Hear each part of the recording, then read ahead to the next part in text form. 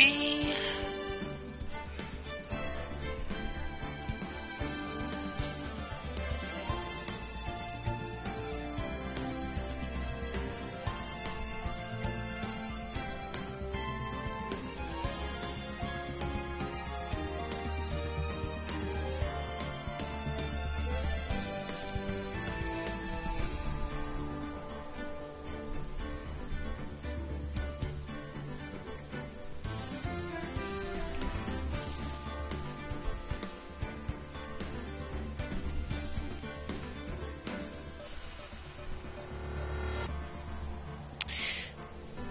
Okay, just give me 1 minute here.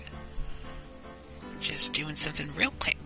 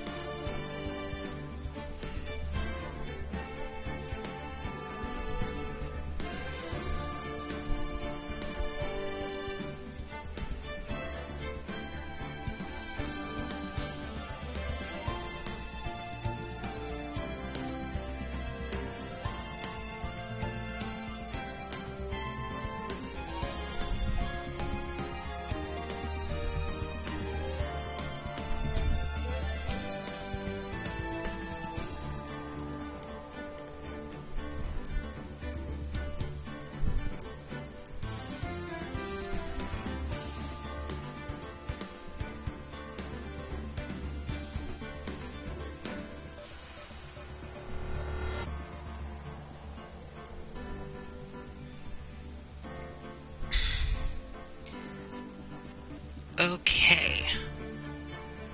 Now that I got that settled.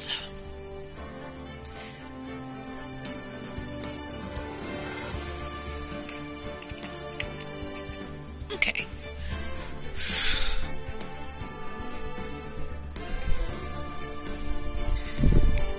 Okie dokie. So, here we go. This is gonna be nuts.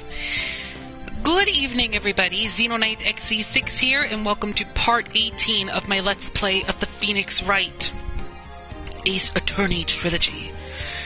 This is the 18th part of this Let's Play, and in the last part, we did the final investigation to hopefully uncover some more mysteries of the SL9 incident. And we found out that there's one person that's been hiding evidence. And it's come to the conclusion that Damon, the chief of police, could be the true culprit behind Bruce Goodman's death. A lot of things happened in the last part, so just to run you up to speed in a little bit, we did our final investigation. We talked with Emma, Lana, Angel, and Jake, the ones that were supposedly involved. Then we talked with Miles Edgeworth. Then we talked with Gumshoe. Got some information from them.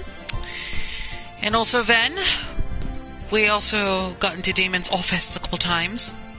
But he wanted us to leave the first time around, so we were kicked out. Then the second time around, thanks to Gumshoe, we had his ID card and got into the office room. We found some evidence, and Damon came back, and he's not very happy, and it looks like he could be the culprit.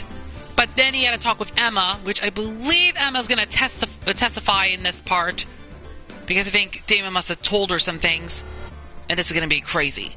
And then we finally talked with Lana to get to set the record straight, and it looks like Lana was trying to protect Damon because apparently Damon and Lana were a dynamic duo for the SL9 incident. So, just going to give you a little bit of that speed run. Although we didn't find so much evidence, but we did found maybe the last few that we needed. And some evidence were updated. So in this part, we are going to be doing the last part of the trial. And we're going to see why Damon did it, because it looks like Damon is the culprit of the case. But is he really? We'll find out soon enough. And also we're going to see what happened to Emma. So that means we might have to deal with two people in the trial. We might have to first deal with Emma first, and then deal with Damon.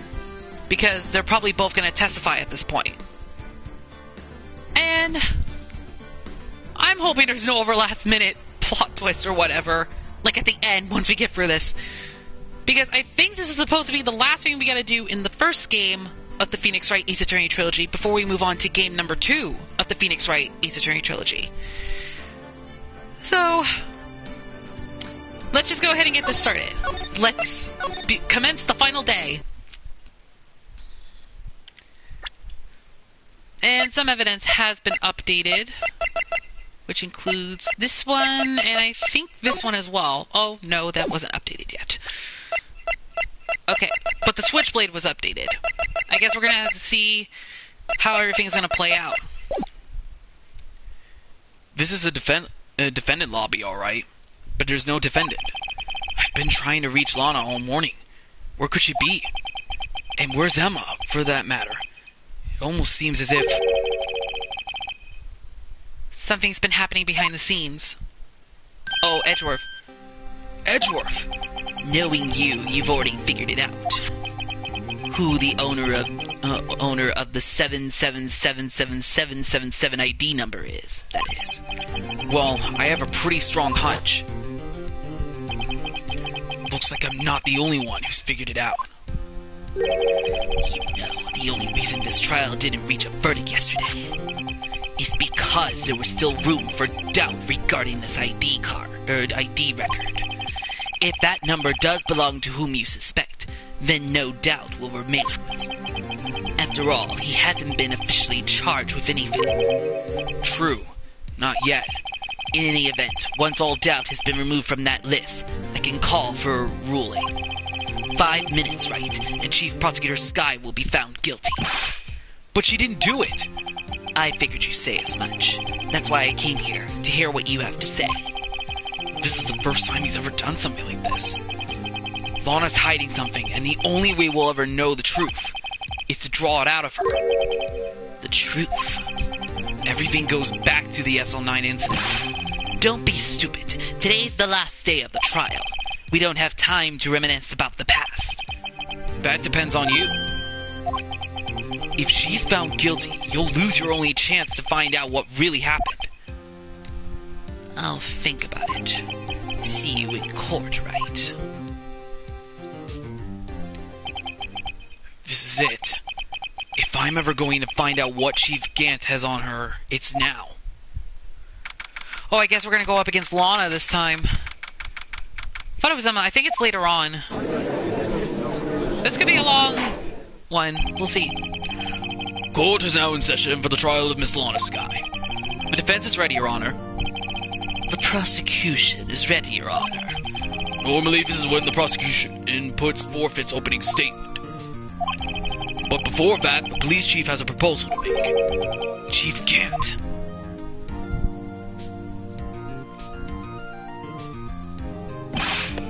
Morning, folks. How's everyone doing? Hey, Chief, been back to the pool yet? No, I've been drowning enough as it is in my work. Oh, that's a good one. Don't think I can top that. If you don't mind me asking, Chief, exactly what is this proposal of yours?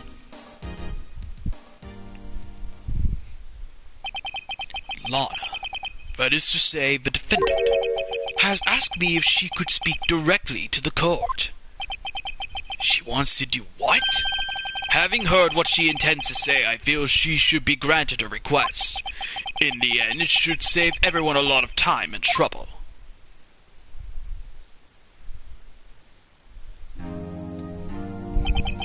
What's this all about, defendant? I'd just like to make one simple request, and I'll be finished. Well then, what's your request? Your Honor, I'd like you to put an immediate end to this trial. Huh? I confess to all charges against me. On February 21st of this year, I murdered Detective Bruce Goodman in the underground parking lot of the prosecutor's office. No, Lana! Objection! You can't. Your Honor, the defendant's claim does not change the defense's plea. In that case, Mr. Wright, I no longer require your services. But Lana... Your Honor, I hereby forfeit my right to an attorney. The prosecution may lack direct evidence against me, but it has sufficiently proven its case through testimony and circumstantial evidence. I would like you to render your verdict now, if you please. Well, the defendant certainly has the right to self-representation. Her request is legally valid. Both this is an unprecedented situation. Indeed, it appears there's no further need to continue this trial, even if Mr. Wright may feel otherwise. This can't be happening. It appears the time for the verdict has arrived. This court finds the defendant... Objection! One moment, Your Honor. Mr. Edgeworth? The prosecution has not yet proven the defendant guilty beyond reasonable doubt. Any ruling of this stage would certainly be premature. Come now, Worthy. I understand this is a difficult time for you, but why don't you just be a good little boy and keep your mouth shut?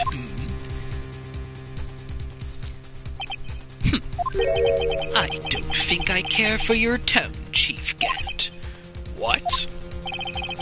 Creating another fabrication to cover up your past mistakes. Sorry, but I'm no longer the naive little boy you would have me be.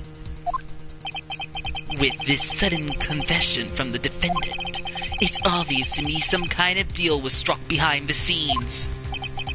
Some kind of deal? Not everyone operates as you do, Worthy. I thought so. Your Honor, the prosecution would like to change its first witness. Oh? To who? As its first witness, the prosecution would like to call Miss Emma Skye. I request the court hears her testimony. Mr. Edgeworth, I am exercising my right to self-representation. I don't think we need to continue. I don't care what you think, Miss Skye. The exposure of truth sometimes results in tragedy. However, no matter how tragic the truth may be, it would be an even greater tragedy to avert one's eyes from it. Very well. The court shall grant the prosecution's request. That's okay with you, right, Chief Gant? Worthy, you'll live to regret this. Mark my words. Miss Emma Skye, please take the stand. Looks like Edgeworth has decided to take the horse by the reins.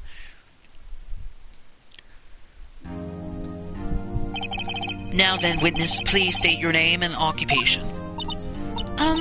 My name is Emma Skye. My occupation? I'm Lana's little sister, and I want to be a scientific investigator. 2 years ago, you encountered the serial killer Joe Darkey at the Joe Darkey killings. Is this correct? Yes. I'm trying my hardest to forget about that, though. I'm sorry, but I'm afraid I'm going to have to ask you to recall those events one more time. Mr. Edgeworth, please remember this trial concerns the murder of Detective Goodman. Is an incident that was resolved 2 years ago really all that relevant? Yes, it most certainly is. Well, okay then.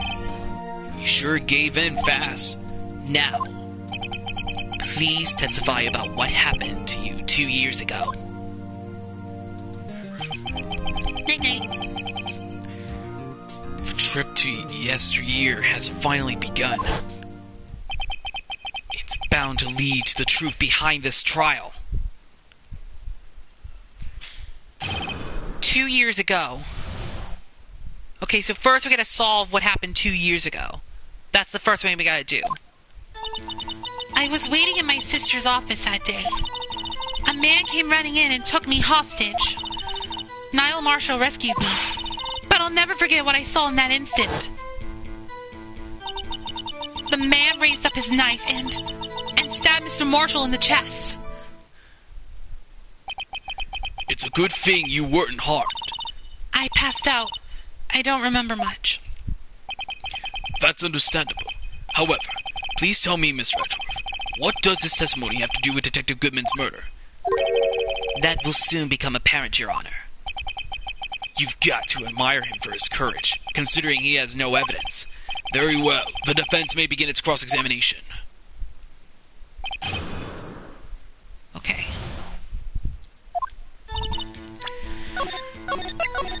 Okay, so I don't think I need to press her for something, so I'm not going to press her about waiting for sister. A man came running in and took me hostage. Niall Marshall rescued me, but I'll never forget what I saw in that instant. The man raised up his knife and stabbed Mr. Marshall in the chest. Emma doesn't have any reason to lie, but Lana sure does. I need to get Emma to tell me as much about this as she can.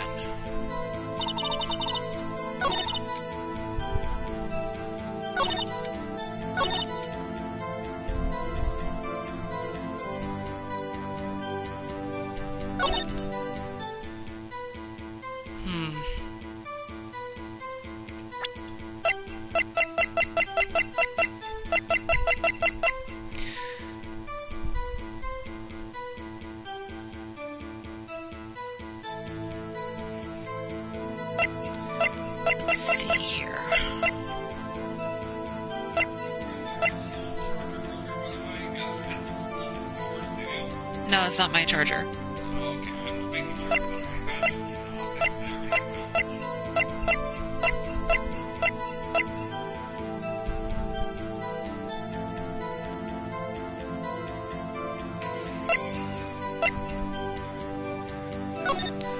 Let me check here.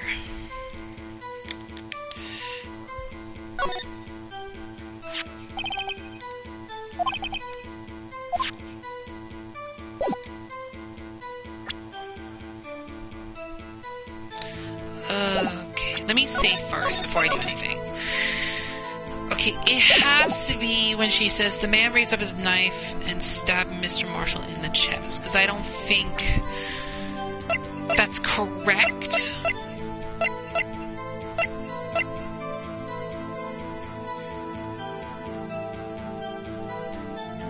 First, try a piece of cloth.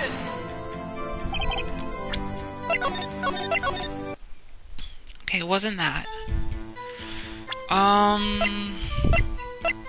Try the evidence list. Okay, no, I don't think that's gonna be necessary yet.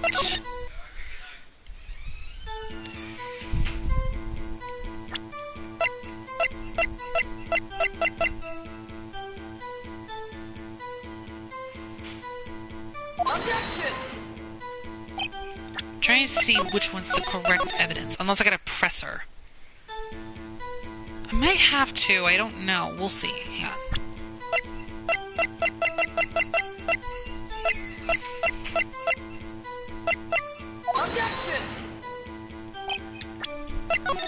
Okay, I think I might have to press her first and see.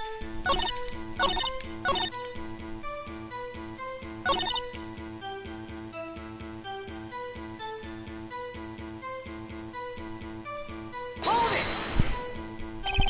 2 years ago, the defendant was a detective at the police department, correct? Yes, she was second in command under then Deputy Chief of Police Gant. My sister. She was the best detective ever.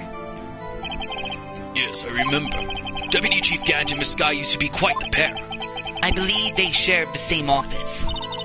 That's right. I'd always sit at my sister's desk and dream about playing that organ. I wanted to play it that day, too. The police department and the prosecutor's office held a ceremony that day. Lana promised to take me to dinner after she finished her work. Hold it! A man? Yes, Joe Darkey. He was a serial killer. Joe Darkey was brought in for questioning on the day of that ceremony. We were desperate to get anything on him that would lead to an arrest. When he saw his chance, he fled the room, right? Upon fleeing the room, Darkey proceeded to take the elevator. He must have been in a panic because the elevator was going up. Then he ran into Skye and Gant's office.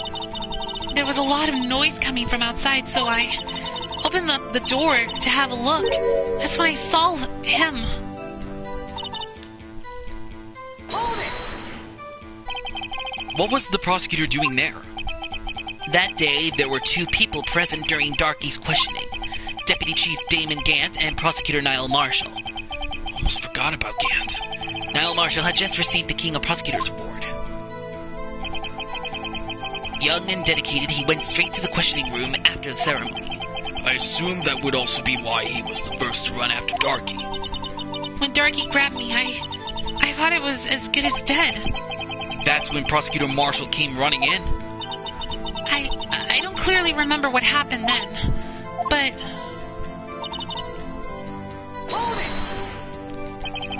Can you tell us about that? Mr. Marshall jumped on Darky just then. The lights went out. The lights? It was just about this time of year. There was a terrible storm going on and lightning struck nearby. So the electricity went out. Wait a minute. If it was pitch dark in that room, you shouldn't have been able to see anything, right? Right, but just then lightning flashed again outside. That sudden flash left an unforgettable image of the scene in my mind. I see. I told the detective about what I saw then. The detective? Yes, Detective Goodman. He was in charge of the case. Detective Bruce Goodman. The victim. So you spoke with Detective Goodman about this 2 years ago? Yes, that's what's so scary about this trial. And you told Detective Goodman about what you saw? Yes, but at the time, the words just wouldn't come out. That's why I drew a picture. A picture?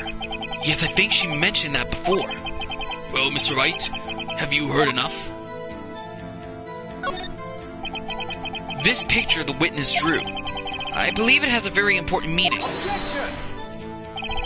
But the list of evidence I was given 2 years ago didn't contain a picture.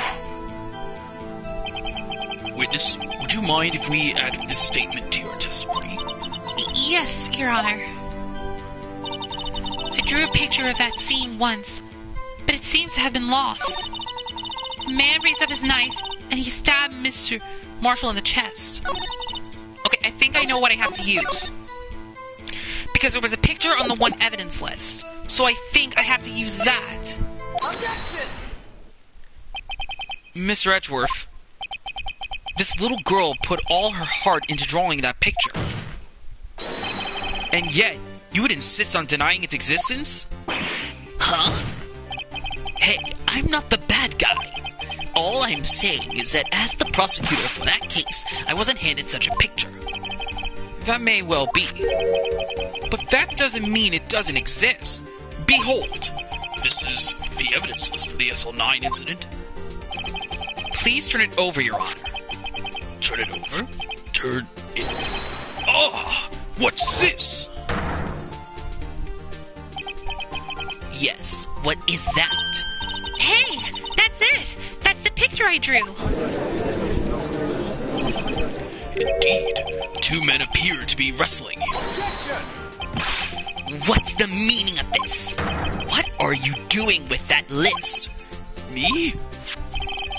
Only the prosecutor in charge should have access to that list. Huh? These lists, they're different from each other. What? It would appear, Mr. Edgeworth, that the evidence list you were handed 2 years ago was incomplete.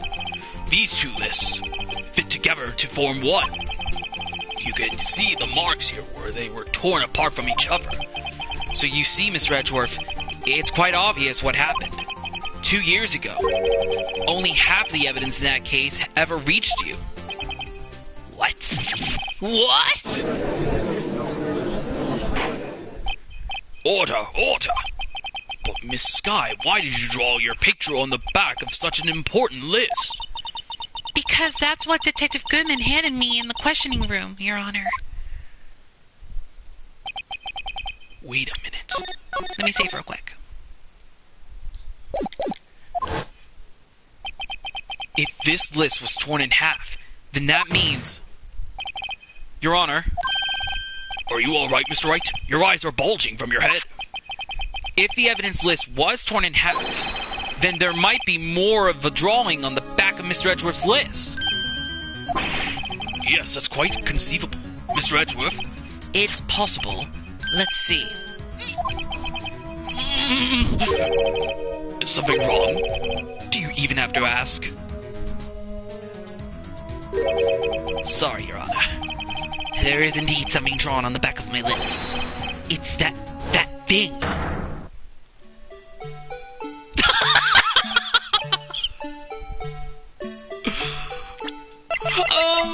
goodness, it's the Blue Badger.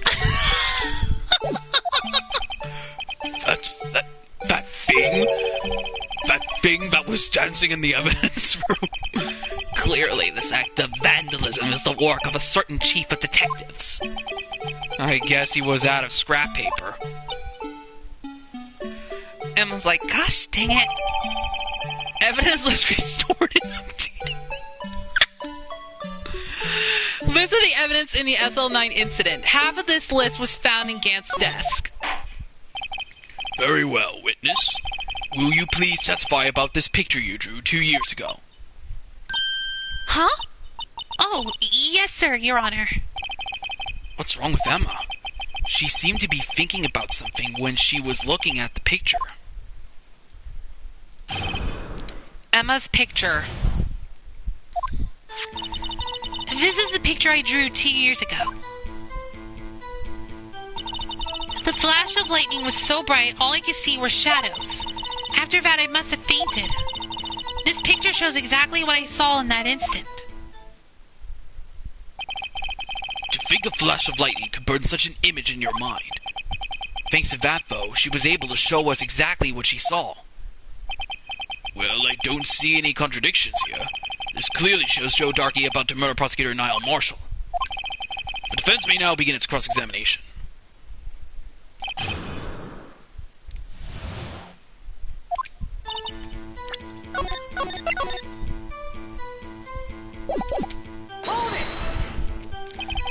Did you draw this picture right after the incident? I think I drew it 2 or 3 days later. At first I was in such a state of shock that I couldn't do anything. During that time, the investigation team was recognized. Detective Goodman was placed in charge, under the direction of Damon Gant and Lana Skye. 2 or 3 days later? The memory should still have been fresh in her mind. Excuse me, witness. But can you please tell us why this picture is painted all black? The flash of lightning was so bright, all I could see were shadows. So at the time you didn't even know it was Mr. Marshall who had come to your rescue? No, I couldn't see him clearly. The lightning was so bright, and I was knocked to the floor. You were knocked to the floor? Darky had a tight grip on me, but when Mr. Marshall jumped on him, I was knocked away. I turned around, and that's when the lightning flashed. Poor Emma. I'm just glad she wasn't hurt. What happened after the lightning flashed?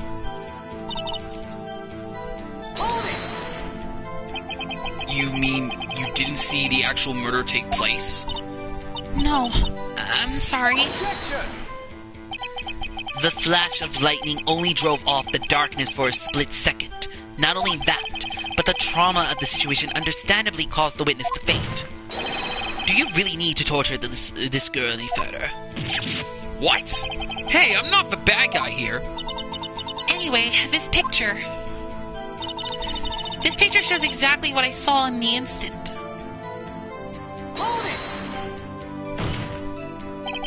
Sorry for asking so many times, but are you sure you drew exactly what you saw? Of course! This is the exact scene! It wasn't influenced in any way from your talks with the detectives. Are you insinuating we somehow manipulated her memory, Mr. Wright? No, of course not. I'd better watch out, or he might find some way to cut my salary. I drew this picture before I heard anything from the detectives, so I don't think anyone's story would have influenced me. Mr. Wright, is there something that's bothering you about this picture? Huh? Oh, well... That's strange. She claims this is exactly the scene that was imprinted in her mind. And yet, there's clearly a contradiction here.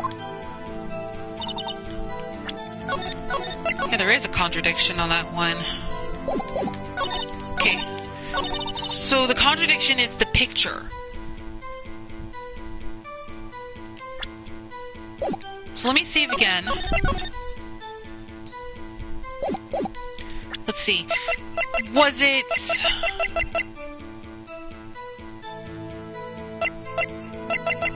Was it The switchblade? Okay, no, it wasn't the switchblade.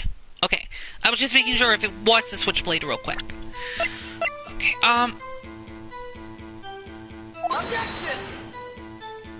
okay, I just wanted to see if that was it. But hang on, I think there might be something else. Let's see.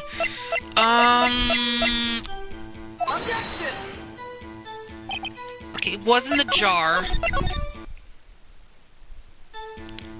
So let's see here.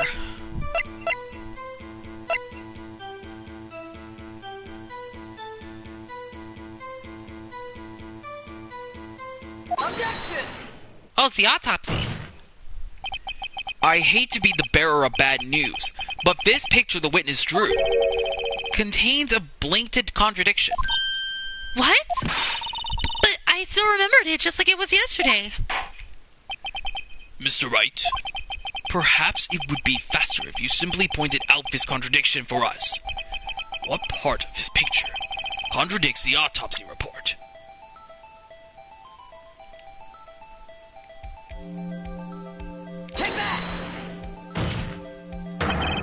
The contradiction, of course, lies here. Take a look at the knife the man is holding. If you look closely, you can see its tip is broken. Even I don't have to look closely to see that, Mr. Wright.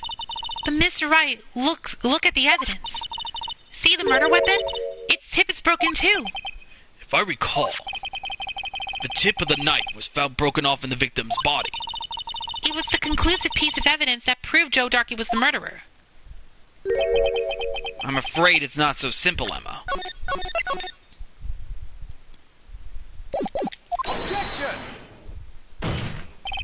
And where, pray tell, could you possibly see a problem? It's obvious, really. The victim suffered a single stab wound to the back. If the victim was only stabbed once, then the murder weapon should not yet been broken. What's the meaning of this? Perhaps the knife was broken beforehand. Sorry, but I'm afraid that's not possible. The tip of the knife was found inside the victim's body. If it was broken beforehand, it couldn't possibly wind up there. That's right, but what does this mean? The tip of the knife was undeniably discovered within the victim's body. The only possible explanation is the witness's memory is mistaken. That's why I asked her so many times if she was sure she remembered correctly. I believe you were annoyed at the time, but she was sure she remembered correctly. But there's no other way to explain this inconsistency. Not so fast, Mr. Edgeworth. There is another explanation. Have you forgotten already about a little something called falsified evidence? You're treading on thin ice, right? All I'm saying is that this broken knife tip might be the piece of evidence that was forged. You can't deny the possibility. No.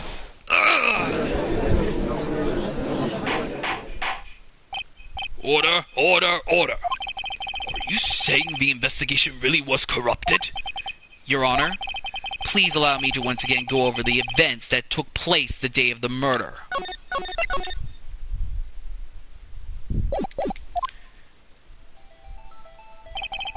The police department and the prosecutor's office were holding a ceremony that day. After receiving the King of Prosecutors Award at the ceremony, Niall Marshall questioned Joe Darkey along with Damon Gant. During his questioning, Joe Darkey fled the room. Prosecutor Marshall chased after him and was killed by Darkey. It is my belief that somewhere in this story, there is a lie. I'm not lying. The man really was holding up a broken knife. If that's true, then there's no other way around it. This could not have been the actual murder weapon. There must have been another broken knife. What are the chances of there being two broken knives? Another broken knife besides Joe Darkey's? Could there have been one?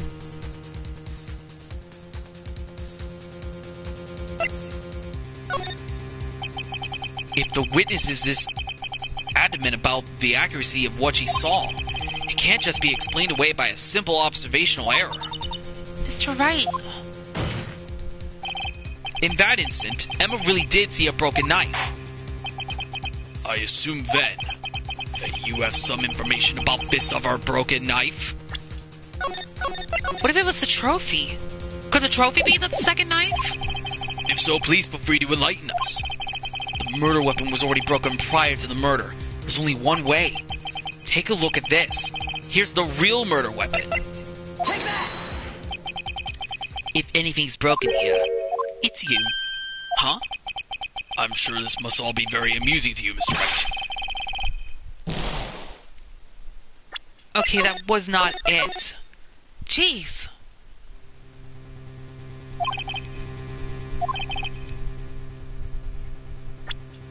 Okay, let me save in this part here. The other murder weapon. Wait, it has to be the jar! What? Oh. Okay, I thought it was onto something. The real murder weapon.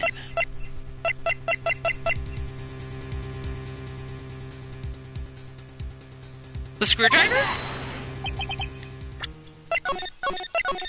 Okay, it wasn't a screwdriver. Wait a minute, let me look back. Stabbed in the back, died from punctured heart and lung. It must be the glove! What? It wasn't the glove? Oh my goodness, I thought I was getting somewhere.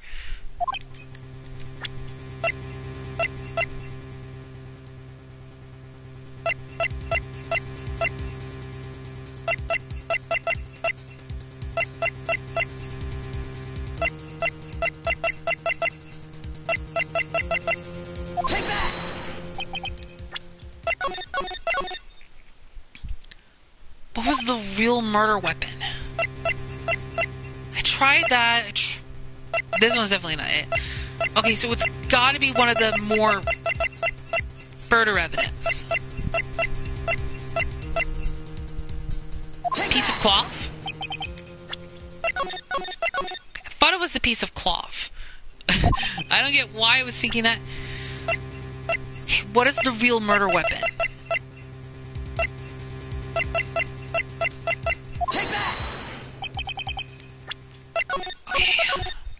This is where I'm going to start struggling here.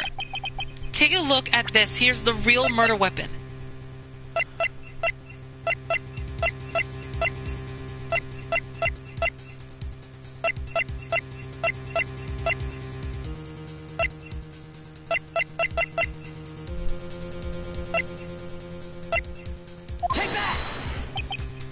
The answer lies in the past. 2 years in the past.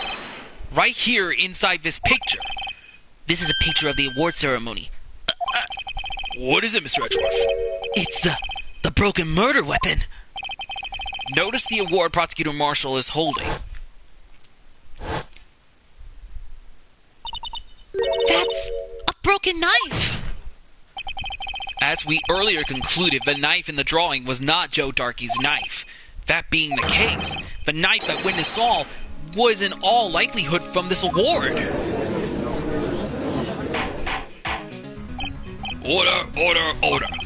Niall Marshall was awarded King of Prosecutors that day. As an award, he was given the broken shield and knife. When he chased after Joe Darkey, he pulled out this knife. Being a prosecutor, he did not carry a pistol. This broken knife was the only weapon he had in this dangerous situation. But that can't be. Oh? And why not, Mr. Edgeworth? Because if the King of Prosecutors Award knife was the murder weapon, then the murderer and the victim would be reversed. What do you mean? I mean, this man raising a knife would have been Prosecutor Niall Marshall. Oh.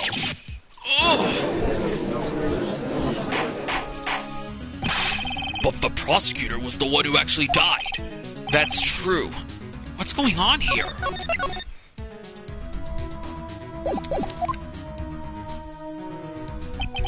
It seems Mr. Wright has been a bit too eager to jump to conclusions.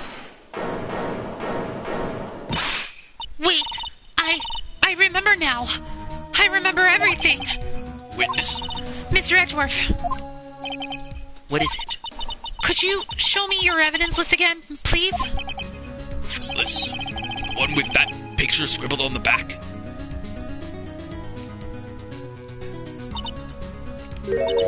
I knew it. This picture. I'm the one who drew it. What? You drew that? That's right. The list wasn't torn in half at the time I drew this picture.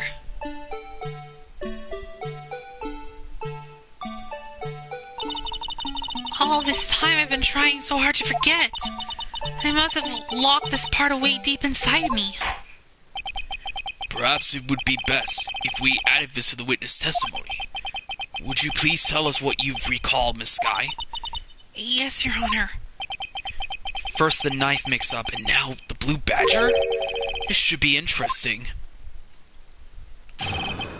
Emma's recollection. When I saw that man raise his knife, I panicked and rushed toward both of them. I think I knocked away the man with the knife. Just then there was another flash of lightning, and that's when I saw the blue badger. He wasn't in the room, but I'm sure I saw his shadow. This is certainly most unusual. Try impossible. The chief of detectives hadn't even designed him until this year. That would mean he didn't even exist 2 years ago. Yes, well, the defense may now begin its cross-examination. Stop, please.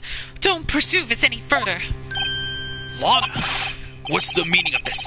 Please remain seated in the defendant's chair. But you can't do this. I've already confessed to the crime. Why can't you just leave it at that? Chief Prosecutor Skye, we've already come this far. It's too late to turn back. Silence. The defense will now begin its cross-examination. Bailiff, please detain the defendant. It seems we're finally getting to the core of the matter. Okay, if Lana is trying to prevent something, then that means she's hiding something important.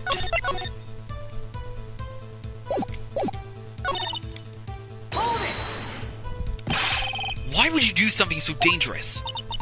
What else could I have done? He was about to stab Mr. Marshall. She seems convinced that Darky was the one holding the knife. But as we've just theorized, Mr. Marshall was the one holding the knife. Well, I didn't know that at the time. When that Darky guy knocked me down, all I could think was, I've got to help that other person.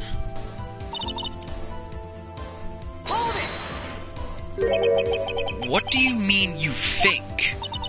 It all happened so fast, and I was in shock. I don't remember everything clearly. What I did, it's all kind of a blur. Miss Skye was almost killed before she was witness to a murder about to take place.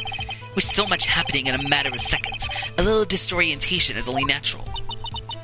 I saw the man about to stab the other person, who I thought was Mr. Marshall.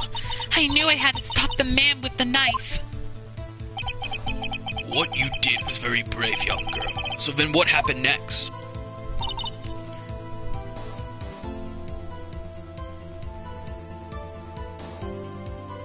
Hang on, let me check something. Okay, the piece of cloth has to fit somewhere, but let's keep pressing. Are you sure about this? Of course! See? I even drew a picture of him here. But it was the chief of detectives who fought up this hideous beast. And that was just this year. The blue badger didn't exist 2 years ago. This is all quite verifiable. I know it sounds strange. I was surprised too when I saw him at the police department. I have this nagging feeling that I'd seen him before somewhere. Now I finally remembered. Oh, brother, just when you thought that thing had caused enough commotion. Tell us, where in the room did you see him dancing?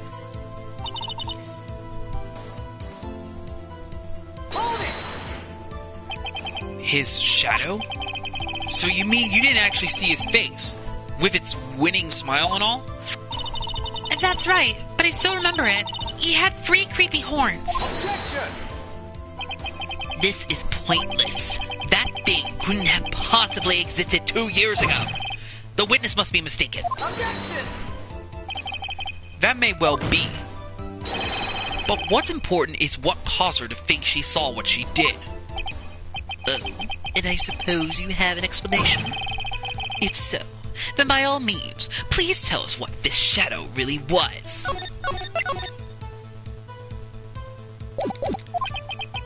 What was it Emma saw when the lightning flashed? Who is this blue badger, really?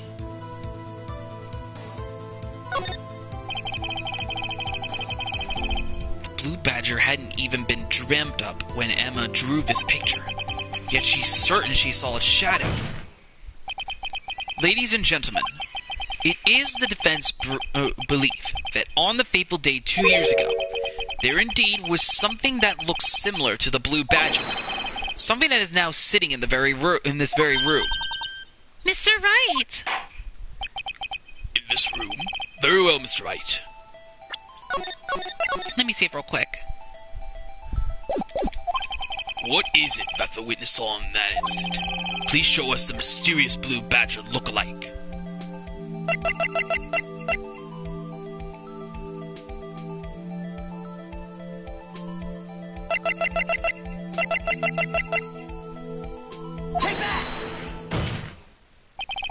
The mysterious blue badger was in fact this.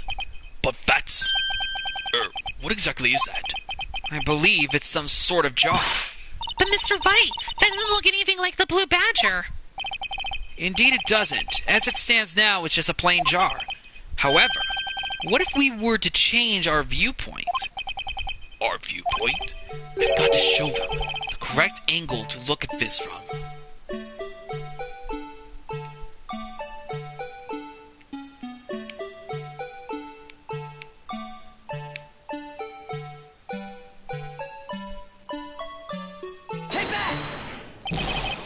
This isn't right. I've got to make it look more like the blue badger. Allow me to remind the defense its case hinges on the witness drawing. If Mr. Wright can't match the shape that witness drew, we cannot accept his claim. I've got to find just the right angle. Maybe I should rotate it vertically a bit more, or horizontally. Come on, Mr. Wright, you can do it!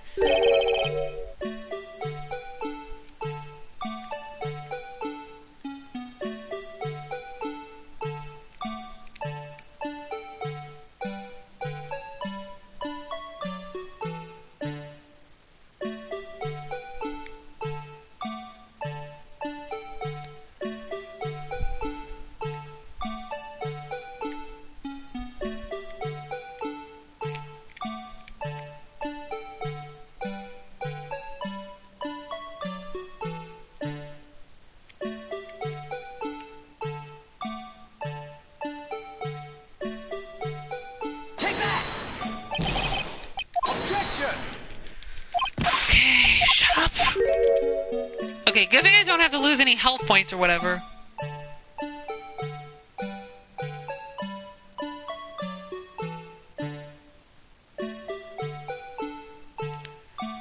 Free horns.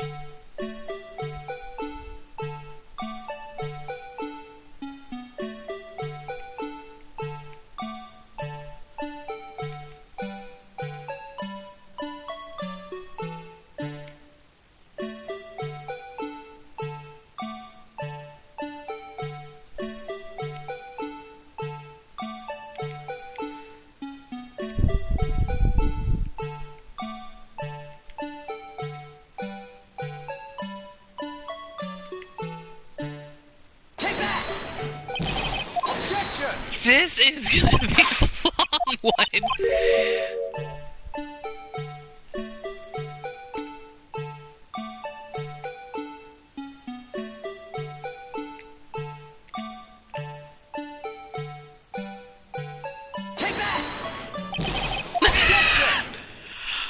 Oh my goodness, this is going to be a fail.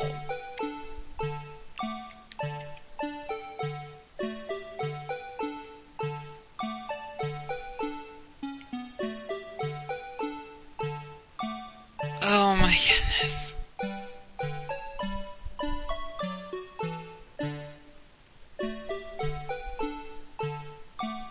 like a fish.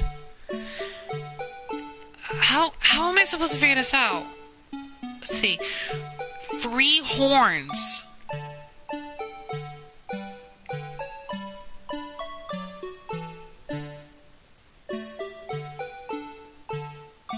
If I could somehow... I need to match it at some point. How can I match what is shown in the picture?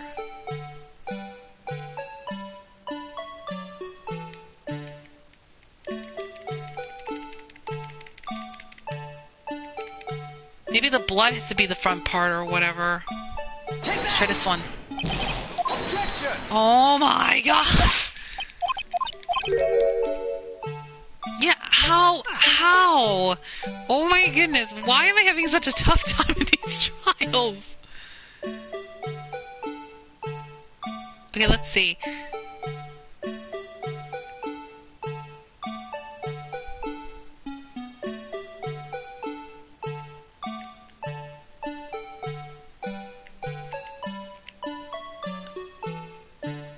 Does it have to be upside down?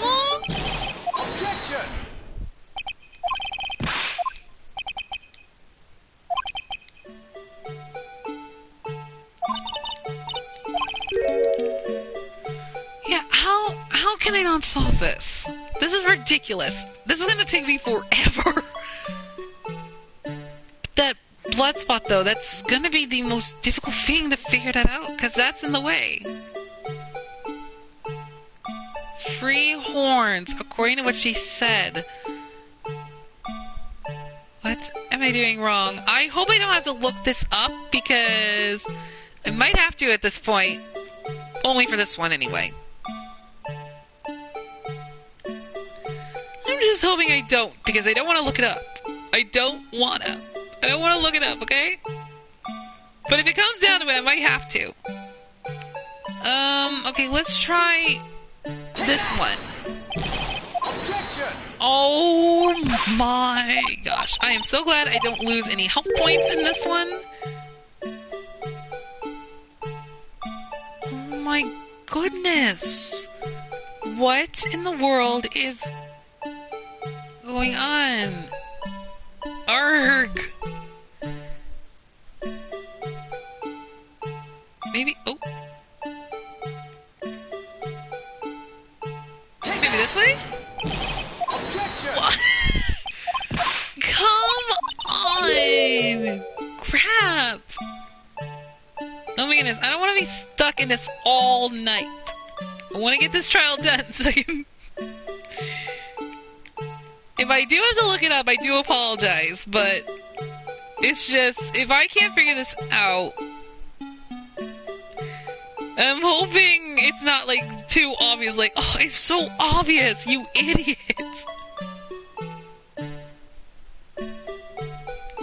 It's like I have to tear the whole thing apart! Okay, I don't know. What if it was just the obvious? Let's just see. Okay, it wasn't the obvious. Okay, I was making sure, because if this is tricking me... Oh, hang on. Let me just leave it as that. Okay.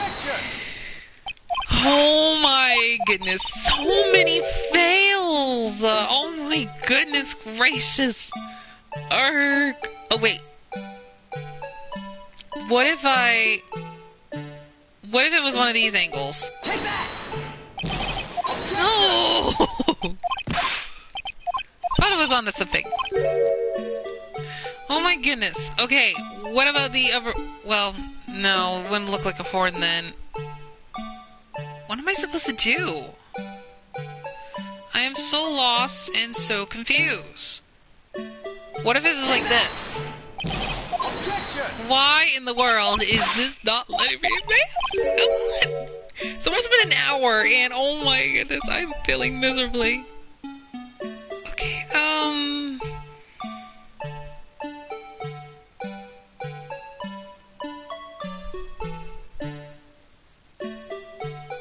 what if it was like this? Why in the world? Oh my gosh, please don't tell me I have to look this up on YouTube and find the answer. Oh.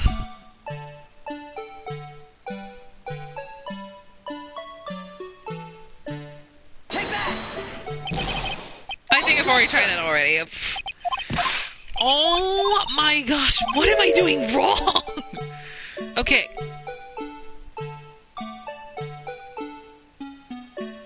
Okay,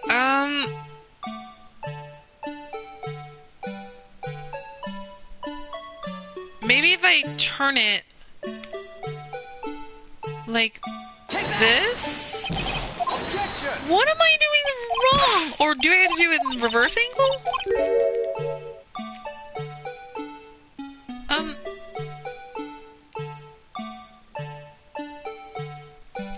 Oh wait, I think I've already tried that one. What about this? What am I doing? Why in the world am I having so much trouble trying to find the right angle? This is probably the millionth time. But it has to do something with that blood splatter.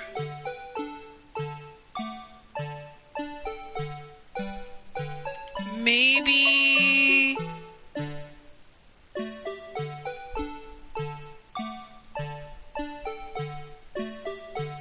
Maybe like this?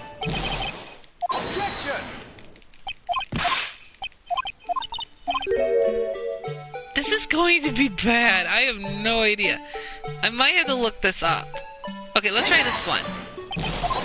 Okay. Maybe I just need to... Oh my goodness, how can I figure this out? I don't think I can. Okay, let me see. Maybe it has to be like that. But what if I turn it?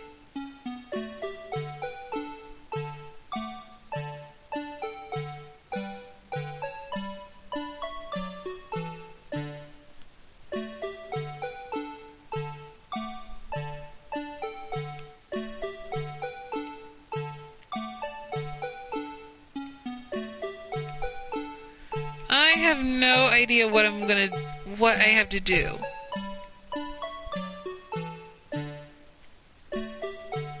Oh, goodness. I do not want to be stuck in this one for so long.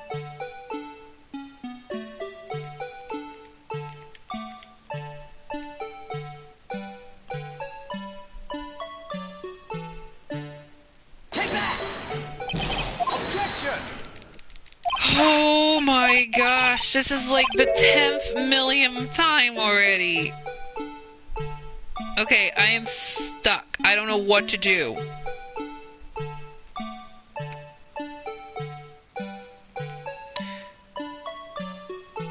I don't want to end up looking this up, but I am desperate to possibly look it up.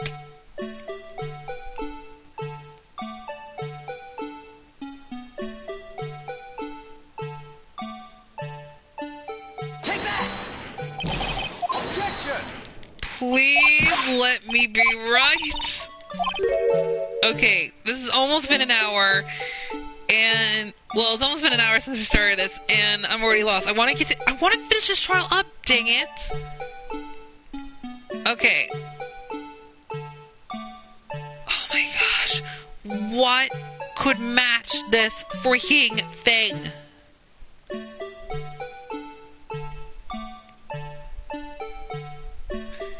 Maybe if I just move it like this. I'm so confused. What do I have to do here? 3 horns.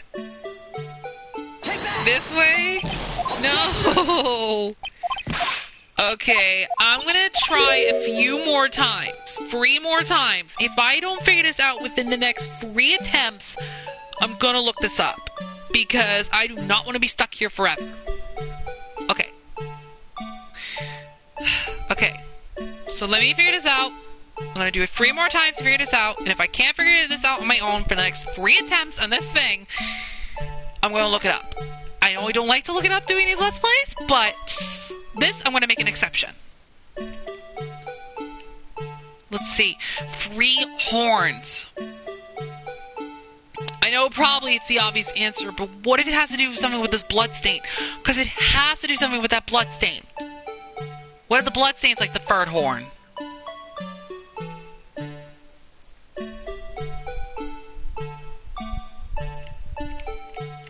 Because the blood stain might have to play a part in this one. I'm not 100% certain. But that is what I'm thinking.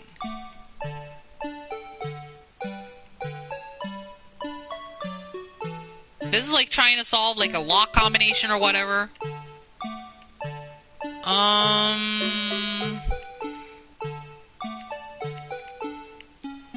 What about this?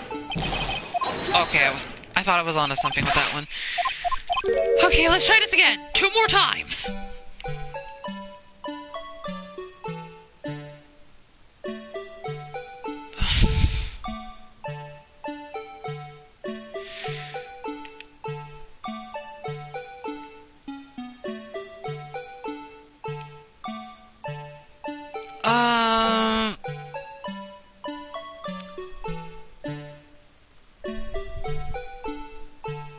What if it was this? Oh my goodness, okay. One more. And I'm just gonna grab my device real quick, because I may have to look this up.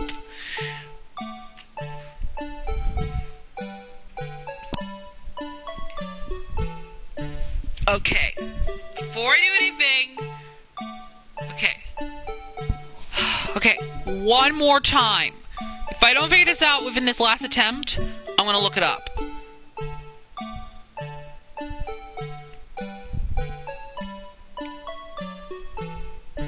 I think I've already tried that already. Okay, what if it was this?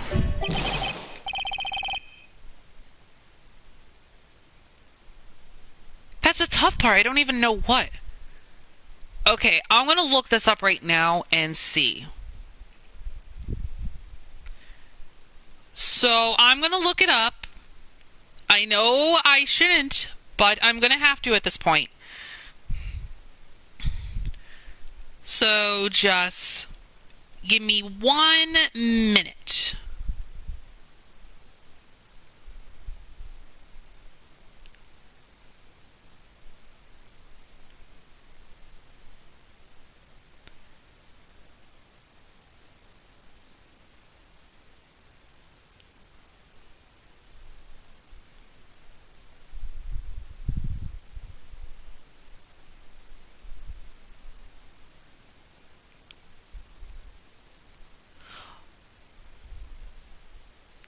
I was that stupid!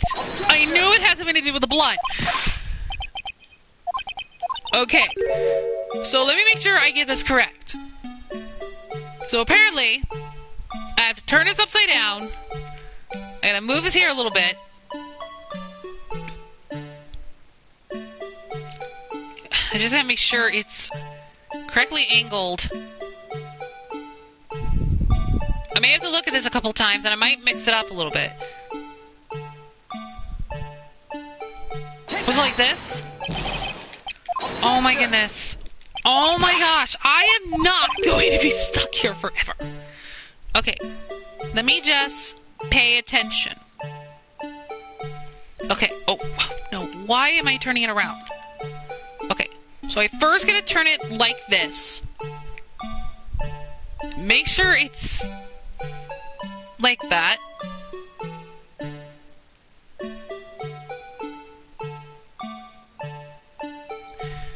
Then I have to rotate it.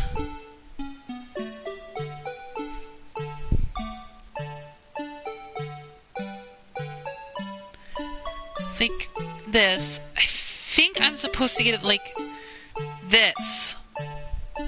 I think.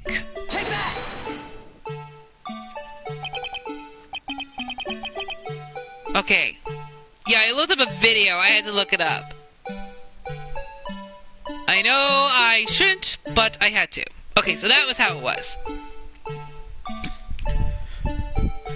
Okay. I'm sorry, I had to look it up. I had to look up the puzzle thing because I did not want to get stuck on there because I was probably going to obviously miss it. Okay, that was the one time I'm hoping this was the only time, hopefully the only time I had to look it up. For this Let's Play anyway. Well, is this a miracle or what? No one can possibly deny this jar's resemblance to the blue badger. No, it can't be!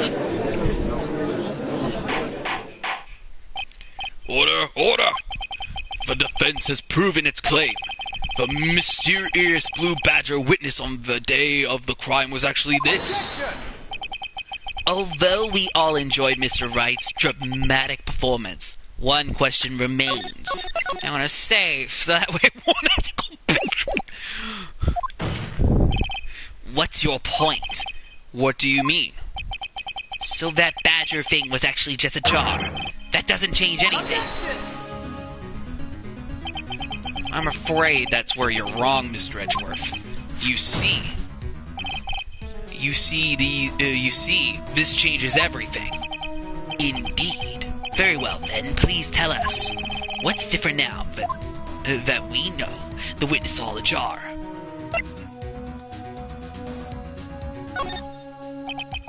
Allow me to take things in turn. At the moment of the murder, the witness saw this jar. At a very specific angle, I might add, Mr. Wright. Yes, well, knowing this, where could she have seen this jar? Where? The location of the jar is shown in the picture taken on the day of the crime. It's on the shelf in the office of Damon Gant. But the body was found lying near Lana Sky's desk. The witness testifies so herself. Yes, and it is these two facts that reveal what actually transpired. You see, the struggle between Darky and Marshall did not take place in Lana Sky's office. It happened on the other side of the room, in Chief Gant's office. Are you implying the murderer moved the victim's body from Damon Gant's office to Lana Sky's office? Yes. Why would he do that? There's no reason. Exactly. If there wasn't a reason, he wouldn't have gone through the trouble. The only logical conclusion is that there was a reason. Do you know what that reason was, Mr. Wright? I finally figured it out. So this is why Lana tried to stop the trial. It's too late to quit now, though. Please recall the witness's testimony. She said she knocked away the man who was holding up the knife. In the next instant, the jar was hit and flew through the air. Now tell me, what could have sent the jar flying? That would have to have been the impact of the man made when he was knocked into the wall? Ladies and gentlemen, if I may draw your attention to this picture once more. If the man was knocked in the direction of the shelf the jar was sitting on, what would he have hit? The suit of armor, holding a very sharp and dangerous-looking sword. Yes. And since the man who was knocked into the armor was carrying a broken knife, he would have had to have been Niall Marshall, wielding the King of Prosecutors trophy. No, Mr. Wright, you can't be thinking. Yes, there is another possibility of what actually transpired in that room. Another possibility? Of course, the perpetrator would have no idea, but nevertheless, I don't know if I can go through with this.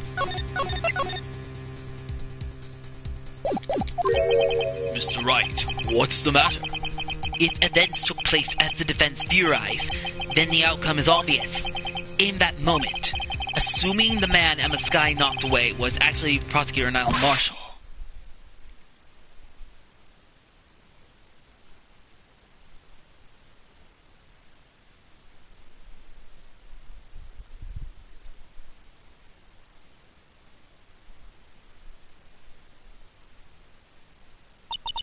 You mean Mr. Marshall died because of me?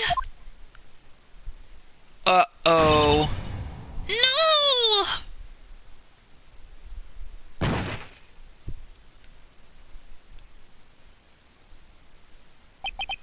I never imagined her testimony would lead to this. So it was the witness who took the victim's life. Have been proved so with her own testimony. This is unprecedented.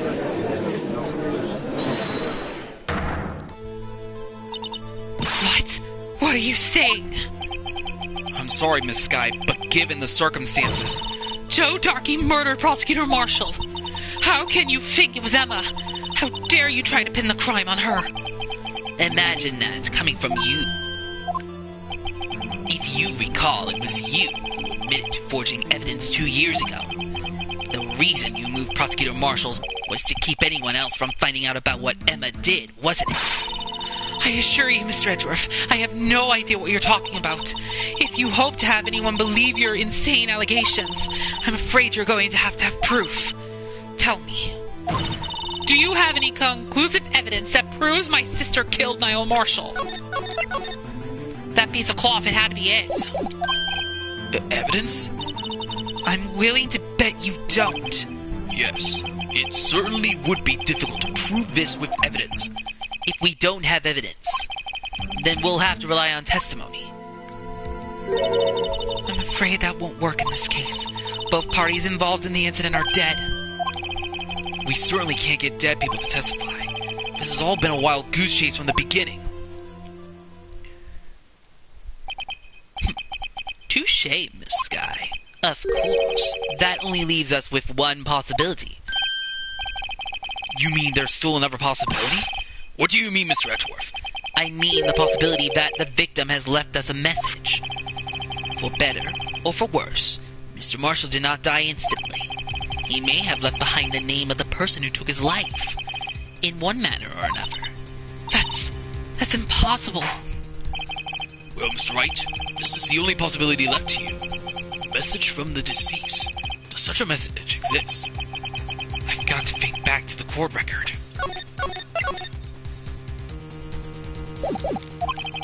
The real murderer's name that the victim may have left behind.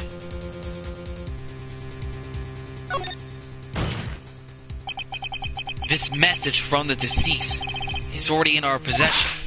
Mr. Wright, will you stop at nothing to prove my sister a murderer? Do not be mistaken, Miss Sky. Our purpose is not to accuse Emma of any crime. There is only one thing we seek. The truth. No matter how painful it may be. Now then, Mr. Wright.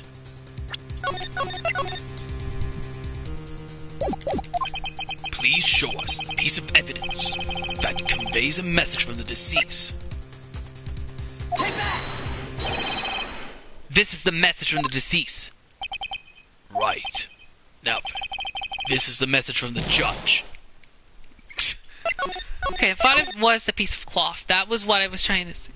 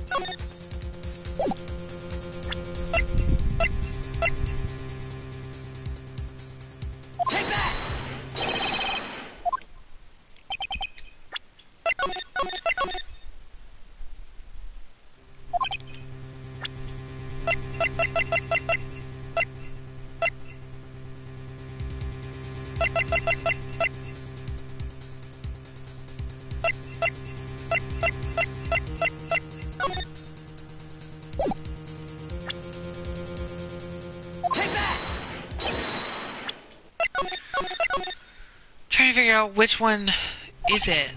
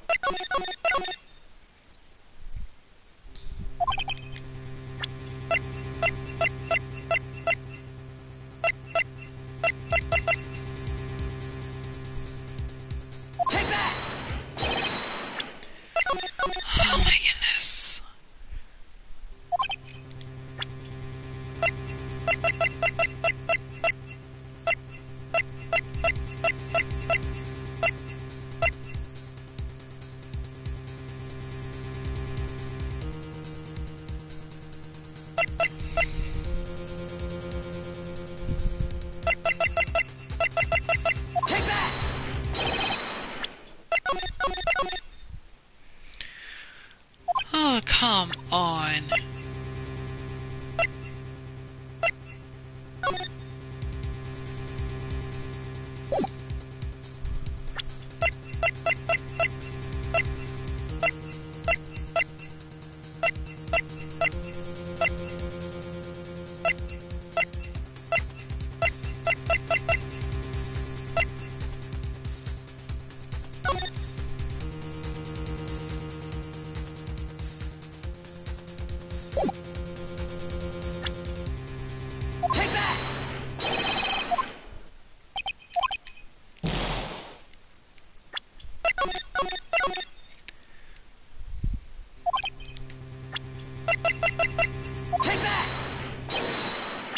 Okay, I'm gonna have to try every evidence I have. Let's start in the back row. Let's first start with the evidence locker.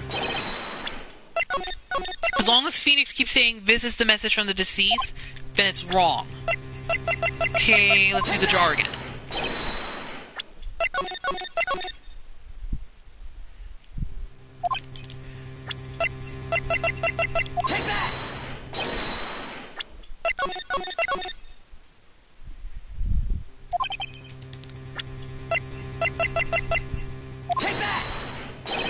Like I said, I'm just going through the last remaining evidence that I have.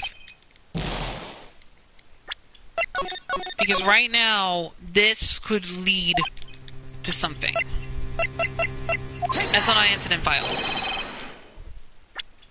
Okay, nope, that was not correct.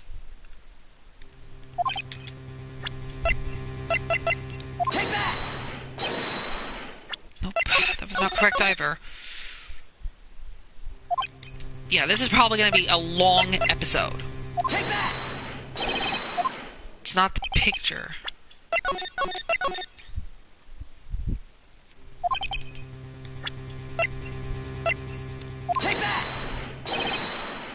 It's not the evidence list.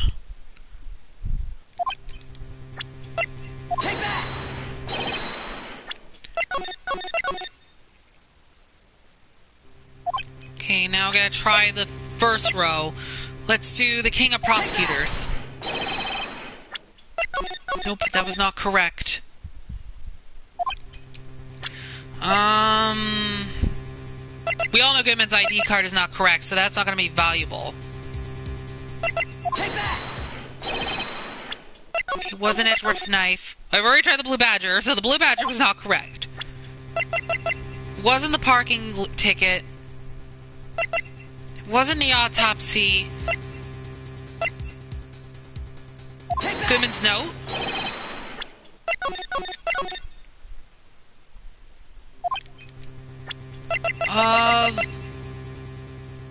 Lana's cell phone.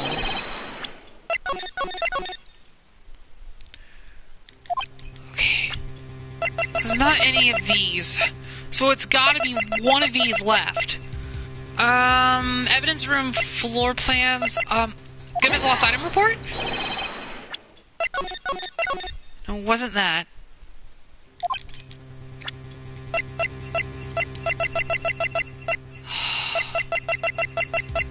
The crime photo? It wasn't at either. Okay. Yeah, this episode's probably gonna take me a while because I've been stuck on so many things.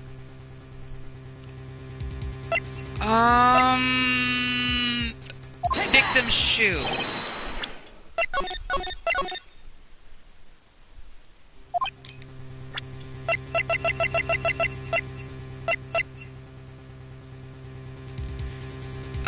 Switchblade knife.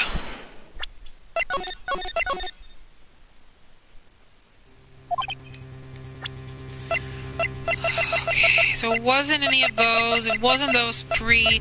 Let's try the rubber glove. It was not the rubber glove. I thought it was. Okay, moving on. Oh my goodness. Okay, so it wasn't that. Let's try evidence room floor plans. Wasn't that either. Okay. I am stupid. I may not know what it is. Okay. Oh my goodness. So it wasn't these.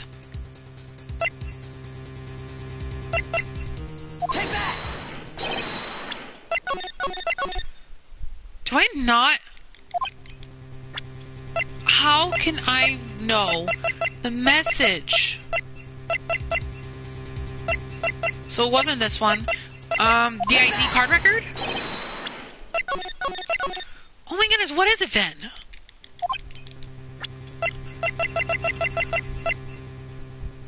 Okay. Fingerprint set. Is it really one of the first evidence that I've covered? Oh, yeah, let me see. Which one have I tried yet? I tried that one, that one, that one. Haven't tried this one. Okay, so it was none of those. Okay, so it wasn't any of these. And it wasn't any of these. Then that means it's gotta be whatever one it is. Let's try the ID card.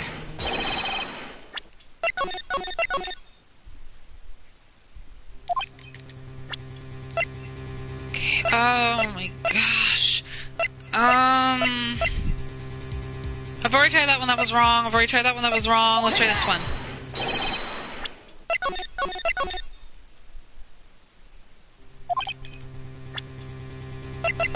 Let's see. Goodman's autopsy?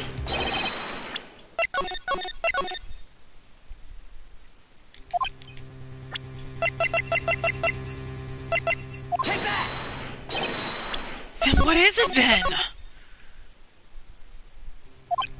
Maybe there's something I must have not tried.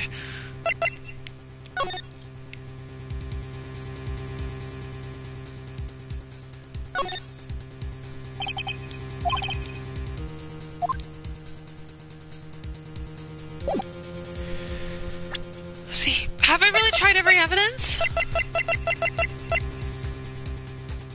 Or did I skip over one? Okay, I'm gonna have to try them all in order. I think I screwed something up.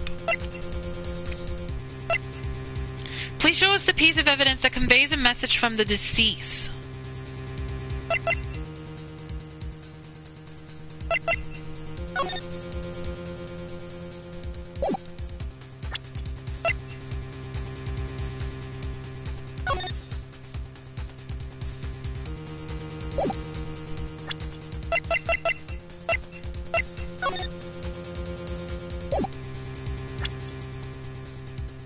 Okay, I'm gonna have to try every evidence. Let's try all of them in order. Because I have no idea what is correct. King of Prosecutors.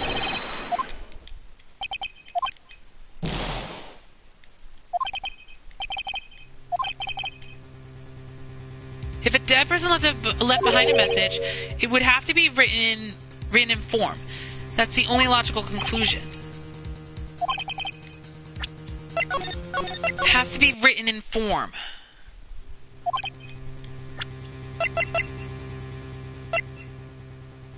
Okay, so it would have to be written. What?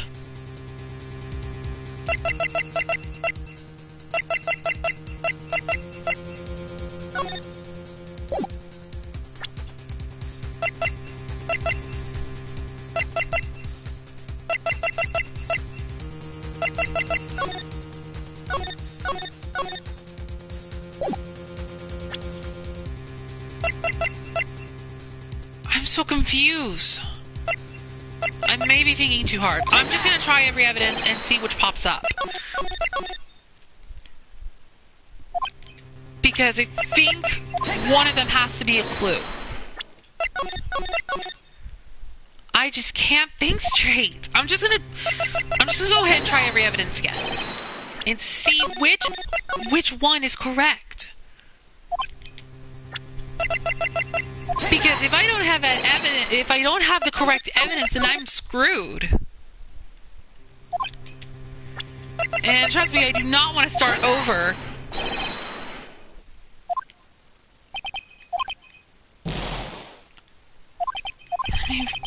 If a dead person left behind a message, it would have to be written in form. That's the only logical conclusion. What does he mean by written in form? Okay, so it wasn't any of that. Let's try the phone again. Nope, it was not right. I'm just trying everything at this point. Take that!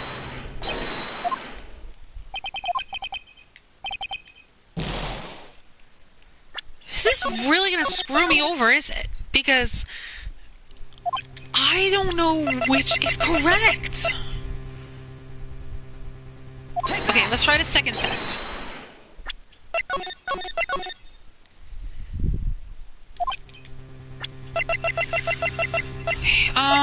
Victim's shoe.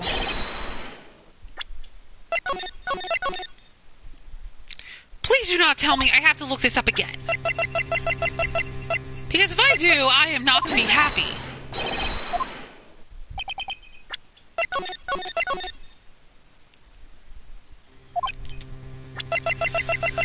Okay, let's see. Take that! Like I said, I'm trying every evidence now at this point.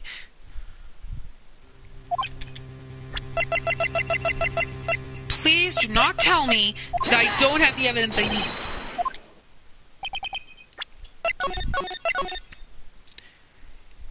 Am I seriously gonna be stuck? No, I don't want to. Wait, no, don't save. Wrong again. Please do not tell me that I don't even have the evidence. Crap, I forgot what I had clicked on. Okay. No, come on. Screwdriver, no. Although that was a good try. Oh my goodness, do I not have the evidence? Please do not tell me I'm screwed.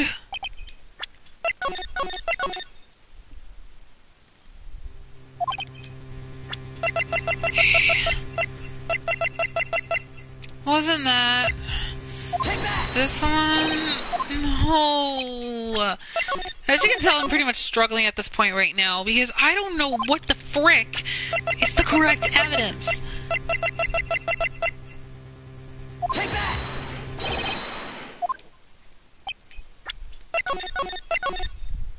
So it's none of those. That means I'm down to these. Okay, something I must have overlooked. Evidence locker. Maybe if I just go through a little further. Maybe I just picked the right one, but I went.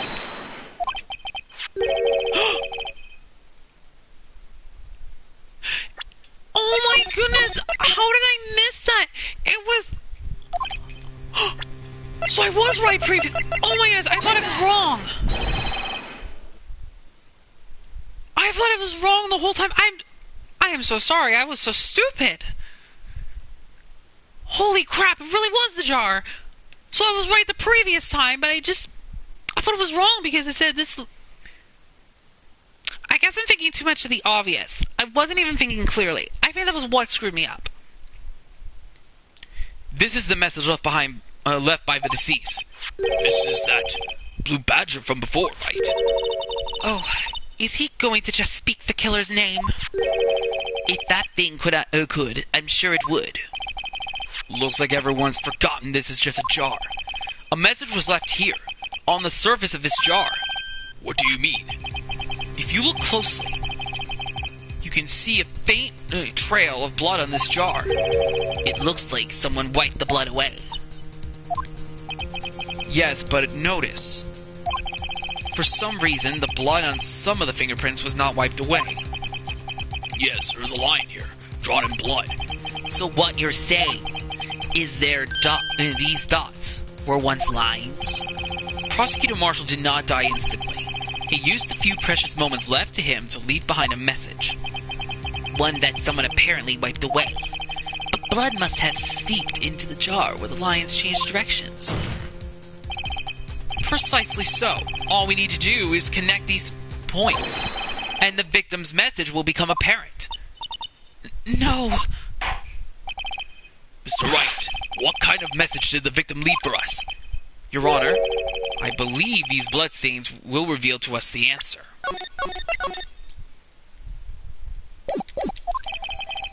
got to connect these dots to make letters. There's only one thing the victim would have written given the circumstances. His murderer's name.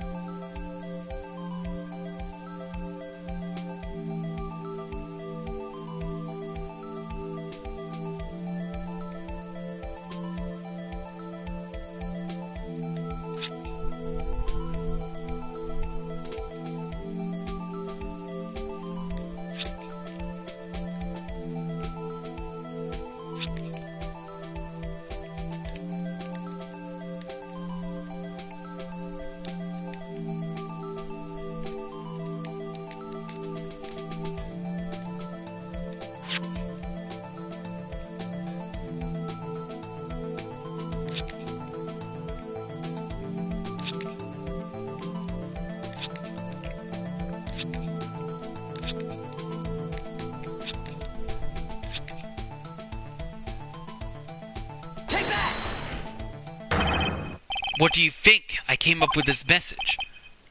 Yes. I feel like I'm teaching handwriting to a student who is all in thumbs.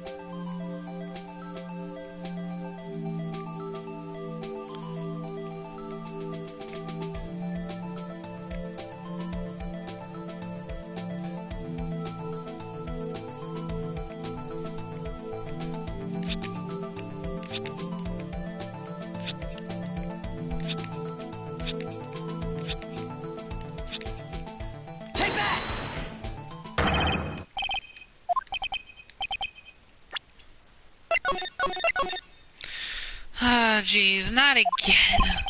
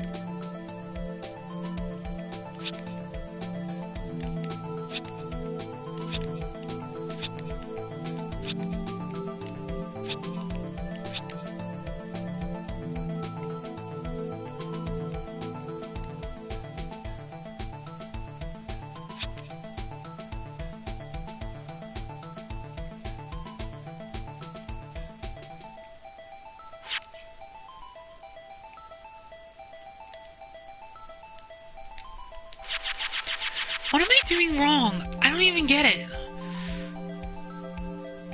Because it has to be Damon. It has to be the only person.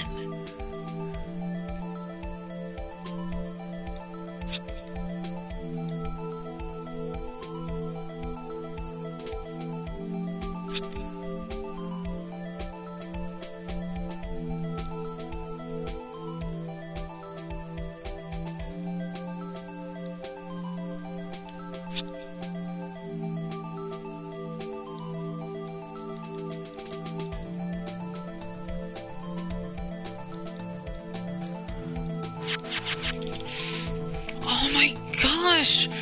What am I supposed to do? Okay, let's see here.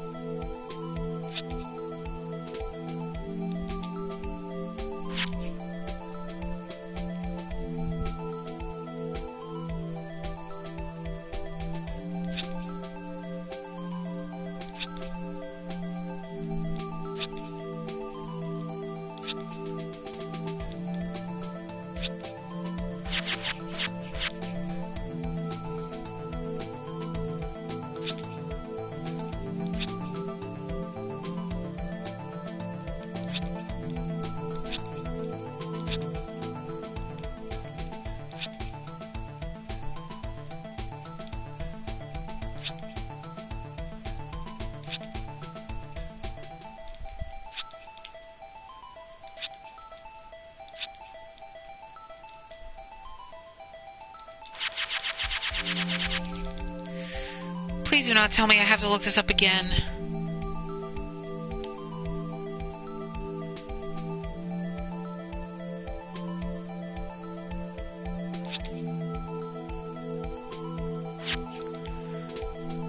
Okay, just to save some time, I'm probably gonna have to look this up. I don't know, but it looks like it's more likely I'm gonna have to, because I don't even know what the frick I'm doing.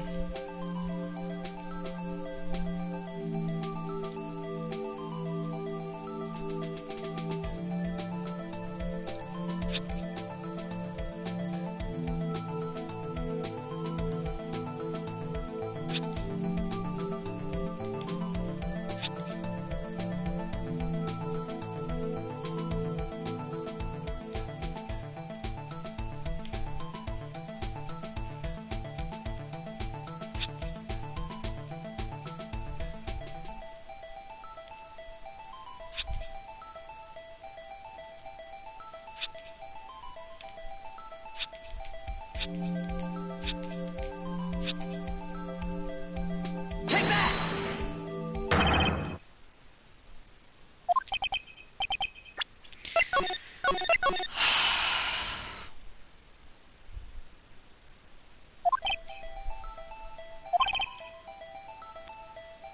What letter is it trying to spell?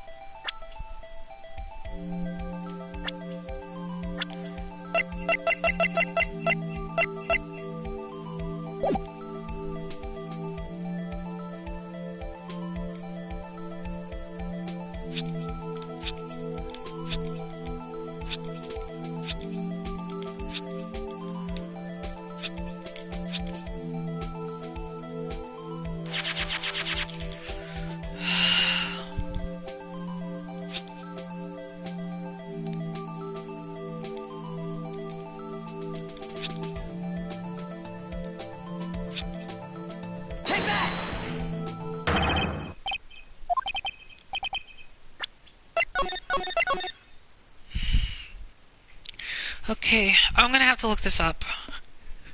Oh, this is the second time I gotta look something up for help.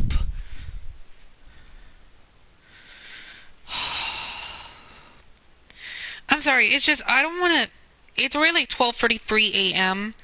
and just to save some time at this point,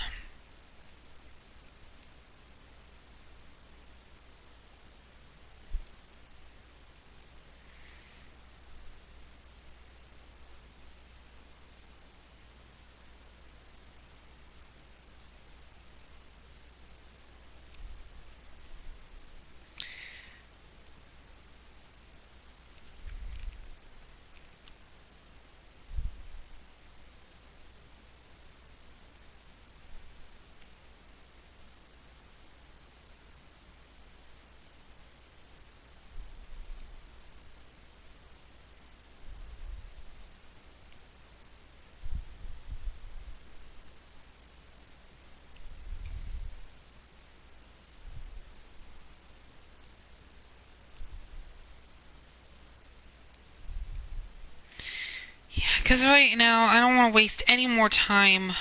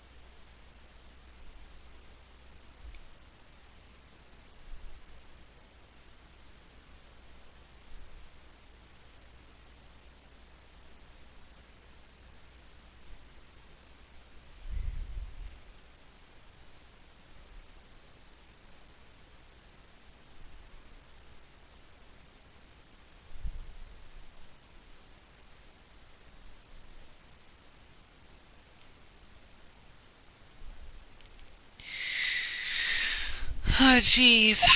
I think I know what it is now.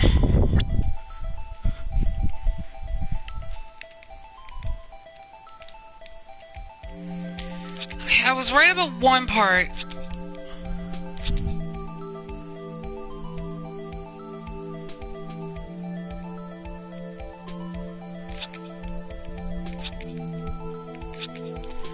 So, this was what he was trying to spell. I hope I read it that well. What do you think I came up with this message?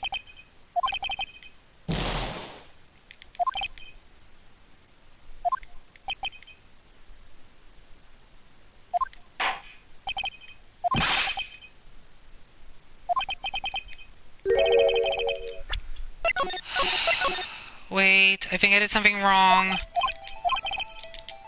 Hang on. Like I said, I'm gonna have to start. I might have to start looking it up a couple times in order to figure this out. And I really want to finish this first game up, so I might have to start looking it up a couple times in order to figure it out.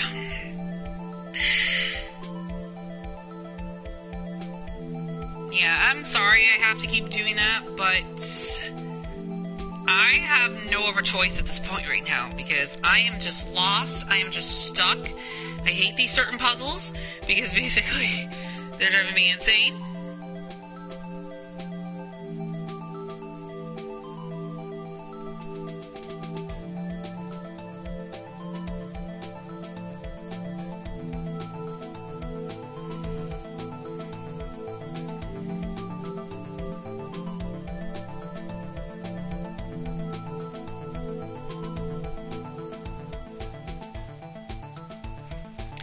Okay, I'm just going to follow directions in this one.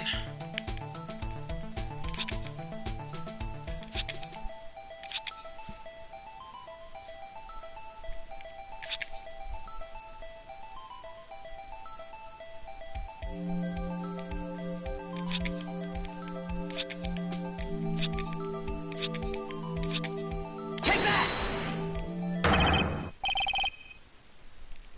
What do you think? I came up with this message. What the world's going on? I don't get it. What is going on?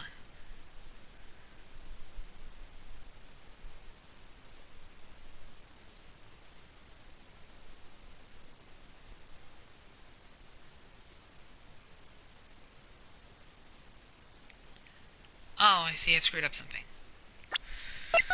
Okay, I screwed up something. Hang on. I did something wrong. Yeah, I'm sorry if I have to look this up on YouTube a couple times. I know I said that 1,000 times, but the only reason why I have to look this up is because I was so lost and so confused.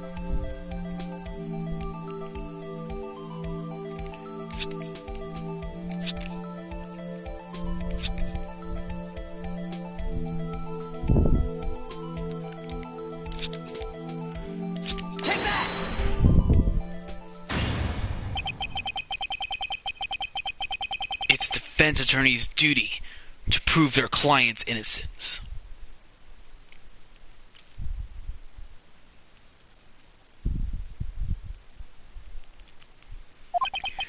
That's why all I've been thinking about is saving Lana. After all my efforts, I never thought it would turn out like this. Emma. So this is the final message Prosecutor Marshall left behind.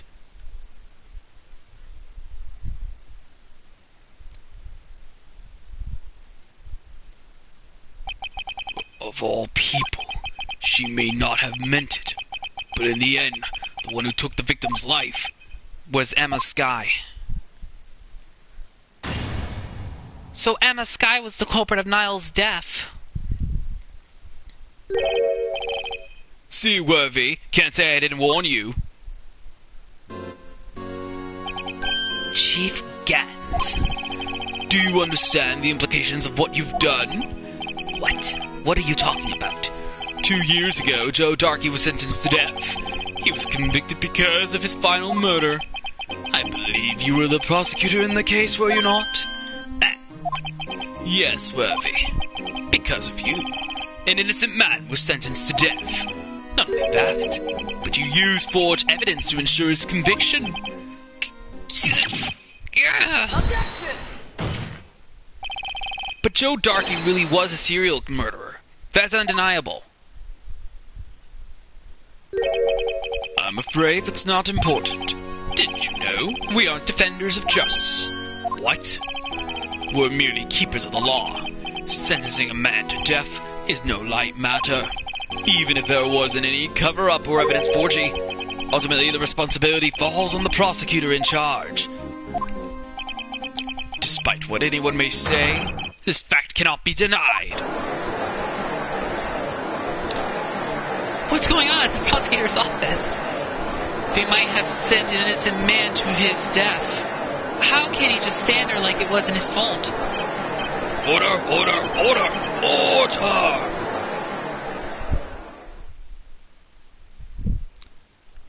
The gavel's pounding fell on deaf ears. Unable to settle the crowd, the judge declared a recess. Where this trial is headed, no one knows. What? There really was another... Oh my goodness. Oh my goodness. And I thought part 18 would be the last one.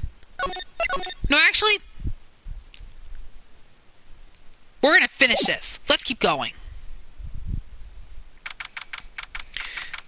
February 25th, 12:06, District Court Defendant Lobby Number 2. Sorry, Edgeworth. I didn't mean to get you in trouble. Don't worry about it. This is my problem, not yours. Hope I'm not interrupting anything, pals. Oh, guess I am. I'll come back later. Wait, Detective Gumshoe, what is it? You've got a lot of nerve, pal, making a detective run all around while on duty. And to top it off, you call me here. I've seen happier people at funerals. I take it Lana's having you run errands again. Let me tell you, this is the last time, pal. Here, she asked me to give this to you if there was a break in today's trial. Evidence law? Edgeworth was talking about this just the other day. You must know the 2 rules of evidence law. Rule number 1, no evidence shall be shown without the approval of the police department. Is that right, Mr. Wright? It seems so. You could at least study some evidence law, really. The chief prosecutor also wanted me to give you a message. A message? She said, if you're planning to take him on, you're going to need this book. Him. I guess I'll need to give this book a Earl Reed. From Miss Sky explains the 2 rules of evidence law. Doesn't look like that book will do you any good now, Bo. All that's left now is the chief prosecutor's sentence. That's where you're wrong, Detective. Huh? Haven't you figured it out yet? Why I'm still sitting in that prosecutor's seat? Despite all these allegations being thrown at me. Mr. Edgeworth. The real trial today hasn't begun yet. What? What else is there left to do? Your credibility's been all but ruined with this forged evidence you were unaware of. Emma Sky found out she unwittingly caused a man's death, and now you're telling me you want to do more? You've got to be kidding me, pal. You're missing the point, Detective. Lana didn't murder Detective Goodman. She merely struck a knife into his dead body. That means the real killer is still out there. What? And we're going to expose him, no matter what it takes. This case has hurt too many people. It's time to bring it to an end.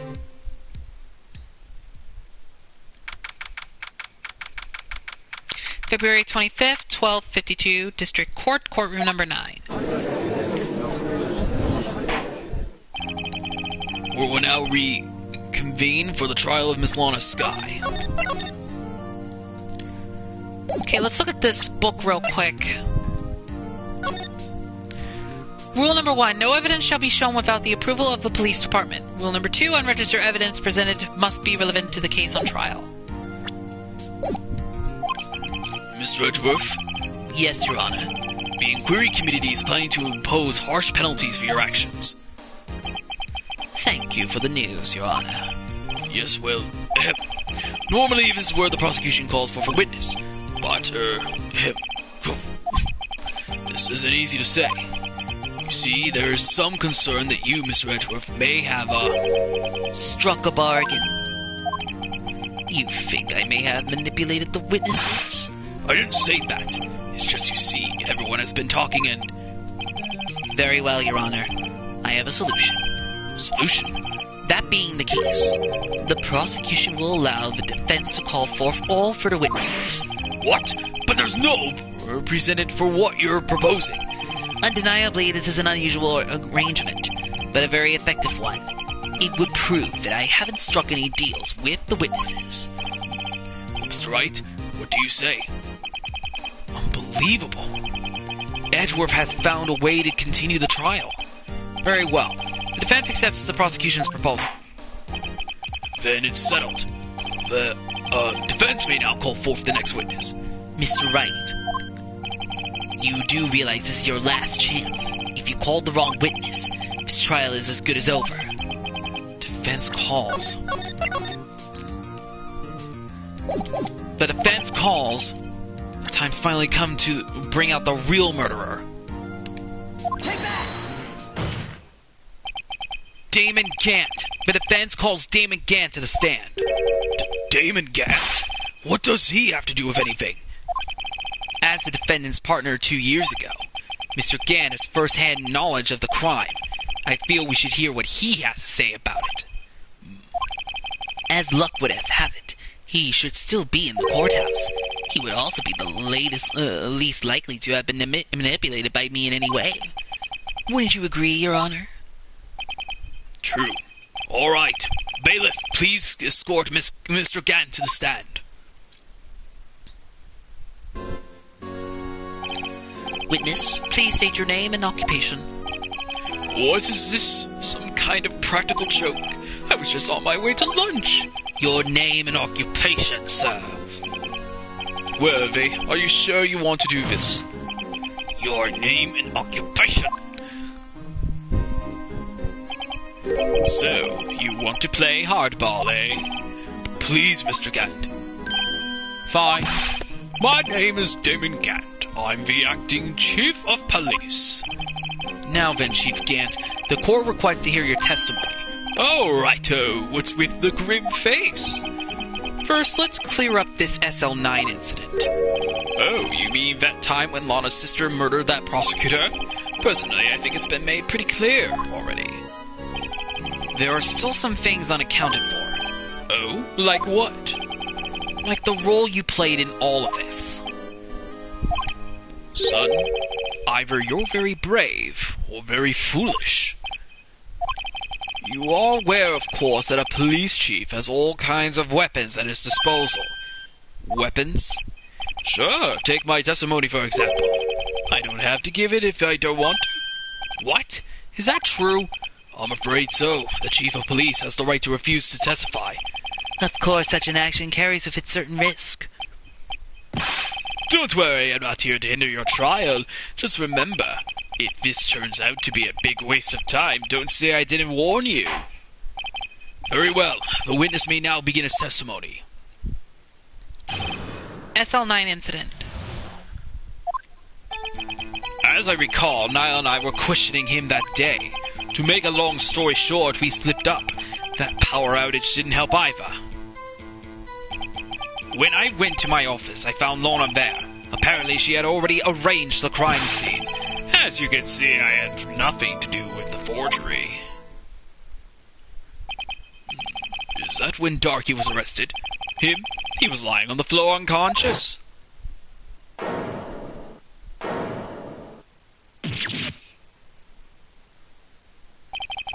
When Emma sent Niall flying, it seems Darky bumped his head.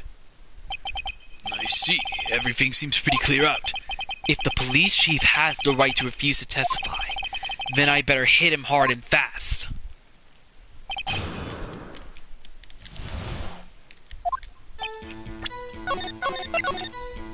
Okay, like I said, I really want to get this trial done, so I'm just going to have to speed through this quick. As I recall, a ceremony was held at the police department that day.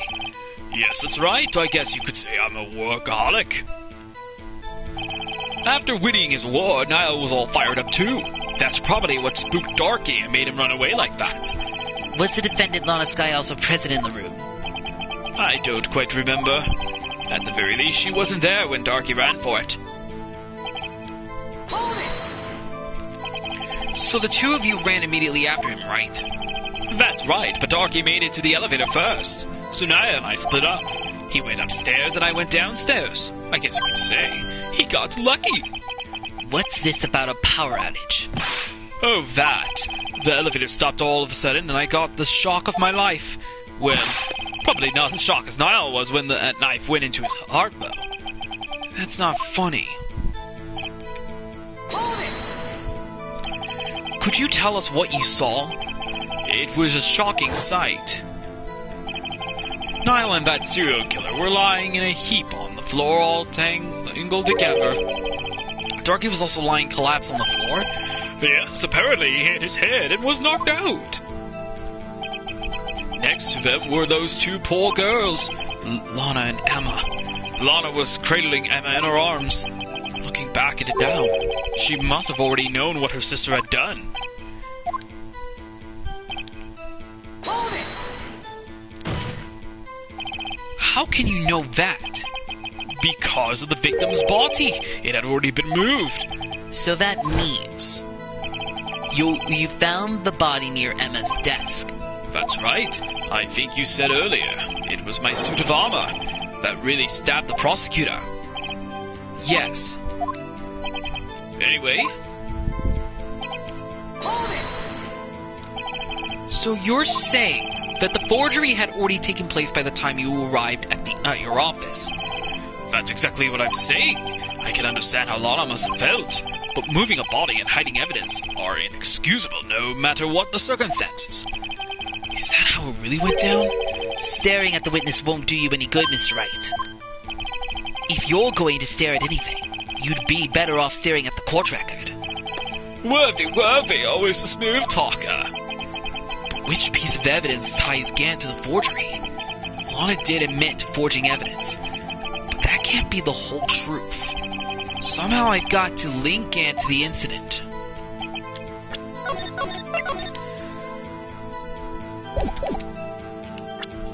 Let's see.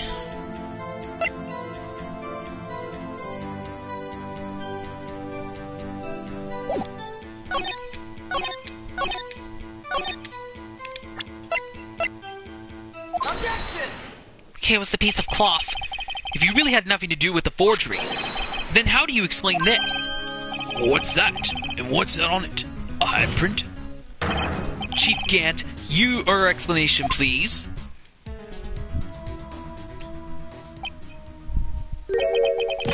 don't know. You tell me, son. Huh? My dear Righto, don't you know? The second rule of evidence law. Uh-oh, not this again. Evidence law. Rule number 2: unregistered evidence presented must be relevant to the case on trial. Tell me, how is that rag relevant to this trial? It appears the defense was not prepared.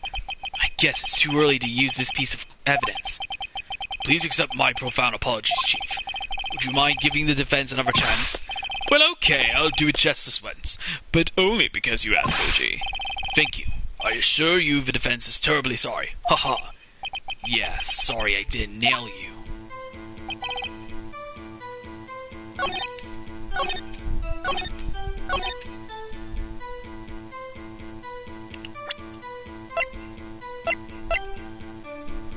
Objection!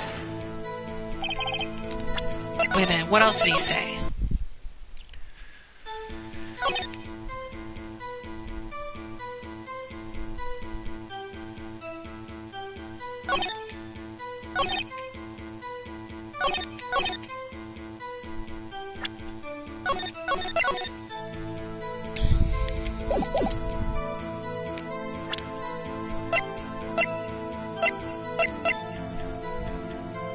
Objection!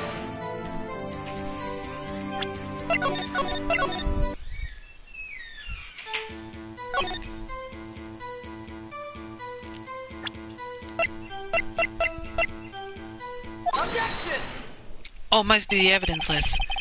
You claim you had nothing to do with the forgery, but I'm afraid that is a claim you cannot back up. Explain yourself. Several pieces of evidence were found in your office. Take this list, for example. That's the list Emma Sky drew her picture on. This was discovered in your desk. Not only that, but a piece of this jar that was sitting in your office was found inside your safe. It was found where? You see, Chief Gant, these articles of evidence uncovered in your office are both concrete proof that you also played a part in the illegal investigation. Chief Gant, what's the meaning of this? Oh, here's a defense attorney who may even rival Worthy. So you admit to it then, that you were involved in the forgery. Who, me? Or do you mean you? Me? Why would I have anything to do with that? Well, you were the one who snuck into my office when you found this evidence. Prosecutors aren't the only ones capable of forging evidence, you know. Defense attorneys can do so too. Isn't that right, Righto? However, Detective Gumshoe was present during the investigation. Worthy, my boy. Not even detectives are exempt from the law. Rest assured Dick will receive his due punishment. What? If Detective Gumshoe's salary drops any further, he'll end up paying to work. Yes, well, in light of the detective's presence, please give us your testimony regarding these pieces of evidence found in your office, and their relation to the forgery that took place at the crime scene. My, kids these days no longer know how to put 2 and 2 together. Evidence and forgery. Let's see, what was it now? A jar fragment and a list. For all I know, you could have implanted them in my office. Anyway, you can't prove when those pieces of evidence were discovered. If they were found after Darky was convicted, then they're worthless. There's no reason I participated in a forgery. Rearranging the crime scene wouldn't help me out in any way. Mr. Wright. Yes, Your Honor. When investigating the crime scene, you should have been more careful to observe protocol. You do understand that I am the chief of police, right? There will be consequences. Oh, indeed, I believe I will press charges, so you won't make the same mistake again. My apologies, Chief, but would you mind waiting until tomorrow for that? Today is, well, you know. All right, Uji. In return, though. I know. That place, right? Huh? What are these guys? Telepathic?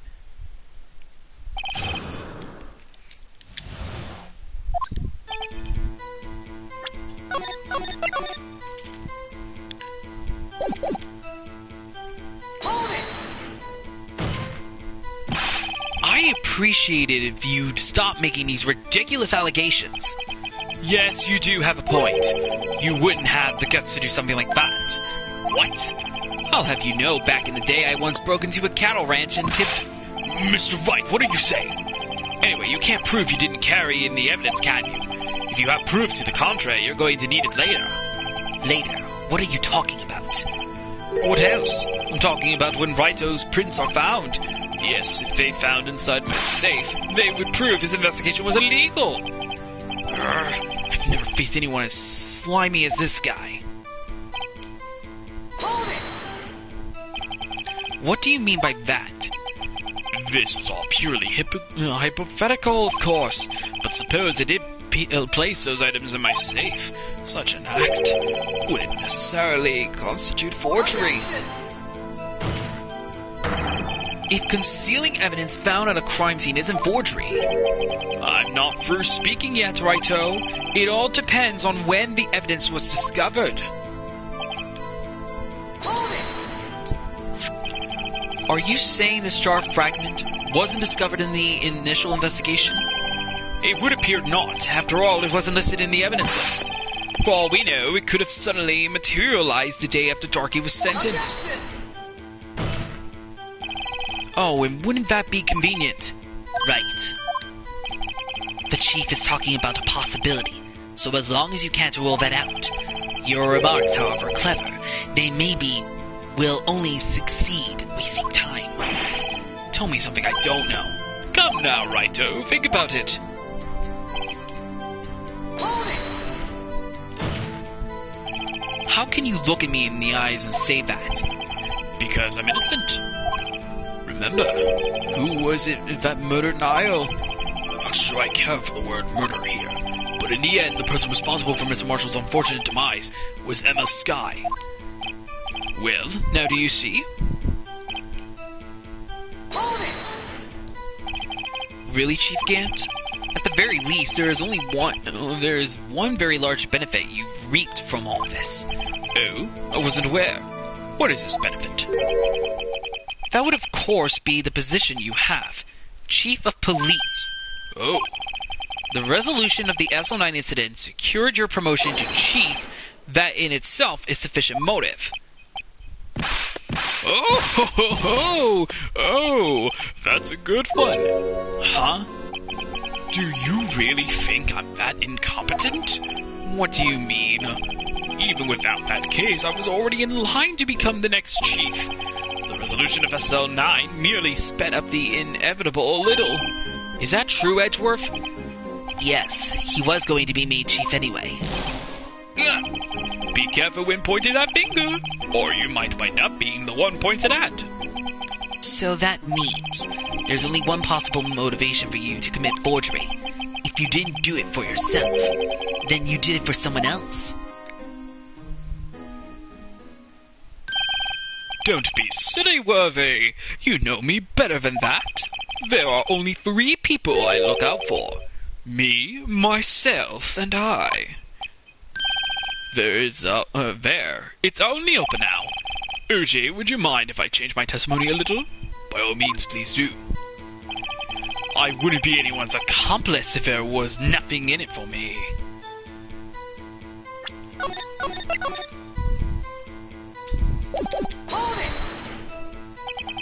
Nothing in it for you? Sorry, but the only person I care about is yours truly. That girl, Lana's little sister, was it? If you think I felt sorry for her, you better think again. You're right. You don't feel sorry for anyone. Be tough on crime and tough on people. That's how I was raised. You seem to be lax enough on yourself, though. Oh, that's a good one, Worthy. Could there have been something in it for him? Given his selfishness, would he have helped someone out? True, you might not help out anyone for their sake.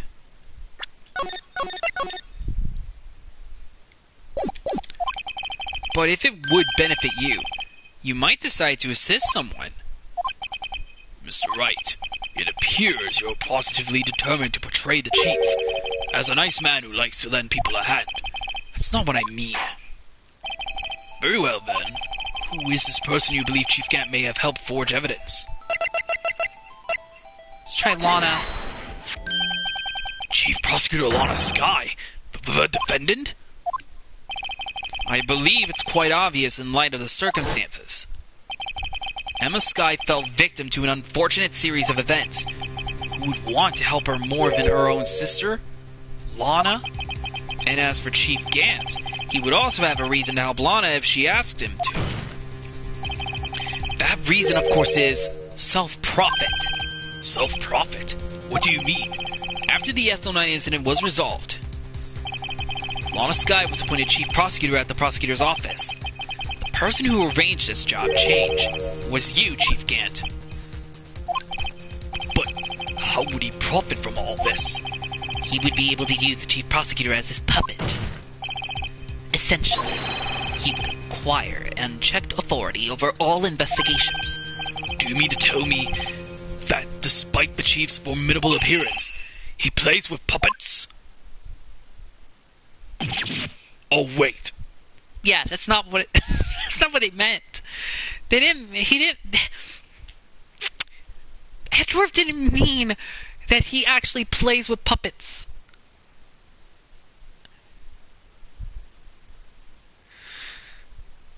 What do you think of Ace Attorney so far? It's actually a pretty good game, I'm not gonna lie.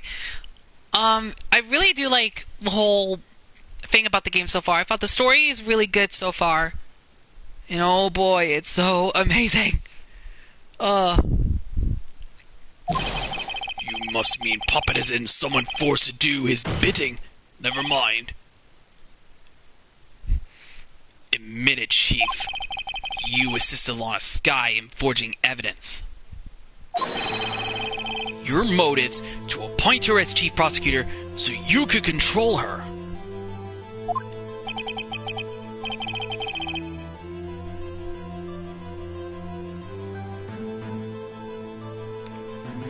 Righto, my boy. You have quite an imagination. Let me ask you something. What? Do you have any proof of this? That I control Lana? For example, is Lana testifying that I've done such a thing? Lana. She's keeping quiet to protect Emma. There's no way she testified against Gant. I'm afraid without any proof, that all amounts to nothing more than mere conjecture.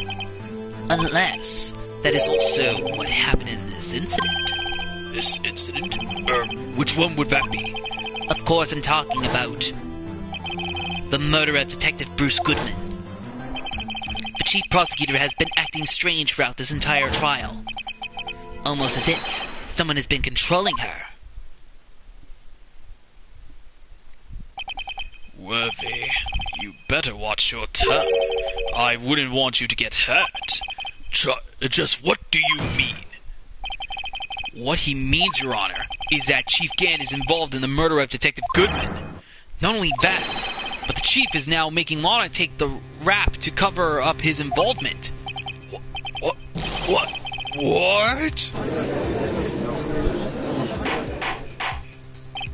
Order!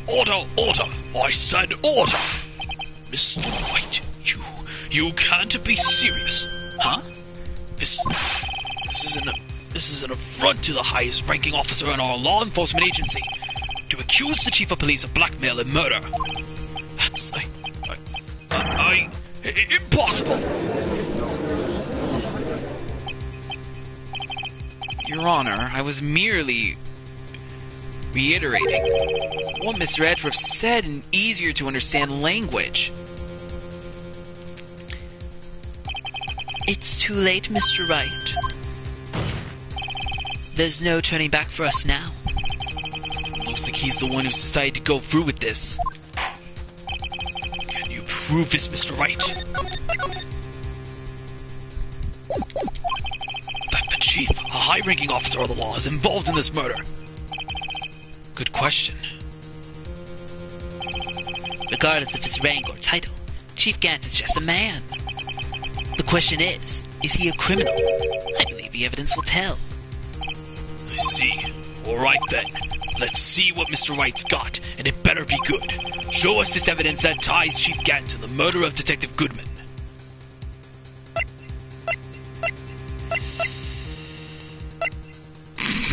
Oh, jeez. Okay.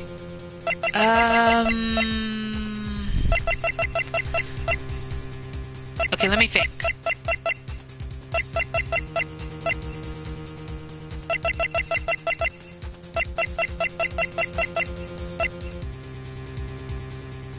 Let me try the cloth. Oh, Chief. So long as Writer here is tossing out things regardless of irreverence. Mind if I toss something too, RG? The shoe should do nicely. I'll chalk it right at you. You always were quite the joker, weren't you? Oops. Looks like I got it wrong. Okay.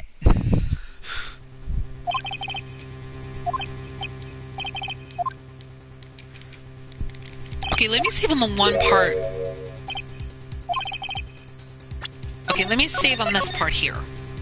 That way I won't have to go through the other part of the dialogues again. Okay, let's see. So it wasn't the cloth. The trophy?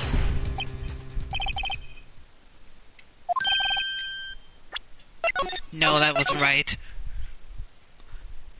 Oh, jeez. Okay. So we're even 2 hours. Wait, what if it was a cell phone? Okay, that wasn't correct. Well, I thought it would work. Let's see. So it wasn't the trophy, and it wasn't the cell phone.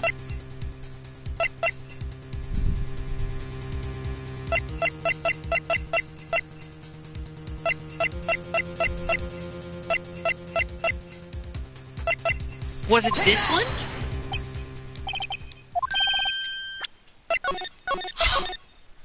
Jeez. Okay, what's in the picture?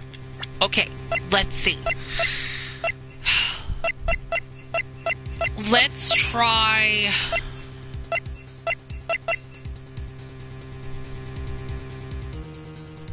Evidence law? Okay, I don't know when the right time would be for that to use, but guess we'll wait and see. Okay, wasn't that one's... I don't... Is it the Blue Badger again? Okay, I was making sure. Because if it was the freaking Blue Badger again, I would be in shock once again. Like, what? Oh my goodness. Okay, let's see. The ID card record? Oh, okay, it was right. The ID card record. This is the ID card list. Yes, the one that shows who entered the evidence room on the day of the crime. There was one ID on the list we couldn't determine the owner of yesterday. 777-7777. Sorry, but there's no way you can prove that's my card number. It's your number. What? How do you know that? The safe in Chief Gant's office requires a code to open. A 7-digit code. 7 digits? You don't mean... I'm afraid so, Your Honor. The code was 777-7777.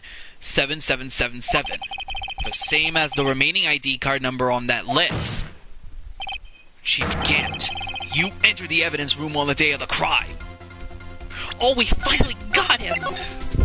Well, for that one anyway. But he might come up with a backup plan. But he's starting to break. Order, order! Chief Gant, what do you have to say? Nothing. The defense search of my office was in violation of regulations. And I will demand Mr. Wright be punished to the maximum extent of the law.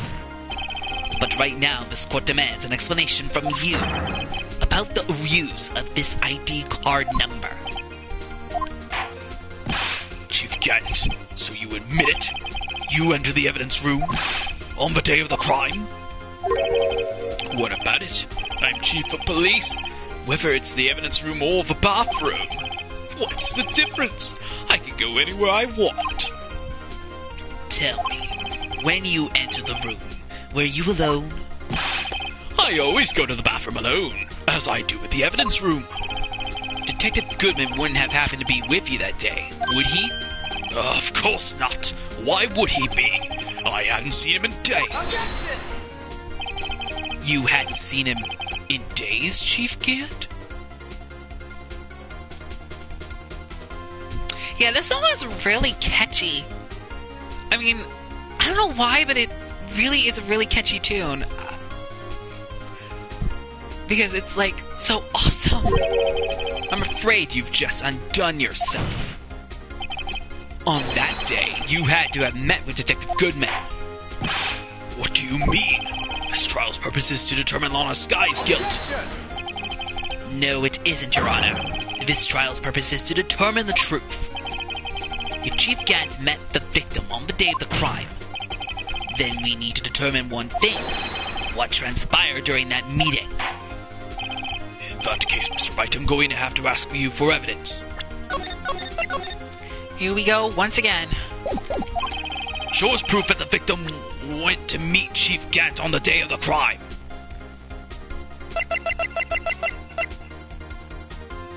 The note.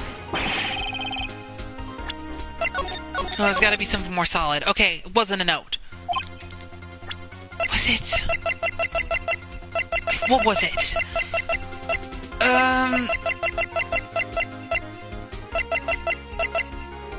The lost item report? Detective Goodman lost his ID card on the day of the crime. Or to be more accurate, Jake Marshall stole it. So Detective Goodman filled out a lost item report. He would have had to give that report to the chief of police. Yet you are in possession of the report. Which means you can't be sure if he filled it. He filled it. How do I know, you ask? Because he needed to enter the evidence room that day. He needed to?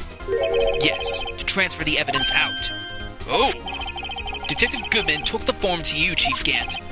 Then, you accompany the detective to the evidence room. I accompany him? There's no other way the murderer and Detective Goodman could have entered the room. Hold on. Let me guess what you're going to say next.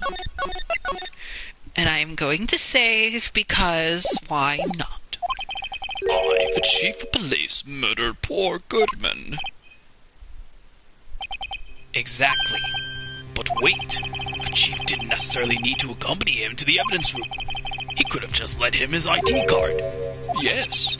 Now that you mention it, I believe I might have done something of the sort. Sorry, but that's not possible. According to the record, your card was only used once. Yet you showed us your ID card earlier. If you had really lent it to Detective Goodman, it would have been found on his body. No! It was kind of funny having made that pose. No! Chief Gant, you didn't.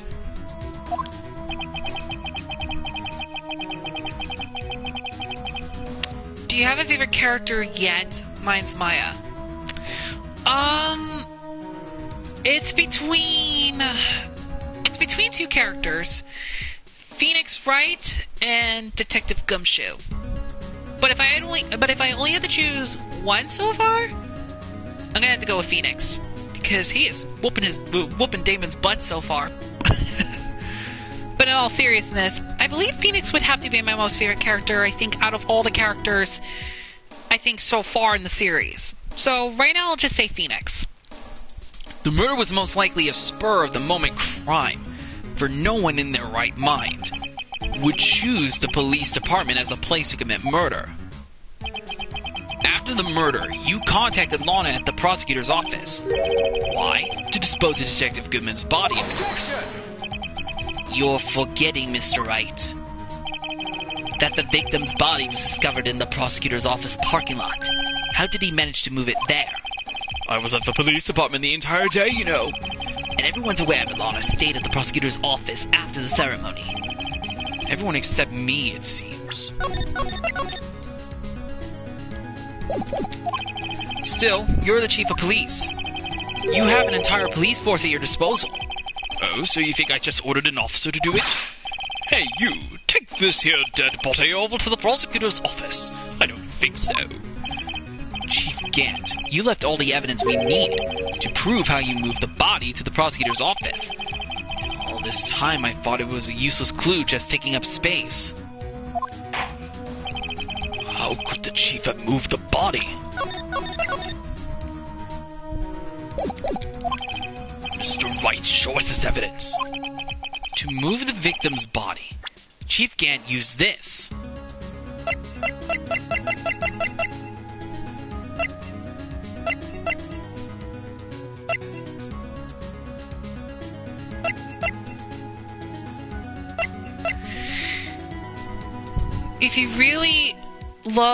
If you are really loving this game, then you have a bright road ahead. I finished the trilogy and it only gets better. My favorite is Defend. Yeah, I still have to play the other two games actually. After this one, I am going to do a Let's Play of the other two games, Justice for All and Trials and Tribulations. Okay, how did he move the body? Was it the glove? Well, I see. Maybe I'll use this later to move your dead body, Mr. Wright. Huh?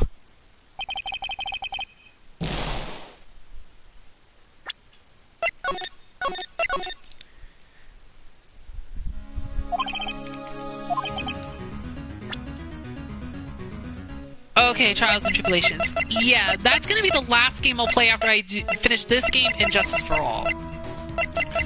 Okay, now I gotta figure out how you move the body.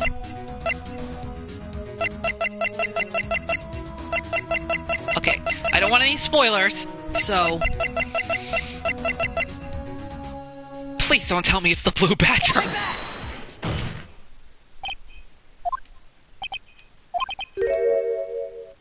Okay, it wasn't the Blue Badger.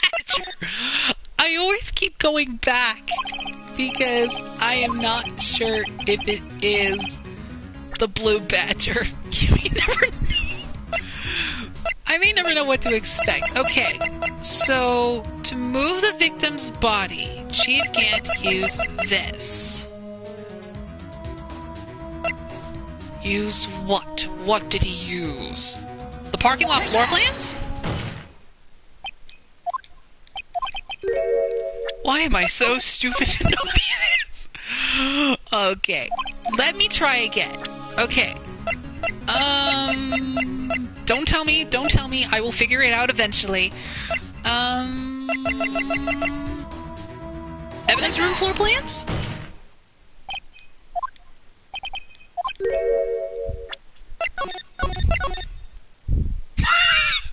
I am failing miserably.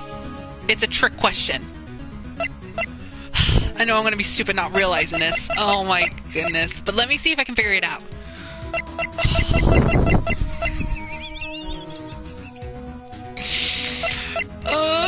Let's see here. No, it can't be the piece of cloth yet. That's not it. Or was it? Let me see. Okay, I knew it. But just making sure. Because I have lost my mind a little bit in this game so far. Okay, to move the victim's body, Chief Gant used this. Let me try to... No. The crime photo?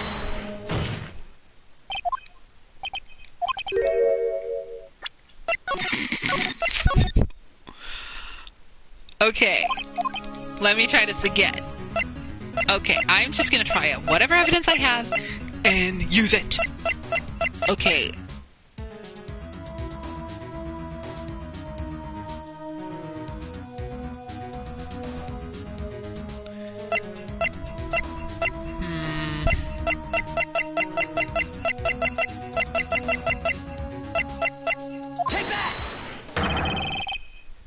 The screwdriver! Oh my goodness!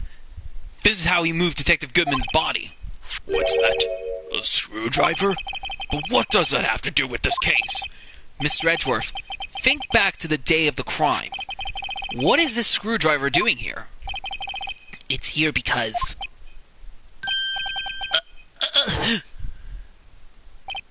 I was asked to go by Chief Gant, no less. He told me he wanted me to keep it here in the prosecutor's office. In any case, on the day of the stabbings, I brought this back here. Screwdriver was literally the thing that moved the body? Hey, let me keep reading. After the ceremony ended that day, I didn't plan to return to the prosecutor's office. But you did, because Chief Gant asked you to. You mean The body was found in the trunk of Mr. Edgeworth's car. I think it's obvious what happened. The body was moved by the car.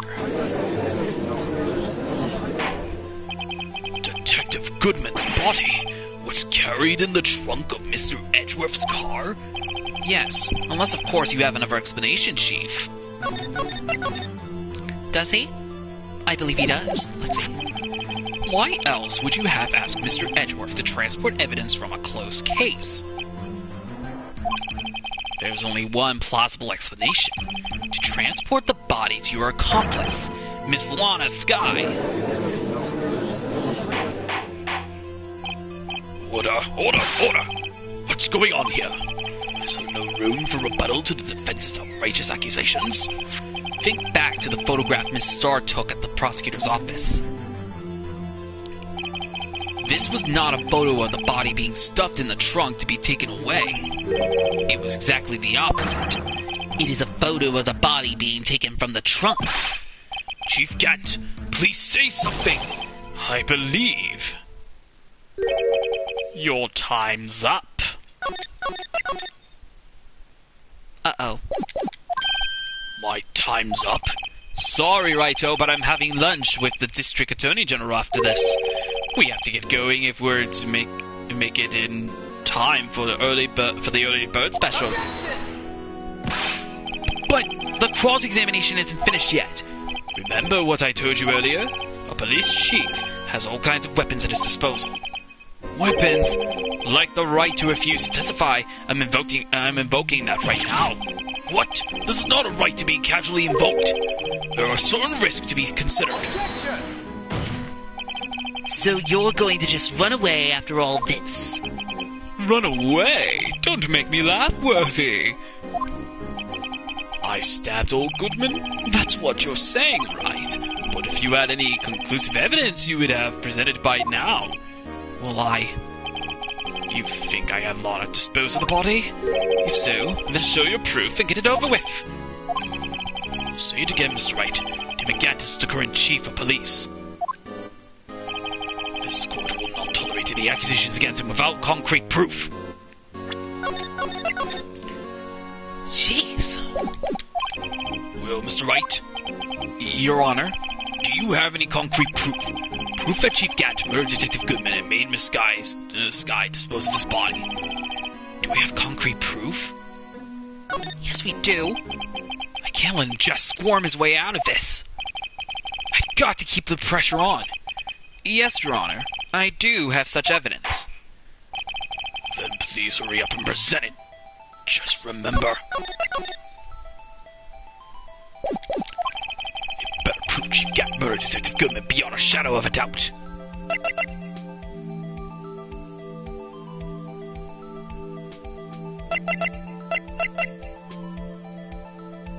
Edward's knife? Sir, what exactly is this evidence? It's proof as to whether or not it's enough to demonstrate the chief's guilt. I'll let you be the judge. But I am the judge. All right. Well, what do you think, Your Honor? What I think, Mr. Wright, is I'm going to be late for lunch.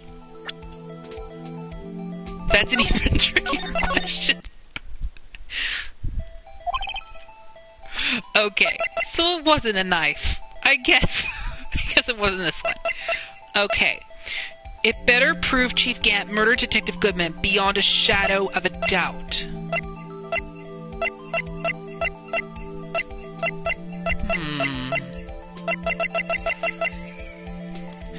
what? Just for fun. Okay, that wasn't correct. Oh well, guess that didn't work out. Okay. Oh my goodness, I can't believe this part is very long. What if it was the switchblade knife? It wasn't? Oh, come on. I thought... Oh, I guess it's not too obvious then. Oh, it's not the obvious answers. Let's see here. The victim's shoe. What? The victim's shoe was not the correct answer? But it's a shoe. We can just throw it at...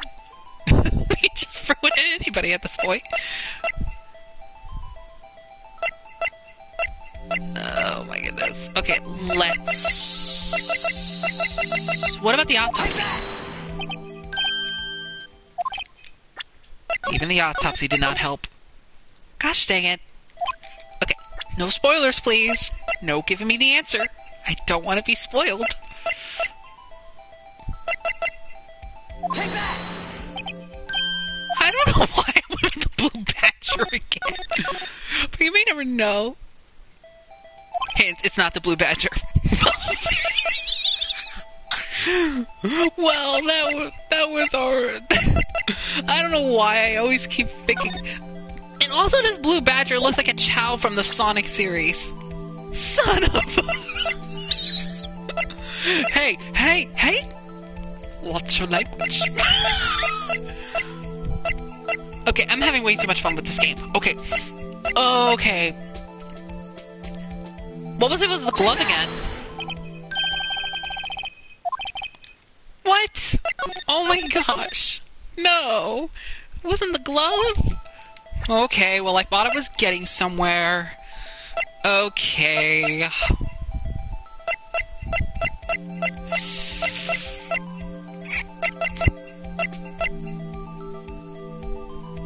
The evidence locker?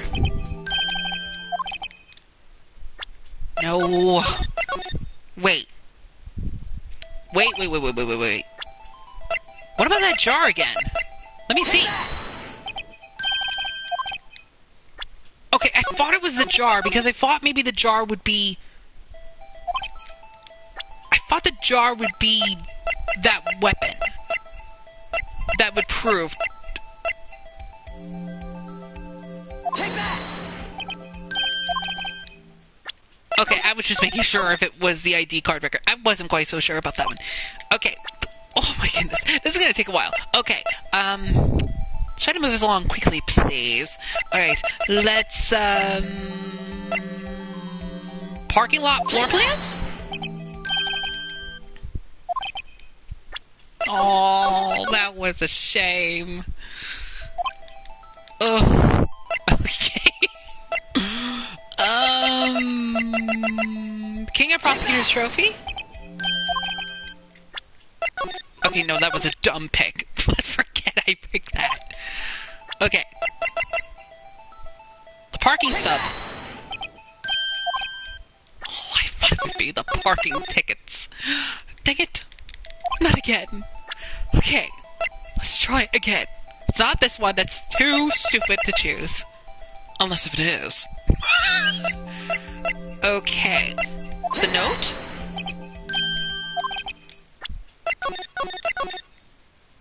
It's a good thing I save in these parts, so that way I wouldn't have to go back and restart some things. Okay. Take that! Wasn't the phone. Oh my goodness. Okay, just to get this out of the way. I don't know why I did that, but let's see. Okay. So it wasn't this one. It wasn't this one. It wasn't this one. It wasn't this one. Especially it was not that one. It wasn't this one. It wasn't this one. It wasn't this one. It definitely wasn't this one.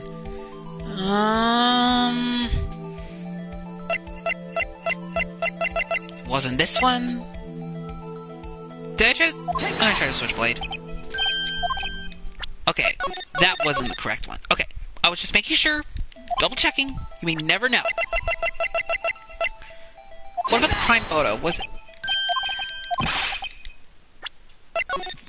But he is the judge, Phoenix. He is the judge. We've been through this already. Okay. Can't be these. Screwdriver again? Okay, I was making sure, just in case. What if it was the piece of cloth? No, it was not the piece of cloth. Thought it would be. But I think that might come into play later, I think. I don't know.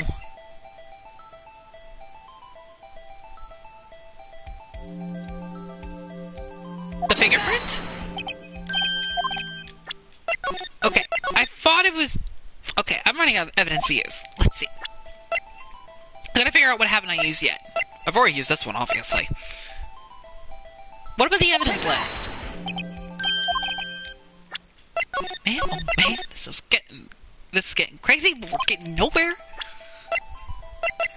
And I'm not gonna look it up. I'm not gonna look it up. I'm not going to look it up.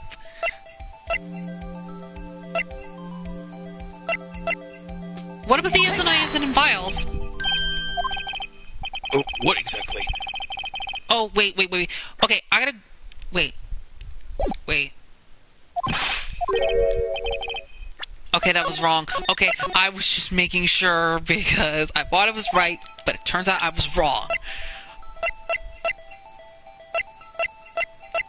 What have I not tried? Well... Take that! So, what exactly is this evidence? Oh, we got it Wrong again! Okay, I wasn't sure about that one. Okay, let me recap. I tried that one, this one, that one, that one, that one, this one, that one, that one, that one, this one, this one, this one. This wouldn't be correct. Unless it is. It's not this one. This would not be correct. Unless it is. This one's not correct. Haven't tried that one yet. I think I've already tried that. I think I've already tried that one. I think I've already tried the gloves too. I'm losing track. Oh my goodness. Okay. What about the jar? Oh wait, no. No, the jar was wrong. Please, for the love. Okay. Let me try. Okay, I'm just gonna get the other incorrect items out of the way. Let's just get those out of the way. Let's just get them out of the way, so I won't have to worry about picking them again later on, because you may never know. Take that! Jeez. And I've already had problems with the connecting the dots with the blood thing and trying to figure out and trying to get the jar to match with the blue badger's picture. Okay, what about the lost item report? That did not work out smoothly as what I hoped. Is there anything? Well, there is something. One of these items is correct. Take that! I might have to try them all in order, so I might have to... like, oh no, what did I do wrong? Okay, let's try the glove again. Okay.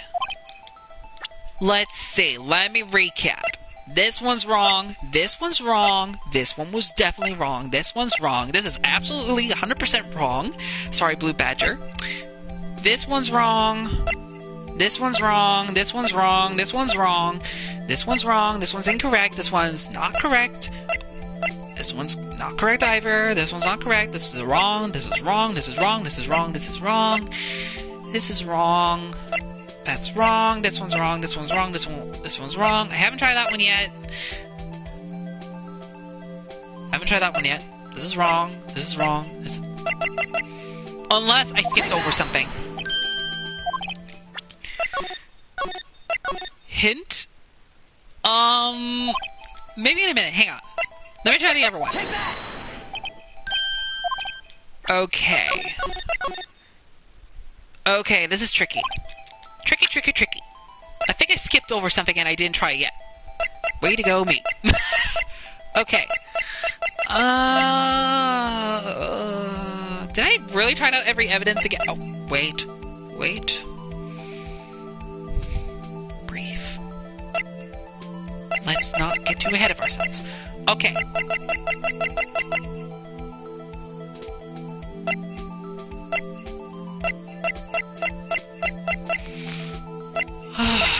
Should I accept the hint? Maybe? Let me think.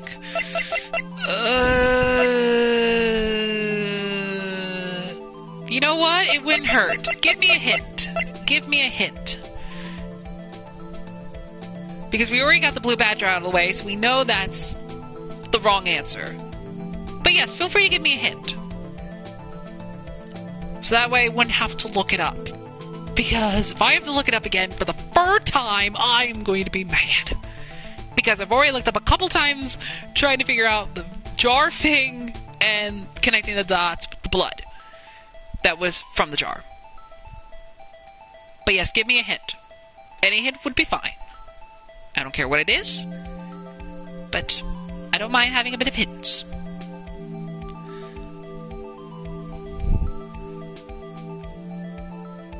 So let me think as well. You were on the wrong track. What? Please do not tell me I don't have the evidence to back it up! You were on the wrong track. Okay, I'm on the wrong track. But what am I wrong about? If I was too soon and do not have the proper evidence that I screwed myself over, and if there's a bad ending that's waiting for me after this, then I'm gonna hurl. Okay. Oh gosh, I'm gonna have to remember what I've used. Because if I don't remember, I would be stupid. Okay, let me see. You were on the wrong track. It's not the blue badger. We already know it's not the blue badger, so that's good. We don't have to worry about the blue badger. Okay, I'll reuse some of the evidence I probably already used and see what happens. Well, the knife, we already know that was wrong. We know that was wrong from the start, so we don't have to worry about that. This one was wrong too. We already know this one's wrong, obviously. This one was wrong. This one was... I don't remember. I think that was wrong. Oh, I think I'm overthinking this. I'm overthinking. Ugh. Okay. I hate to ask, but can you please give me another hint? Maybe another hint may actually help. Just to kind of clear it up. You were on the wrong track. Maybe there was one evidence maybe I was confused about. Hang on, I'll try again with one of these other ones.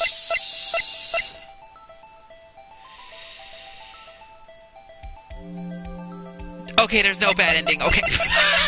Okay, that's good. That's good. Because I've heard in one of the trophy unlockables that there's a bad ending in the second game, so I'm not quite sure exactly if there's a bad ending for each of the other games in particular. Okay. Alright, so... Okay. I think I'll retry some of the evidence slowly. No, that would be a bad idea. That would take too long, and it's almost been 3 hours.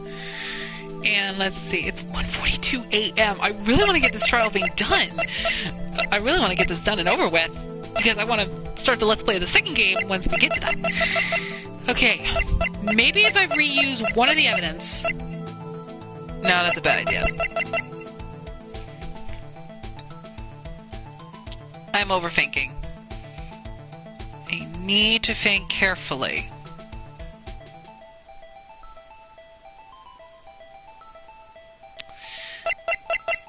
Oh my goodness. Okay. I'm going to try.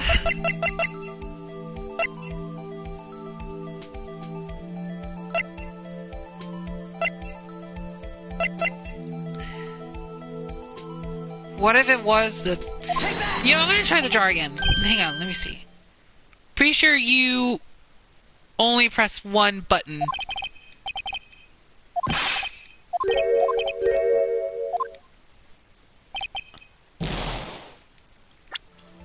But Judge is gonna be late for his lunch, Phoenix. You better get it right. Pretty sure you only press one button.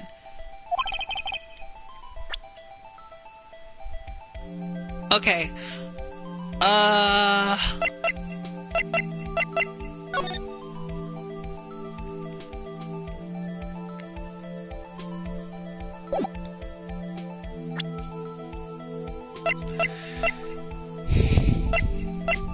Okay. I may want to try every evidence slowly. So I'll start them in order. We'll start with the first one.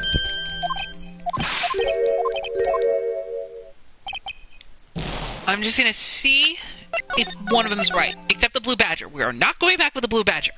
That is wrong and that is incorrect. So anytime I lose some health...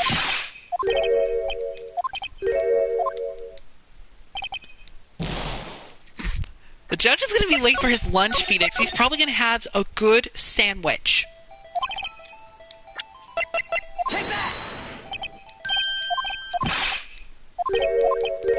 Because the last time when I was searching through evidence about the message of the deceased, I thought the jar was wrong, but then when I read it more carefully, I'm like, oh no! I was right the whole time and I screwed it up. Ah! Okay. But he is the judge, Phoenix. I'm sorry, this might take a while. Give me 1 second here. I'll probably speed through it. Okay, Blue Badger, you're already wrong. Screw you. But he is the judge, Phoenix. Look what you did. Look what you've done. You should be ashamed of yourself. You should be ashamed.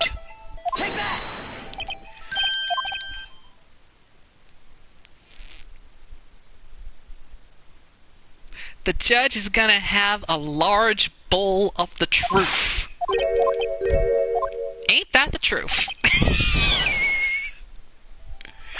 Ain't that the truth? Okay. Let's try the phone again.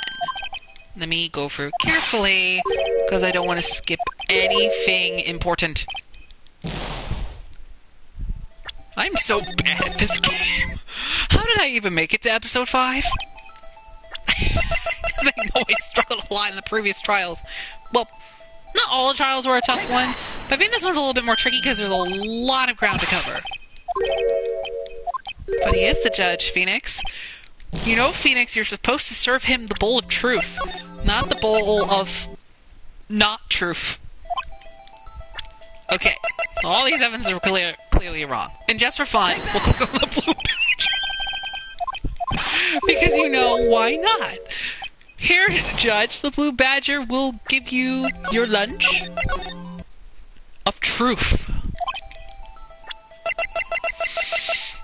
Okay, I should... This is the only case of the trilogy I never played.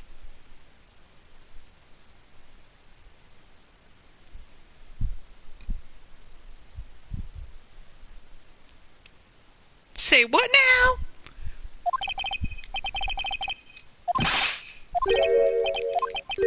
And this is my first time going through this case, so I'm failing miserably. And it's almost 3 hours since I started this episode of the Let's Plays for this one. Okay, I tried the crime photo. Okay, I know I'm stupid. I forget. Yep, I did. Look what you did. Look what you did. You have a brain fart. How could you? How could you, Phoenix? You stupid. You are so stupid, Phoenix. How dare you? How dare you get a brain fart? This is not correct.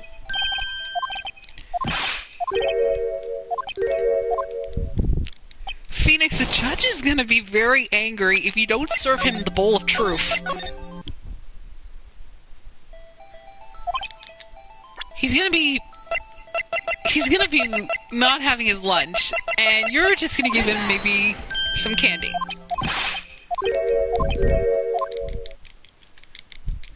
Oh, jeez. I'm trying my hardest. Dang, it's almost been 3 hours. Oh my gosh. Press circle. Circle? Oh, wait, skip the words. Oh, that's what you meant. Well, Phoenix, look what you did. You didn't serve him the bowl of truth. You failed for the 10th millionth time already, Phoenix. When are you going to serve him the bowl of truth? Come on. Take that! Oh, wait. I think I've already tried that. What am I doing? What am I doing? I've already tried that. Dang it, Phoenix. Look what you did. Look what you did. You did it, Phoenix. You did it. You absolutely did it. You are an idiot, Phoenix. What have you done? I think Detective Gumshoe is even more smarter than your little brain cells. Goodbye. Oh my goodness. I'm sorry if I'm screwing this up so badly and not advancing properly. Take that! But I'm trying everything I can in my power because I want to get this done, even though it's right now 1:50 in the morning, but who cares? We are still going to finish this. We are still going to go through this. We are going to finish this tonight, whether it takes this long or not. I don't care if it takes me maybe 4 hours. Take that! Okay. Come on, Phoenix. Phoenix, you don't have it. I don't... Wait, what? What do you mean I don't...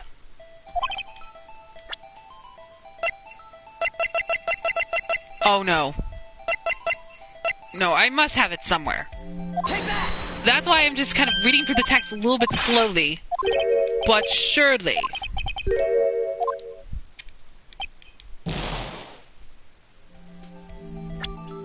Hang on.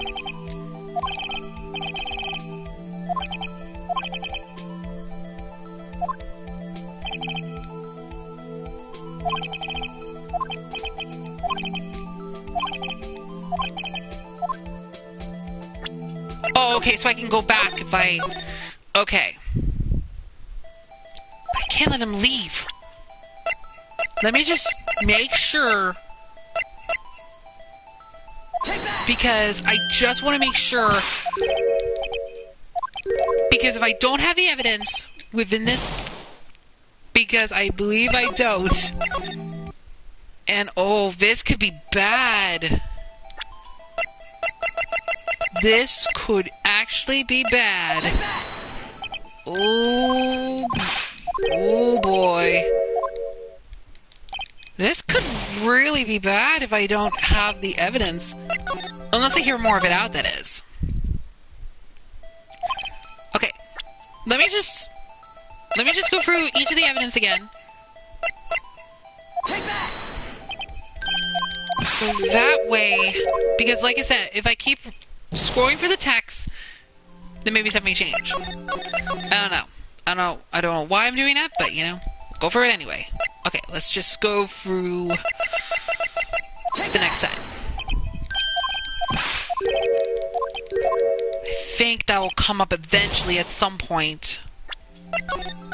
If I'm wrong on this.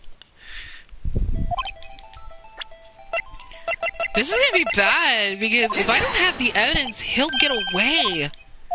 He'll run away unless something happens. Man, this is gonna be the longest episode of the Phoenix Wright Ace Attorney Trilogy I have ever done in this entire Let's Play so far. Oh jeez. Phoenix, what are you doing? Phoenix, if you don't have the evidence, you are screwed, my boy, unless... I've already tried the fingerprint, did I? I think I did. But just in case. Ugh. I don't know why I'm doing that. Okay, maybe I did it on purpose, because, you know, why not? We can irritate the judge a lot more. Okay. Let me just slowly go for the last remaining evidence that I have, just to double check. Just to be certain, because basically at times I keep reloading the game like crazy. Okay. Take that!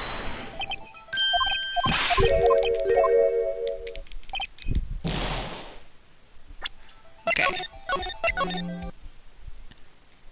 Oh boy. Okay. Take that!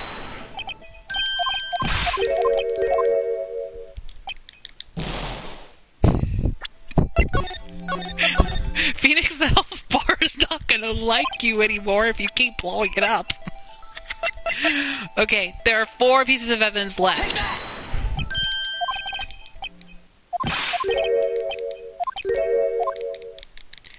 Okay. I'm really hoping that even if I don't have it, hopefully he'll slip. That is something I hope for. Take The that! evidence list. Let's try that. But he is the judge, Phoenix. We've already been through this 10 million times already. No, I don't want to save.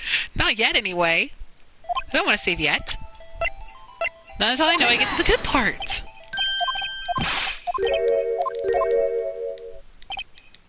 Oh my gosh. I don't believe it. What is wrong with me? Okay, this is the last one. Okay, then there's no evidence.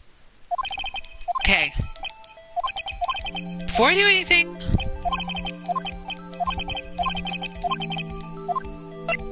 I have no proof yet. It's no use showing evidence. I'm not even sure of myself. No, Your Honor, at present, I have no conclusive evidence. COG? In that case, this court is forced to penalize you for your allegations against the chief. What? Here's a tip. Never gamble what you can't afford to lose, righto. It seems that Lady Luck was on my side again today. Okay, OJ, I'll leave the rest to you.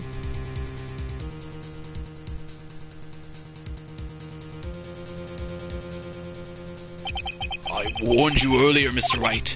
This is an effort to a senior officer in our nation's law enforcement agency. What? Oh, something is happening! Lady Luck? Maybe we should have a word with her. Mr. Edgeworth, what do you mean? There's one lady who knows the real truth behind this trial. We haven't yet had the honor of hearing her testimony. A lady who knows the truth. Another witness. In the absence of conclusive evidence, the only other method of proof is testimony. But Chief Gann has invoked his right to refuse to testify. There's still someone else. One more witness who can answer all the questions raised in this trial, someone right in this very room. Mr. Edgeworth, who is this person?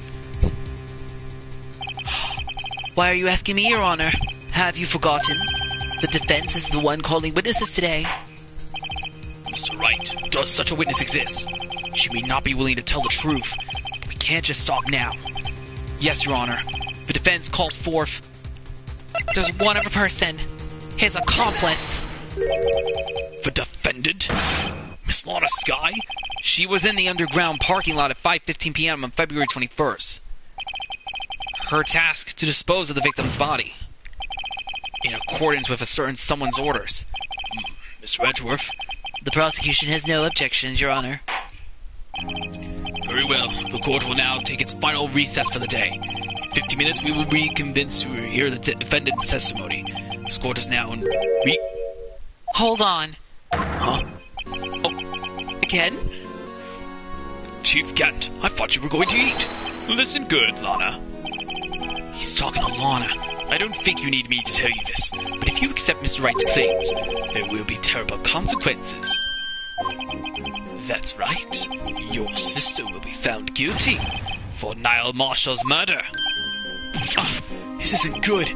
Of course, you never support such outrageous claims anyway, right? Just something to think about. All right, then. I've got a lunch date to meet.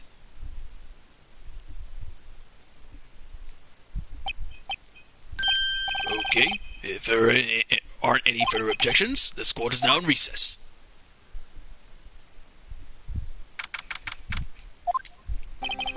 Looks like we managed to stay in the game. Yeah, thanks to your help, Edgeworth. Fat Chief. He's something else, eh, pals? Detective Gumshoe. I'm not a detective anymore.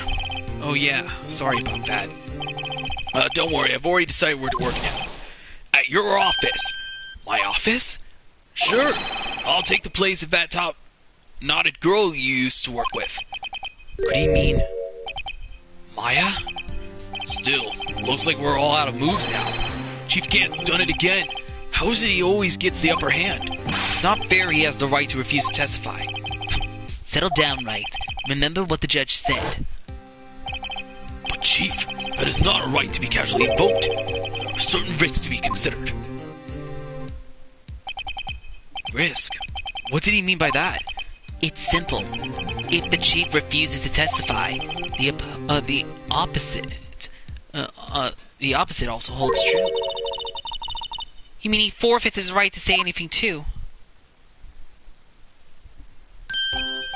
Emma, are you okay? Yeah, when I came to, I was in the medical office. I've been listening to the trial from the gallery. So she heard everything that's been going on. Emma, I'm sorry for what I said before. No, don't be. It was the truth. You know, it's funny. I almost feel somehow relieved. Relieved? Yeah. Now I finally know what really happened. To think that all this time, my sister was being blackmailed by that terrible man. She did it all just to protect me. Ever since her appointment as chief prosecutor, everyone who knew her said she changed. Perhaps it was easier that way for her. What do you mean? What do you think I mean? To follow Chief Gant's orders. She must have shut herself up deep inside to force herself to do anything and everything the chief told her to do. That must be why she became so cold. It was all my fault. It's all because I murdered Mr. Marshall. Hey, don't go blaming yourself now. If you want to blame anyone, blame society, pal. Chief Gant may be able to fool everyone else with his forgery, but he can't fool my memory. I remember now. I knocked Mr. Marshall into that armor. I see. But we better get back. It's time for the final act. Emma, why don't you wait No, I'm going with you. I want to be there. When Lana tells the truth. Let's go, Wright. It's time to end this. Oh my goodness. This is a very long episode. It's 2:01. Jeez. I never expected this to be my longest video yet. Okay. Guess it's time to end this. Let's just go for this quick. Now then, will the defendant, Miss Lana Skye, please take the stand? Miss Lana Skye, you are the chief prosecutor. I'm sure you're aware of what is required of you. But Mr. Edgeworth, you already know everything. You know all that I've done these past 2 years. Please provide the court with your testimony, Miss Skye. And remember, you are under oath. We want to hear the truth. Of course. The truth. Lana, no matter what happens, I'll always be your sister. Now then, your testimony if you will. First, tell us about your relationship with Chief Gant. Everything hinges on your testimony. You're the only chance we have to get Gant. Gant and the fabrication. I worked alongside Gant for years. There's no truth to this blackmail theory. I fabricated the evidence 2 years ago all by myself. When I found Prosecutor Marshall's body, I rearranged the crime scene. My only motivation was to get Darky convicted. It had nothing to do with Emma.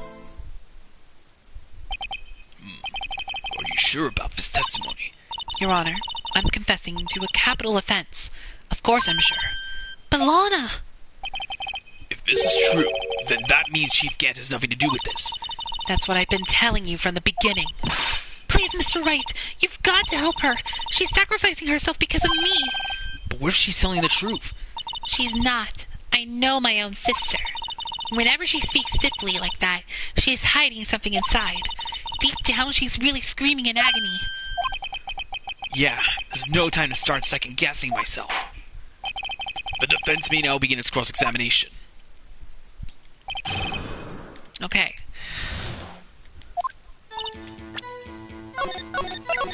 Let's see here. Let me recheck the evidence I have. This cloth is going to come into play at some point.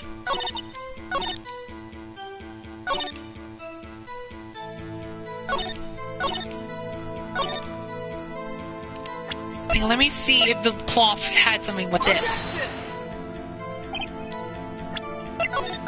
Okay. Maybe I need to press her first.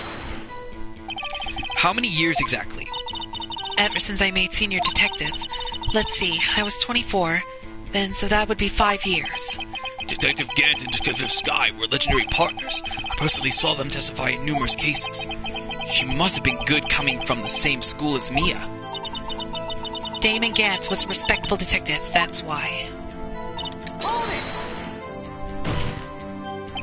But think about it, Miss Sky. You didn't murder Detective Goodman. You told me as much yesterday in jail.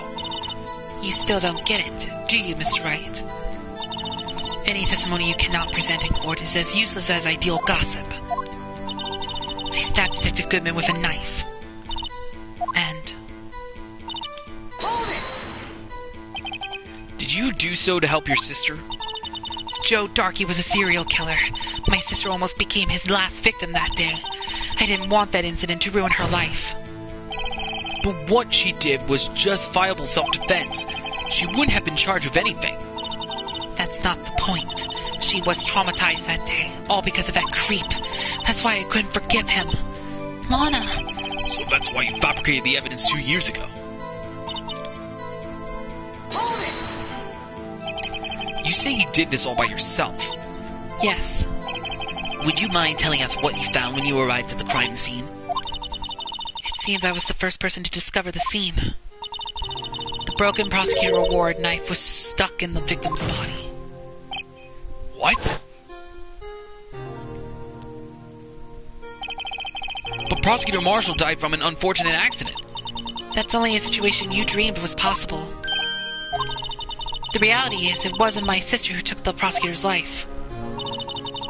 Fantasize all you want, Mr. Wright, but I'll never change a statement. You mean Prosecutor Marshall wound up being killed by Darkey? Something like that. If that is so, what happened to the other murder weapon? Darkey was carrying a switchblade knife. Oh, that was lying on the floor a little distance away. It was probably knocked away in the struggle. That's not how it went down. She's trying to cover up her lies with more lies. All just to protect me. So when you found the scene like this, what did you do? After all, this is what everything boils down to. Yes. I broke off the tip of Darkey's knife, planted it inside the wound, then moved the body. You planted the tip of Darkey's knife in the victim's wound, and then you moved the body? But why? Why would you do that? You of all people should know, Edgeworth. You've always had a good head on your shoulders. My head isn't that bad, but maybe I ought to ask for the sake of the others.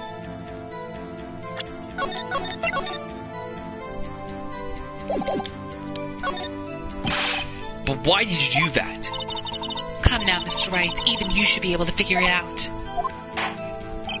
Very well, let's add this to the witness testimony. Reason Miss Sky fabricated the knife. I knew the tips of weapon found buried in this body would be all the proof that we needed. According to your testimony, Prosecutor Marshall's broken knife was the murder weapon, right? Yes, and leaving it at that might point the blame away from Darkey. I felt the most effective way to get him convicted would be by having the tip of his knife found inside the victim's body. So you buried it inside the victim's stab wound? Yes, because I hated Darkey for what he did.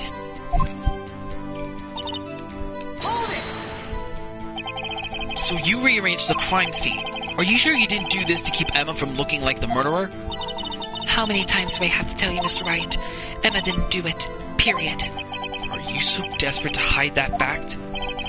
You're willing to risk the death sentence. She's lying. She did so I wouldn't be blamed for what happened. In any case, as a prosecutor, what I have done is unpardonable. There's nothing I can do to make up for my actions. Mr. Wright, my sister was lying. Looks like she's determined to protect you to the end. She insists she fabricated the evidence by herself. There's no way she could have done it alone. I've got to get Lana to talk more. If she's lying, then she's bound to slip up and make a contradiction.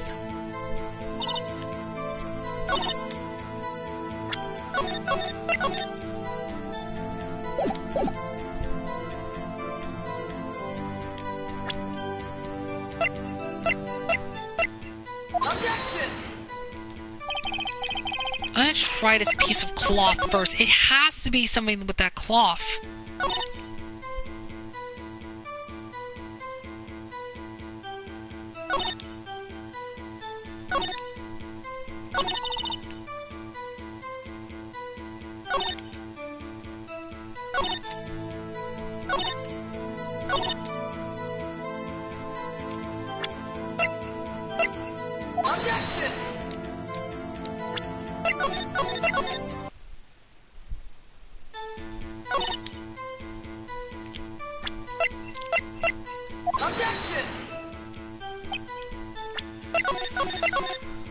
Oh, jeez. Please don't tell me I'm going to be stuck in this a little while longer. Oh, my goodness.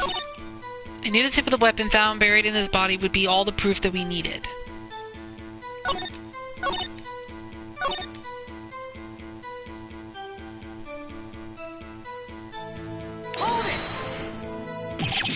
And let me see the other answer.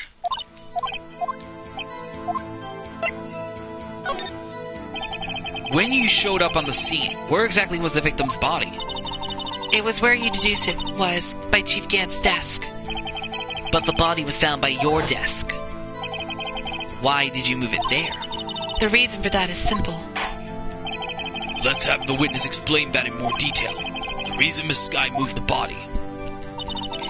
The pieces of the jar that shattered during the elements threatened my plan. Pieces of the jar? You mean... Yes, that wretched jar you showed us earlier. In order to show that Darky committed the crime, I felt it would be more expended to move the body. So, when you first found the body, the jar was already... Of course, it had been shattered to pieces. If you looked at the crime scene, it would be clear right away what happened. Niall Marshall was dead and Darky was lying unconscious. In other words, the jar must have been broken during their struggle. I see. What's the matter, Emma? Apparently the jar shattered at the time the crime was committed. But I have a feeling there is more to it than that. There must be a contradiction here somewhere. Anyway, I committed this fabrication completely alone.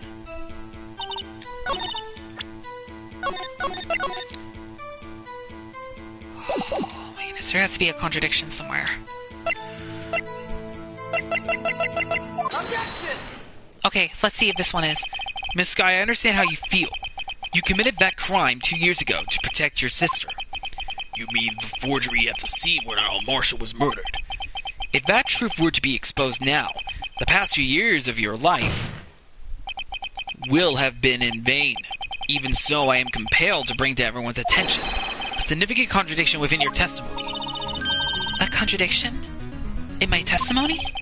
You testify, and I quote, "The pieces of the jar that shattered during the events threatened my plan." That's right.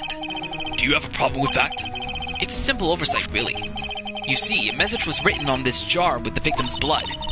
Yes, the prosecutor must have written it in his final moments. Exactly so. And this is where the contradiction lies. When you present evidence, the music stops. You pick the right one. Okidoka. This holds true through the whole trilogy. The music stops, then the music plays. The music stops, then the music plays. Alright. Yeah, because I have a feeling when the music stops, that means I got it correct. Exactly so, and this is where the contradiction lies. In order for the victim to be able to write this message on the jar, it must not yet have been broken before he died. He couldn't have written Emma's name on a shattered jar. Order, order. Your Honor, it would appear more information is needed in regard to this jar and its bloody message. We may be missing something critical here. Something critical? Chief Prosecutor, it seems you're as in the dark as we are about the truth towards which we're headed. What? Just tell us exactly what you saw. We'll piece together the information to arrive at the truth. Very well. The witness may now continue her testimony. Jar and message in blood. I immediately noticed the blood traces on the jar, but it was dark in the room and I didn't have time to check it out. To be safe, I wiped away the blood. The fragments were large, so I'm sure I got them all. All I could think about was wiping them clean before they were discovered. You mean you were the one who wiped away the message in blood? I wasn't chief prosecutor at the time. She didn't think Darky was the real murderer. That's why she tried to erase the real evidence. Very well. The defense may now begin its cross-examination. Okay, here we go. Hold it! So the jar was already broken.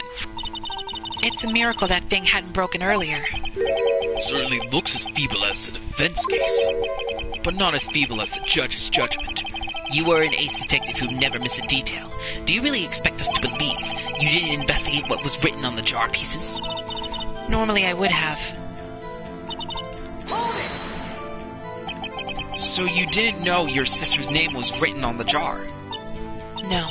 If I had known, I would have gathered all the pieces and ground them to dust. Well, that helps my case. Lana, you did that for me? It seems you two might make up yet. Anyway, I just barely had enough time to move the body as it was. If someone happened upon the scene, you lose your chance to erase the evidence. You must have been in a hurry. I was. I knew I had to destroy the evidence before anyone came. This is rather shocking. Hold it! I'm afraid this action of yours reveals what really happened. What do you mean? If you really thought Darky killed Prosecutor Marshall, you wouldn't have wiped away the blood. What else could I have done in that situation? Lana, I only had a few moments. There wasn't enough time for me to do anything else but gather up the pieces. Hold it! But how could you see with the power out? It should have been pitch black in that office. A detective is always prepared, Mr. Wright. Even now, I always carry a pocket light and a camera with me. Even I carry a bottle of emergency luminio wherever I go. I never miss anything. I got every last piece. Hold it! So you illegally rearranged the crime scene? Yes, I don't have any excuse for my actions. I'm so sorry, Lana. I didn't know. I've treated you so badly all this time. It's not too late. There's still plenty of time to make up. After we've gotten to the bottom of this incident. No doubt this day will leave a permanent stain on the history of the prosecutor's office. More contradictions have surfaced in her testimony. Your sister's really putting up a fight. She must really care about you. Still, she's not doing this the right way. I think I finally figured out the contradictions in her testimony. There's one final possibility that might turn everything around.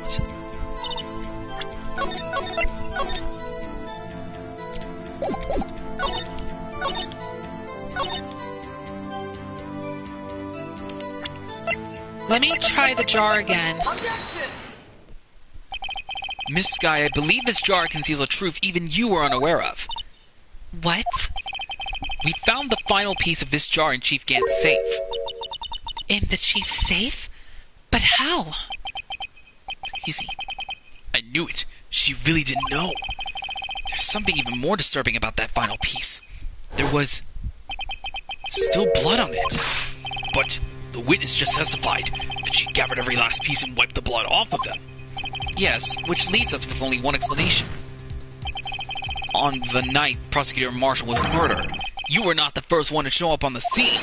Chief Gant got there before you. But couldn't the defendant have simply missed a piece? I'm afraid that's unlikely. The pieces are too big for anyone to miss, let alone an 8th detective. That may well be, but everyone makes mistakes. Even I once wasted an entire day looking for my dentures. They were in my mouth all along. Huh, can you believe that? Have you forgotten, Your Honor? When this witness arrived at the scene, the jar was already broken. Oh, that. There's no way a name could have been written on a shattered jar. Another person discovered the scene prior to the witness. I hope you're not implying this person was Chief Ghent at the time he was looking for Darky downstairs. Besides, even if he was there first, why would he break the jar? The question is, if he did arrive there first, why did he hide that fact for 2 years? Well, Your Honor, can you answer us that? No.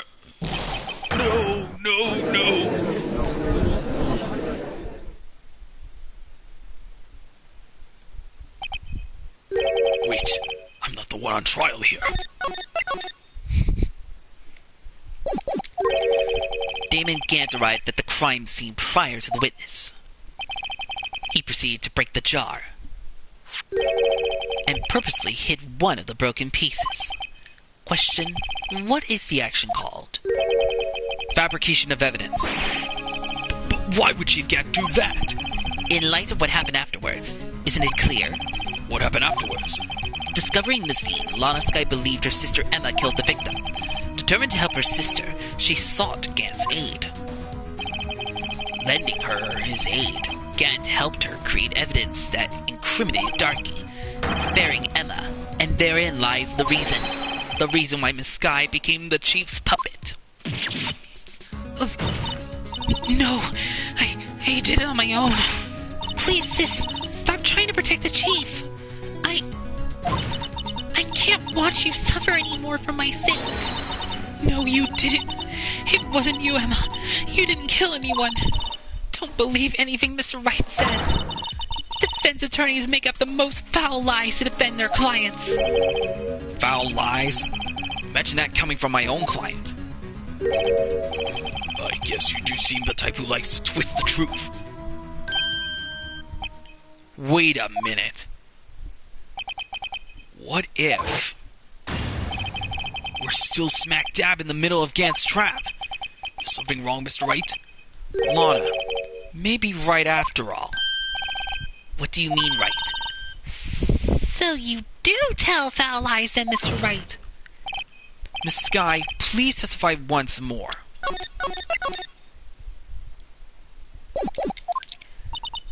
But if evidence was fabricated behind your back, then Emma's accidental killing of Prosecutor Marshall might also be a lie. But I do remember knocking over Mr. Marshall. Miss Skye, if you will. I can't. There's nothing to be afraid of anymore. This cross-examination may not change a thing. However, there is a possibility that it will, if you tell the truth. Very well. I'll testify about what I really saw. All right. The witness may testify once more for the final time. Okay, here we go. The final round against Lana. Actual crime scene. When I arrived, I found Mr. Marshall's body impaled on the suit of the armor's sword. Emma and Darky were lying unconscious on the floor nearby. When I saw what had happened, I thought she did it. That's why I erased all the evidence that linked her to the murder. I had Chief Ghent help me remove the body from the sword and carry it. But if it all really was fabrication, Emma might be innocent. Unbelievable. The body was impaled on the armor's sword. You were the only one who saw that. If only you had proof.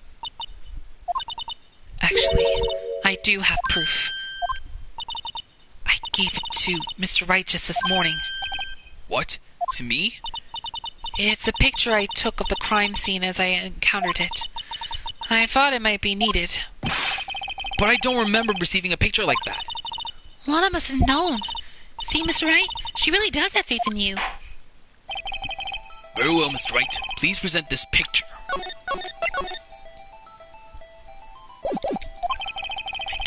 receiving any pictures from Lana.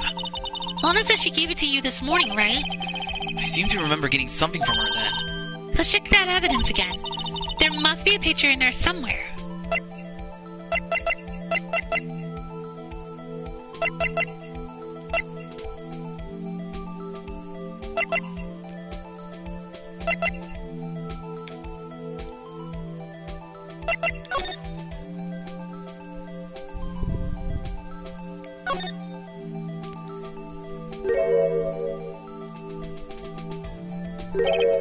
Hey, there's a picture here.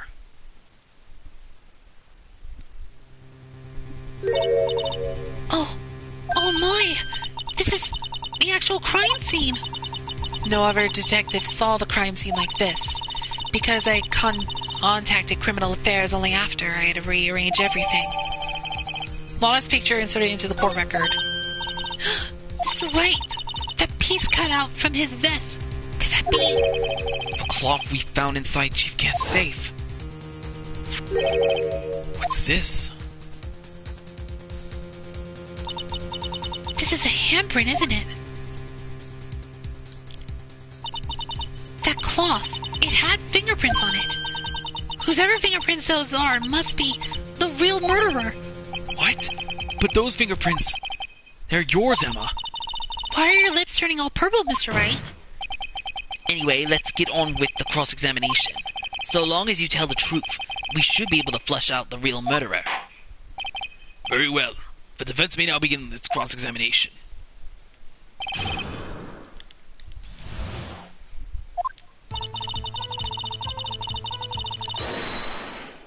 What? Come now, Uji. This is the poorest excuse for a trial I've ever seen. I guess you're back from your lunch break. Chief Gant, what now, you want to make me out as the bad guy too? If so, I'd like to put it in a word or two in my defense. I'm afraid it's too late for that. What? You already declined to testify. That means you forfeited your right to make statements of any sort. This must be that risk we were talking about earlier. Just sit back, relax, and enjoy the sound of the noose tightening around your own neck.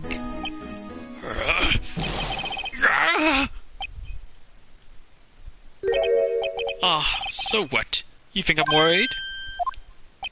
Sorry to disappoint you, but I don't need to make any statements. What do you mean? What is he doing? The evidence will do all the talking for me. Even if I can't testify, I can still present evidence. Yes, that's true. Wait, you mean you still have some conclusive evidence? No, I don't, but someone does. Someone. So, what's your excuse, Righto? Why have you been keeping quiet about it? You do have something to show us, right? Something that proves who knocked over Nile Marshall, causing his death. Conclusive evidence that leaves no room for doubt. Is this true, Mr. Wright? If I show that piece of evidence now, Emma's sure to be made out as the murderer. Mr. Wright, if you have any more evidence, present it now. If you try to conceal anything, you will be the one appearing before the Board of Inquiries. What do I do now? I better think this through carefully. I can't afford to make the wrong decision. Should I present that piece of evidence? One that shows who really killed Prosecutor Marshall?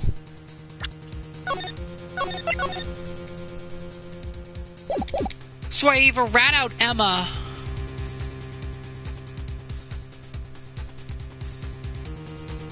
Oh my goodness.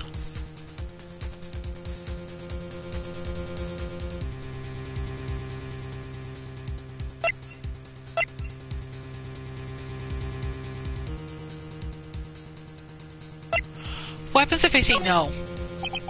Your Honor, I don't have any evidence I can present at this point in time. What? You lie! Chief Gant, you opened my safe. I know you took what was inside. The conclusive evidence. I don't know what you're talking about. Mr. Wright, why don't you show them? We found it together.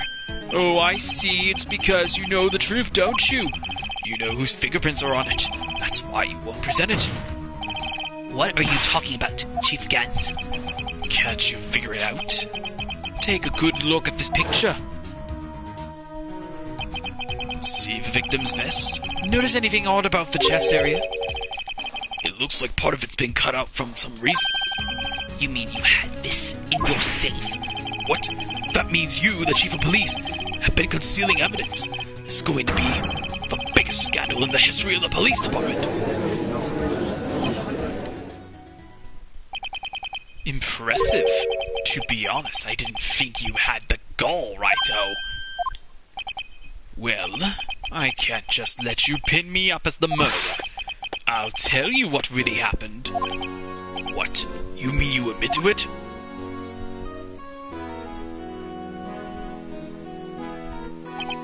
I was the first person to arrive at the crime scene that day.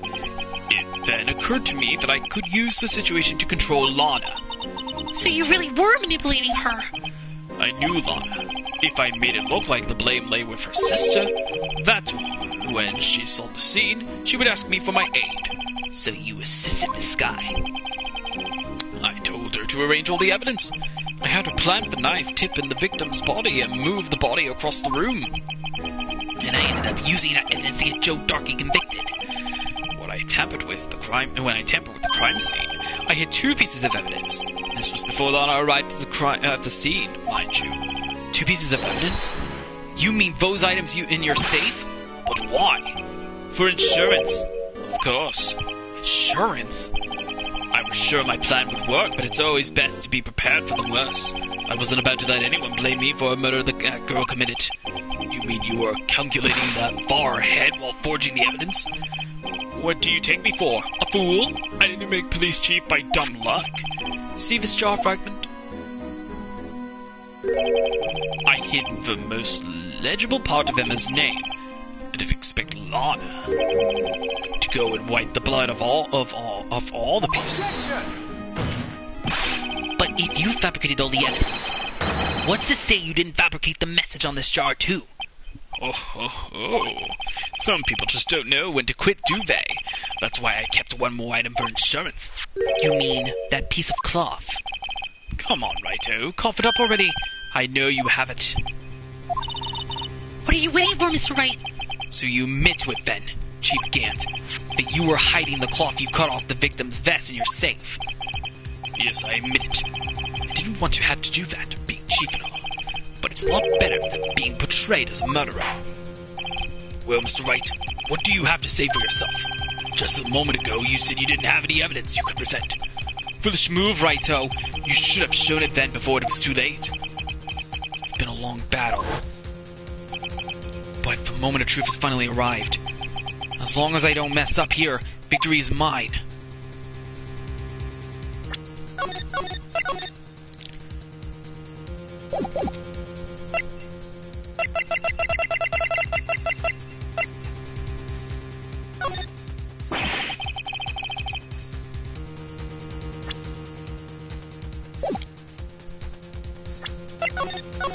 Wait, what if I said yes?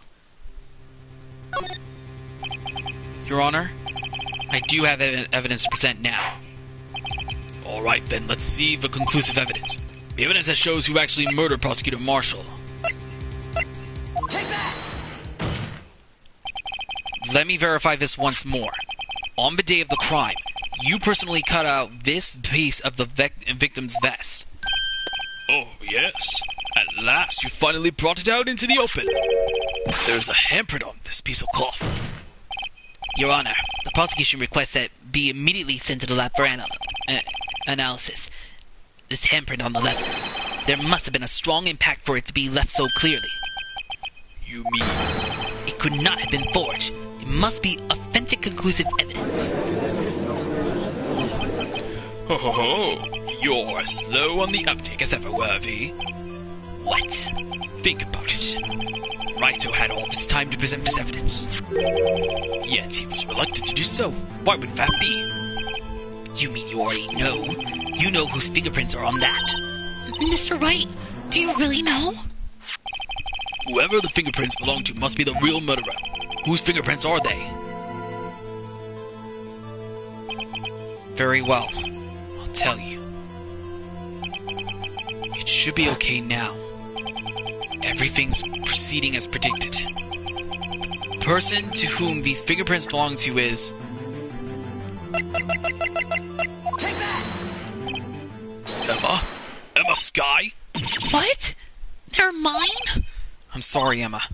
But why? Why didn't you tell me? Oh ho ho! You're really something, righto. You knew this girl did it all along, and you still tried to pin the murder on me? So it's true. Tragic but true.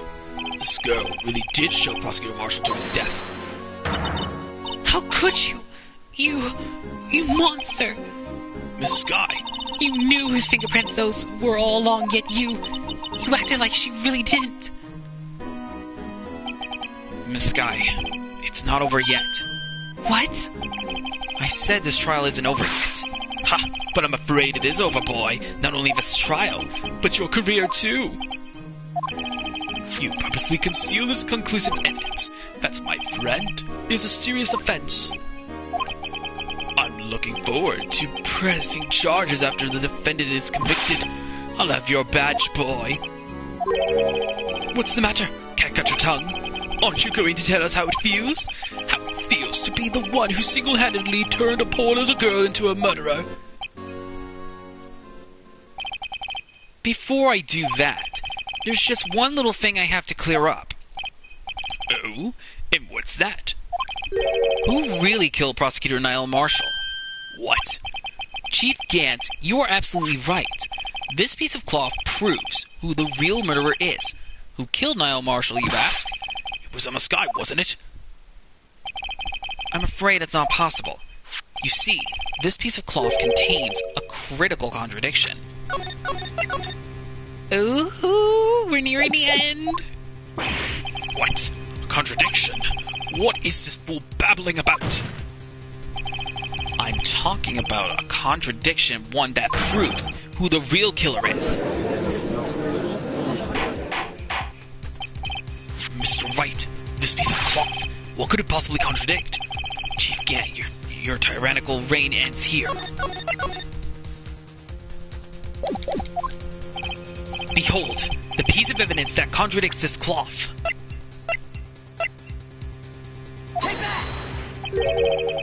What exactly is this supposed to be? This is the picture Miss Sky took. Take a good look at it. See where the piece of his vest was cut out? Yes, his shirt is showing underneath. It's hard to make out with all the blood on his vest, though. Exactly my point. His chest is soaked with blood. That's only natural.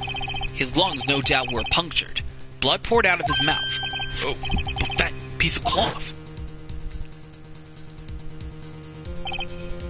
Wait, there's no blood on it. Oh, that's it, because there's no blood. Since Emma Sky's fingerprints are on this cloth, there's no doubt she shoved the prosecutor aside. However, Mr. Marshall was not impaled on the sword at the time. No, this is nonsense. Now then, Chief Gant, let me ask you something. Prosecutor Marshall was not impaled when he was shoved aside. He most likely hit his head on the ground and was knocked out. If so, then tell me, who could it have been? Who could have arrived at the scene before Miss Lana Sky? Picked up the unconscious prosecutor and impaled him on the armor's sword. Then, to make it look like Emma was responsible for the prosecutor's death, said person proceeded to write her name on the jar with the victim's blood. A jar they broke on purpose to leave behind a clue and make Lana believe her sister did it. Remember what you admitted only moments ago? That you personally cut out this bloodless piece of the victim's vest. Ironic, isn't it? Though the very act of creating insurance. You prove that you were the actual murderer. No! It's finally all over.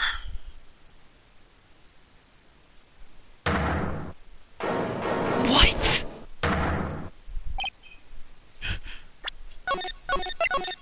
Oh, come on. Is there more? Oh, that was close, Righto. You almost had me. Sorry, but you'll have to do better than that. I refute your allegations. What do you mean you refute his allegations? You see, that piece of cloth is illegal evidence. Order, order. What nonsense is this? Illegal evidence cannot be used to convict a suspect. Remember, Uji. Earlier, Alrighto here concealed that piece of cloth. So then, what's your excuse, Righto? You do have some conclusive evidence, don't you? Your Honor, I don't have any evidence I can present at this point in time. Well, that's true. The defense did refuse to present evidence. At that moment, that piece of cloth ceased to be legal evidence. But that's not fair. Oh, did you actually think you could best me in court? It looks like the last laugh on you, son. I'm afraid Mr. Gant's claim is legally correct. Well, Mr. Edgeworth? True, illegal evidence cannot be used to convict a person. Assuming, of course, that the evidence is indeed legal. Well, Mr. Wright? It seems at last the time for me to reveal my plan has finally arrived. Mr. Wright, do you admit to it? That you purposely and illegally concealed this piece of evidence, piece of cloth?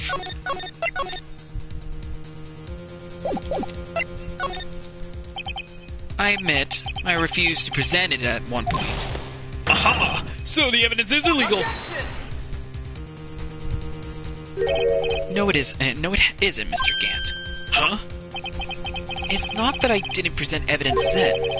It's that I couldn't. What do you mean you couldn't? There are certain procedures involved when presenting evidence. No, Uchi, don't listen to his lies. He's nothing but a coward. You can't really believe. There is only one issue left to be resolved in this trial. Is this evidence legal or not? Very well. Let us settle this once and for all. Earlier you refused to present evidence. If you can prove if you can prove your conduct was not in violation of the law, then do so now. This is my proof, Your Honor. Evidence law. What's this? I've done my homework too, Chief. Indeed, Emma Sky's fingerprints were on this piece of cloth. However, at that point in time, this was merely a piece of cloth, nothing more. What? You see, it's written right here in this book, the second rule of evidence law. Rule number 1. No evidence shall be shown without the approval of the police department. I found this piece of evidence myself, inside your safe. It goes without saying, I did not have approval from the police department. Rule number 2. Unregistered evidence presented must be relevant to the case on trial. And here's the crux of the matter. You see, at the time it was impossible for me to prove the relevance between the cloth and the SL9 incident. What? What kind of nonsense is this? You want relevancy? Just take one look at this picture and... Sorry, but can you recall when was that picture presented? That was shown only a few moments ago. No. He's right. At the beginning of today's trial, that piece of cloth was still meaningless. The person who gave it value as evidence was you, Damon Gant. You yourself confessed to a certain truth. Let me verify this once more. On the day of the crime, you personally cut out this piece of the victim's vest. Oh, yes. No! It was that and then that you approved this cloth as conclusive evidence. Yes, you, the chief of police, personally approved this cloth. The only person who could have cut this from the victim's vest is the one who stood before Prosecutor Marshall in his final moments. In other words, the real murderer, and there's only one person who that could be. Damon Gant, the killer was you.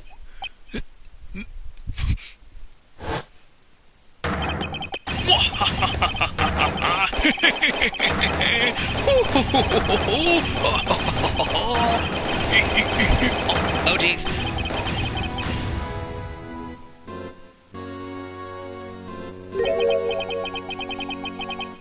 I knew I should have gotten rid of him. That good-for-nothing scum! For 2 years he spent snooping around the department, trying to get something on me. Crimes are being committed every day, yet he insisted on hounding me. Well, your crime wasn't exactly petty. He wanted to reinvestigate this case. He recruited Agent Starr, then convinced Bruce Goodman. Detective Goodman? Yeah, that's right. If the evidence is transferred, I'll lose my only chance to find out the truth. Please, you've got to help me. Goodman turned him down, as he ought to. Still, Jake Marshall didn't know when to quit. He stole Goodman's ID card and tried to take the evidence. Goodman came to me that day. He wanted to file a lost item report. I went with him to the evidence room. Then all of a sudden he decided to speak out. What are you talking about, Goodman? Can you please reopen the investigation, Chief? We can't transfer the evidence out. There are too many questions left unanswered. He opened his evidence locker and he was taking the evidence out, he said. It's not too late. I'm going to hand all of this over to Marshall. Well, to be honest, I was a bit taken aback by his words. I had a bad feeling when he came to see me, but I never thought he'd bring up SL9. That's when I saw it. The cursed knife. He stabbed him. I couldn't just pull it out. Doing so would have only led to more blood, making it near impossible to hide your crime. Even so, the blood was just pouring out. I didn't know who might stumble in, so I hurried to wipe it out. I was worrying so much about the floor, I didn't realize my fatal mistake. The bloody handprint on Detective Gumshoe's locker. I used to be known as the crime computer. But everyone has to start somewhere, I guess. I was too nervous. I had no business doing any of it. Then you put the body in my car. I'm sorry, I couldn't think of any other way to move the body. I broke your trunk, but what's the big deal? You make a lot more than us detectives ever will. Leaving the prosecution's car aside, how? How could you get Miss Skye involved in all this? Well, she had as much to lose as I did if the truth came out. So you took the evidence from Detective Goodman's locker. I felt bad for having to do it. I also didn't have the time to pick and choose what to take. So, you left the jar of fragments in the glove. Yeah. It looks like I was better off being an investigator of crimes than a committer.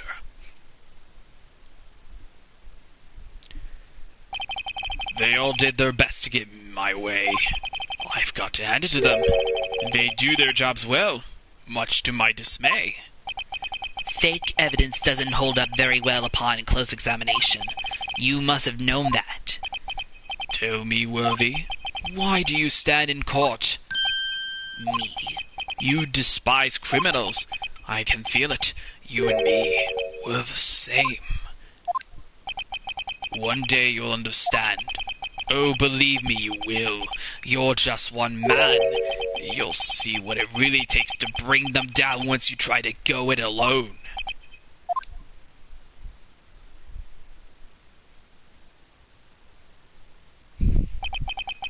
Sorry, 2:47 a.m. Well, looks like it's time to say goodbye.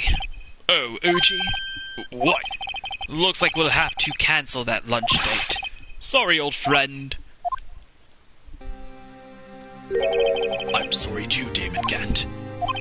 I knew you as you used to be long ago. You were once a fine investigator and an example to others on the force. I'm sorry to learn that you are no longer that person. Those days are gone now, OG. Thanks for all the memories, though. Don't worry, you'll be fine. Now you have Righto here. And Worthy. With these two around, you can't go wrong. In fact, I can hear them already. The melodious sounds of a new beginning.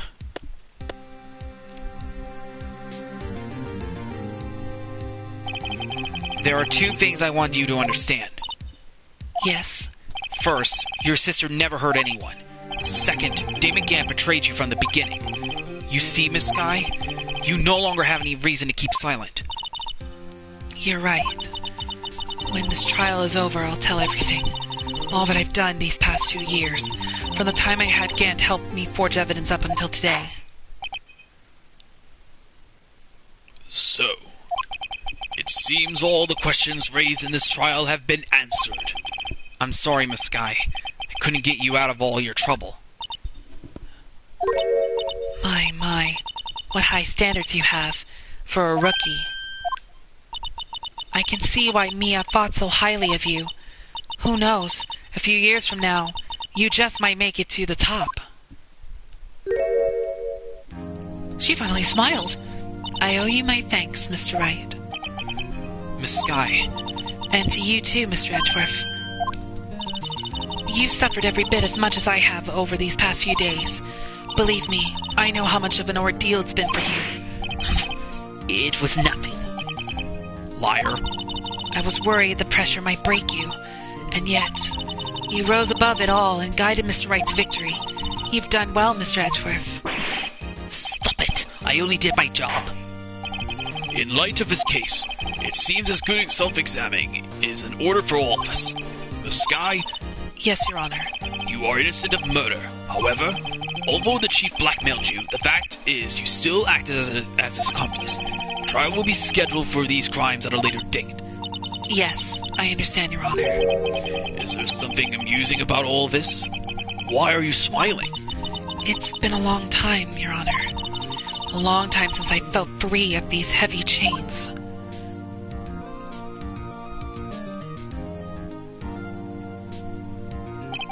Well, this trial has gone on far too long already. Regarding the charge of murder, this court finds the defendant, Miss Lana Sky. Yes!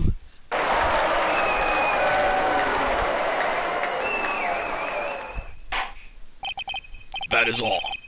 This court is adjourned. And this is, oh my goodness, 4 hours. Okay, let's wrap this up. February 25th, 5:03 p.m. District Court, Defendant Lobby Number 2. At long last, it's finally over. Emma? Why the long face? I'm sorry your sister didn't get completely off the hook. But at least she wasn't convicted for a murder she didn't commit. No, that's not it. Just now after the trial ended, I can see why Mia Fey thought so highly of you. I owe you my thanks, Mr. Wright. And to you, too, Mr. Edgeworth. You've suffered every bit as much as I have over these past few days. You've done well.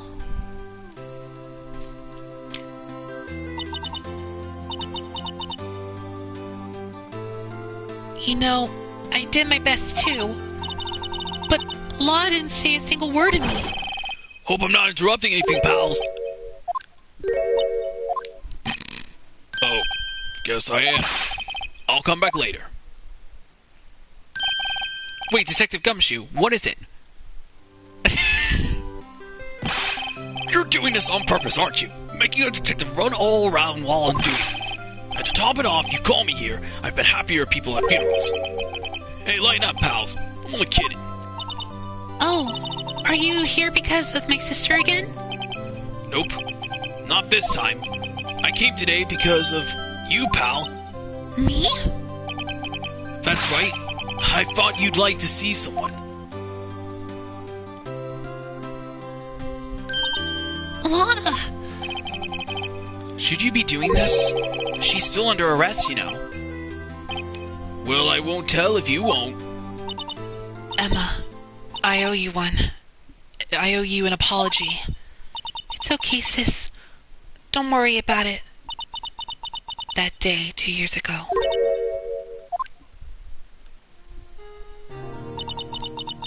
Was the first time in my life I ever panicked. It was all I could do to keep myself from screaming. All I could think about was keeping you from getting wrapped up in that mess. Sis, I asked Gant to help me cover up the truth.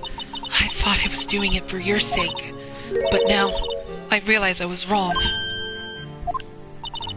I changed after that day. I had to. It was the only way I could make it through the past 2 years. I knew how much I was hurting you by distancing myself, but I couldn't bring myself to tell you what I did. I was scared. Scared of you look at me with those eyes of yours. I was scared of how you react if you knew. But sis, you were only doing it for me. No. Huh?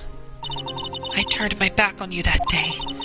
In hiding what I believed to be the truth, I was deceiving you. Sis. I'm such a fool. It took me all this time to realize it. Emma, I'm so sorry. But sis, you don't have to apologize. I'm happy now. You're happy? Of course. You know, sis, I always knew that one day you'd come back.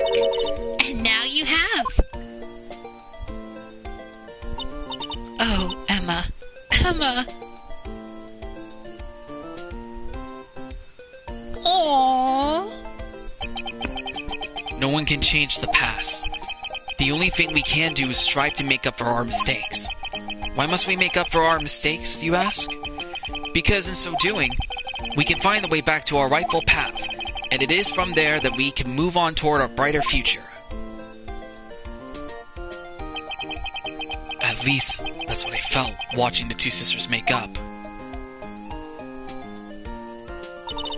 Mr. Wright, Mr. Gumshoe. Me? Thank you both for all that you've done. I'm sure we'll meet again someday. Isn't that right, Edgeworth? Edgeworth? Stop hiding and come over here. Where was he hiding? I just came to say, congratulations. Thank you. Thank you, Mr. Edgeworth. Right. Well, I'll be going now. Miss Edgeworth, I hope you don't blame yourself for what happened. We were the ones who acted corruptly, not you. It's too late for me. No matter what anyone may say, I realize today that I can't correct my mistakes. Mr. Edgeworth! Not only that, but I don't even trust myself anymore. Chief Gat was right. You despise criminals. I can feel it. You and me were the same. One day you'll understand. Oh, believe me, you will. You're just one man. You'll see what it really takes to bring them down once you try to go it alone. I do despise criminals. I plan to dedicate my entire life to fighting them. But in order to fight crime on my own, I need a weapon. It's scary, but I've known that to be true for quite some time now. But Edgeworth, who knows? Given enough time, I might have tried to pull something like Chief Gant did. That thought terrifies me. That's why I can't continue on as a prosecutor. Edgeworth, don't you understand? Damon Gandon, your mentor. Manford von Karma. We're both the best of the best when it came to fighting crime. But they both made the same mistake. You said in order to fight crime on my own, I need a weapon. That may be true, but think back to today's trial. You weren't alone.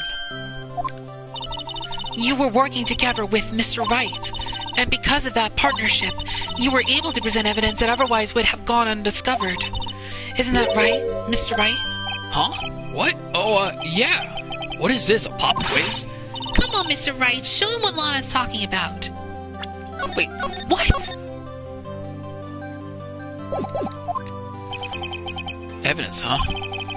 Something that neither Edgeworth nor I would have been able to find on our own. Jeez. Do I have to pick... What? Oh, come on, really? This one? That might mean something to you, but I don't see how it had anything to do with our partnership. Huh? Mr. Wright, it seems you still have a lot to learn as well. Jeez Louise.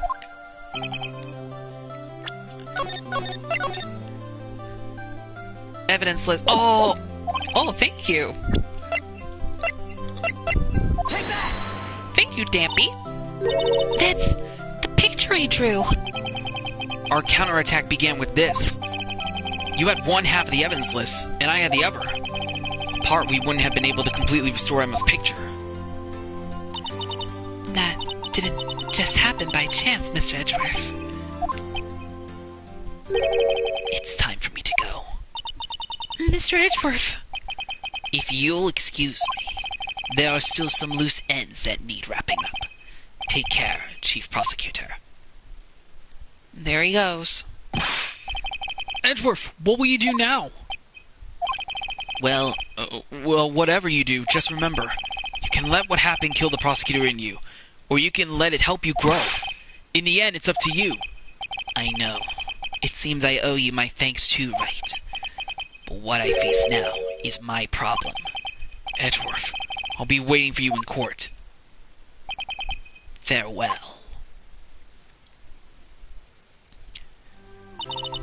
I'd better be going too. Okay, but I'll be by to visit soon. It seems we both have a lot to learn and catching up to do. Here, this is a little something for you. Scientific investigation. It's the first book I ever bought. Study it well. Thanks, sis. I will. Aww. And so, another case came to a close. As for the sisters, I have faith. Faith that their lives have only just begun. And as for me, I think it's time I started on a new journey of my own. A journey to rediscover myself. Well, don't go trekking off just yet, pal. Oh, come on, you had to ruin the moment. Huh? What is it, detective? There's just a little matter to be resolved about the chief prosecutor. You see, she isn't supposed to be out of jail like this. But I thought you said it was okay. Yeah, well, it may be okay with me, but the folks at the prison are a different story. Huh? Basically, I had to bribe a guard in order to sneak her out for 30 minutes. Believe me, it wasn't cheap either. Huh? way to go, detective. I didn't know you had a wild side. Well, yeah. You see, Mr. Wright here's the one who will be footing the bill. Huh? Huh? What, you think I could afford it with my salary? You gotta be kidding me, pal. Huh? Huh? Huh? Thank you, Mr. Wright. You're the best. Why is it I suddenly feel like I want to scream? Hey, I got an idea. Why don't we all go pay it off together? Yeah, that's a great idea. Come on, guys. Let's go. Objection!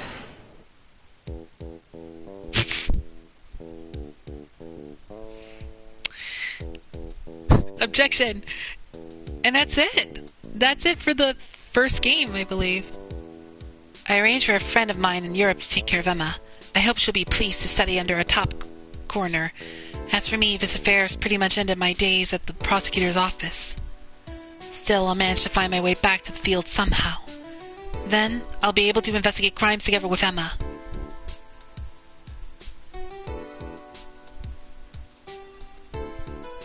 Wow. This was... I can't believe it took me 4 hours to get this done. This is longer than the Undertale Pacifist Run finale. Jeez Louise. Yikes. I thought it was a goner for a moment there. In the end, though, they overlooked my unauthorized investigation of the chief's office. If we penalize you anymore, it'll be worse than firing you. Yep, that's what they said. It just goes to show you can't shake me off that easily. I'll try and make it to the next stream. You definitely keep me entertained and no focus on my game. Any ideas when that will be?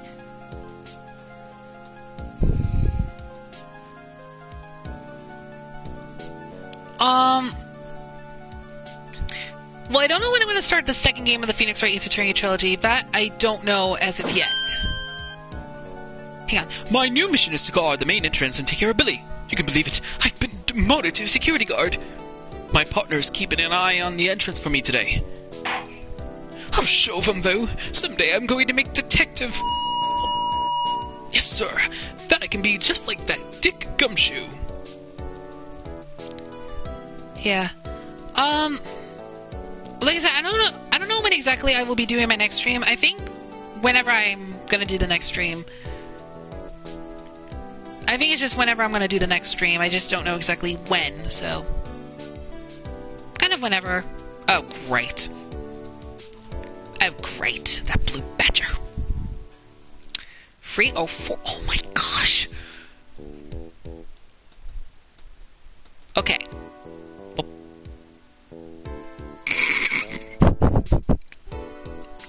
Well, there goes the blue badger. Wow, I can't believe this took me 4 hours. I cannot believe this is the longest video I've ever done on my channel. Oh, what the? What is it? Can't you see I'm having me a showdown with a steak lunch partner? Miss Star managed to sneak this into me. She's seeing one of the guards, it seems. Well, cowboy, looks like you did it. You even gave Bambina back her smile. Can you make sure Billy and the gang get their water? So yeah, I'm hoping to do the second game, hopefully maybe in May. I'm not quite sure. Maybe I may do it in May, I don't know. Looks like we won't be seeing each other for a while.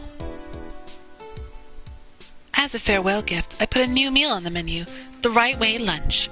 The top layer tastes as bitter as defeat, but the bottom layer is as sweet as victory. Kids seem to dig the turnabout theme. It's a hot seller around exam time. Just make sure not to eat it backwards.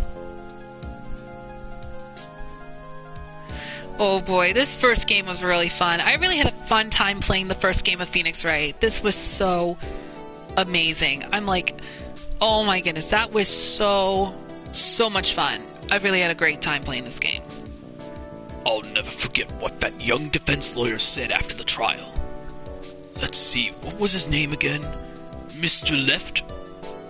Anyway, he said he's been doing something or other for, how many years? Well, anyway, I've got another trial to get to, so I'd better be... Huh? Oh no, I forgot my gavel. Sorry, gotta go. That was the first time he left his seat.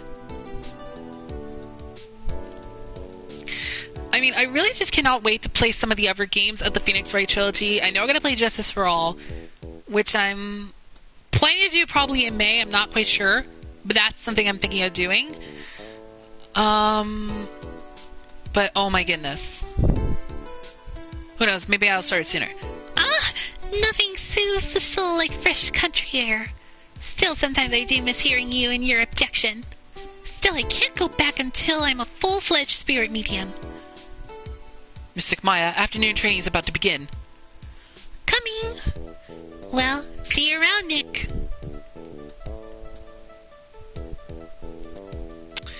Oh my goodness. Well, we finally did it. We finally defeated Damon. And oh my goodness, that trial was very long. I didn't expect there was going to be multiple to be continues. Oh my goodness gracious. That was really long. It was a good thing I decided to put all of this in the 18th part. Oh my goodness. Mr. Edgeworth. Oh, the bellboy. Mr. Edgeworth, I brought you your tea. What's going on?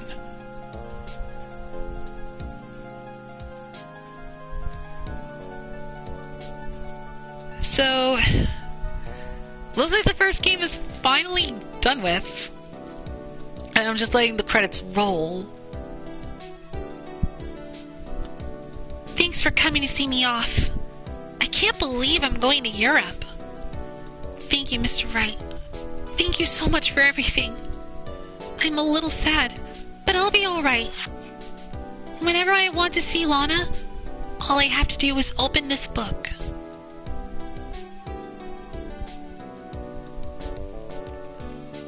Oh. A letter?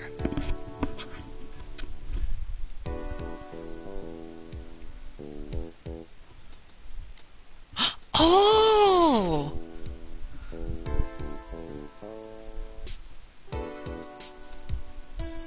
photo of Lana and Emma.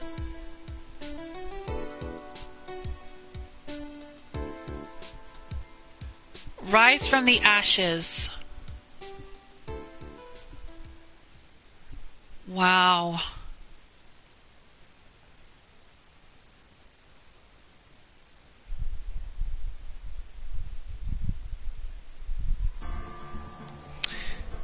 Well, that's it. That's the end of the first game of the Phoenix Wright Ace Attorney Trilogy.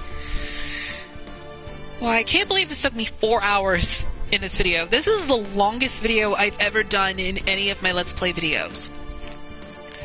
This was so amazing. I've enjoyed every last minute of this. But it's not over yet. This Let's Play is not even over yet. Not by a long shot, because we still have 2 more games to go through. Justice for All and Trials and Tribulations. So, it's going to be crazy to see how the other 2 games are going to play out, but, oh boy. But I gotta say, this has really been amazing getting to play this game, and I really just cannot wait to continue doing I can't wait to continue doing the Phoenix Wright Ace Attorney Trilogy. Now, there's still a lot more ground to cover in the next 2 games. To be honest, I don't even know what to expect in these next 2 games. Probably a lot more emotion. Probably a lot more craziness that's about to happen, but I guess we'll find out soon enough. But anyway, it is getting late. It is 3:10 a.m. in the morning. I was just desperate to get this done, so I was just desperate. This is probably going to be my longest video, and hopefully I don't have to do another 4-hour video. Who knows, maybe. Anyway, so, yeah, that's actually it for the first game. This is... I subbed. I'll try to make it to the next... Oh, thank you! Thank you so much, Stampy. I'm glad you enjoyed the video, and I'm... Oh my goodness. Oh my goodness, thank you so much! Oh my goodness, thank you! Alright, anyway, I'm gonna wrap this up right here. So guys, that's gonna be it for part 18 of my Let's Play Phoenix Wright Ace Attorney Trilogy. Dang, this was a long video. This is really crazy. I hope you guys have enjoyed this video as much as I have. I'm sorry I had to look up YouTube a couple times to figure out some things in the 5th trial. I did get stuck on a couple parts, but oh my goodness. Hopefully I don't have to look it up again in the next 2 games. Oh no. Anyway, but this Let's Play is far from over, because in the next part we're going to be starting Phoenix Wright Ace Attorney Justice for All. That will be the next game we'll be starting up next. So you guys do not want to miss what's going to happen on part 19 of my Let's Play of the Phoenix Wright Ace Attorney Trilogy. And... I'm not only going to be focusing on Phoenix Wright, there is going to be other games I'll be doing as a Let's Play very soon. So, there is going to be more games I'll do as a Let's Play very soon. So, yeah, there's going to be more coming. But, like I said, next time we're going to be starting up Phoenix Wright Ace Attorney Justice for All. So you guys do not want to miss what's going to happen on the next part of this Let's Play. I know there's going to be a lot more fun, exciting things that's going to happen. Anyway, I should probably start getting ready for bed because it's late and I need to go to bed. So until the next video, guys, this is Xenonite XE6. Hope you guys have a great night, and I will see you guys in part 19 of my Let's Play of the Phoenix Wright Ace Attorney Trilogy, and I will see you guys in the next video. Until then, have a good night, and farewell!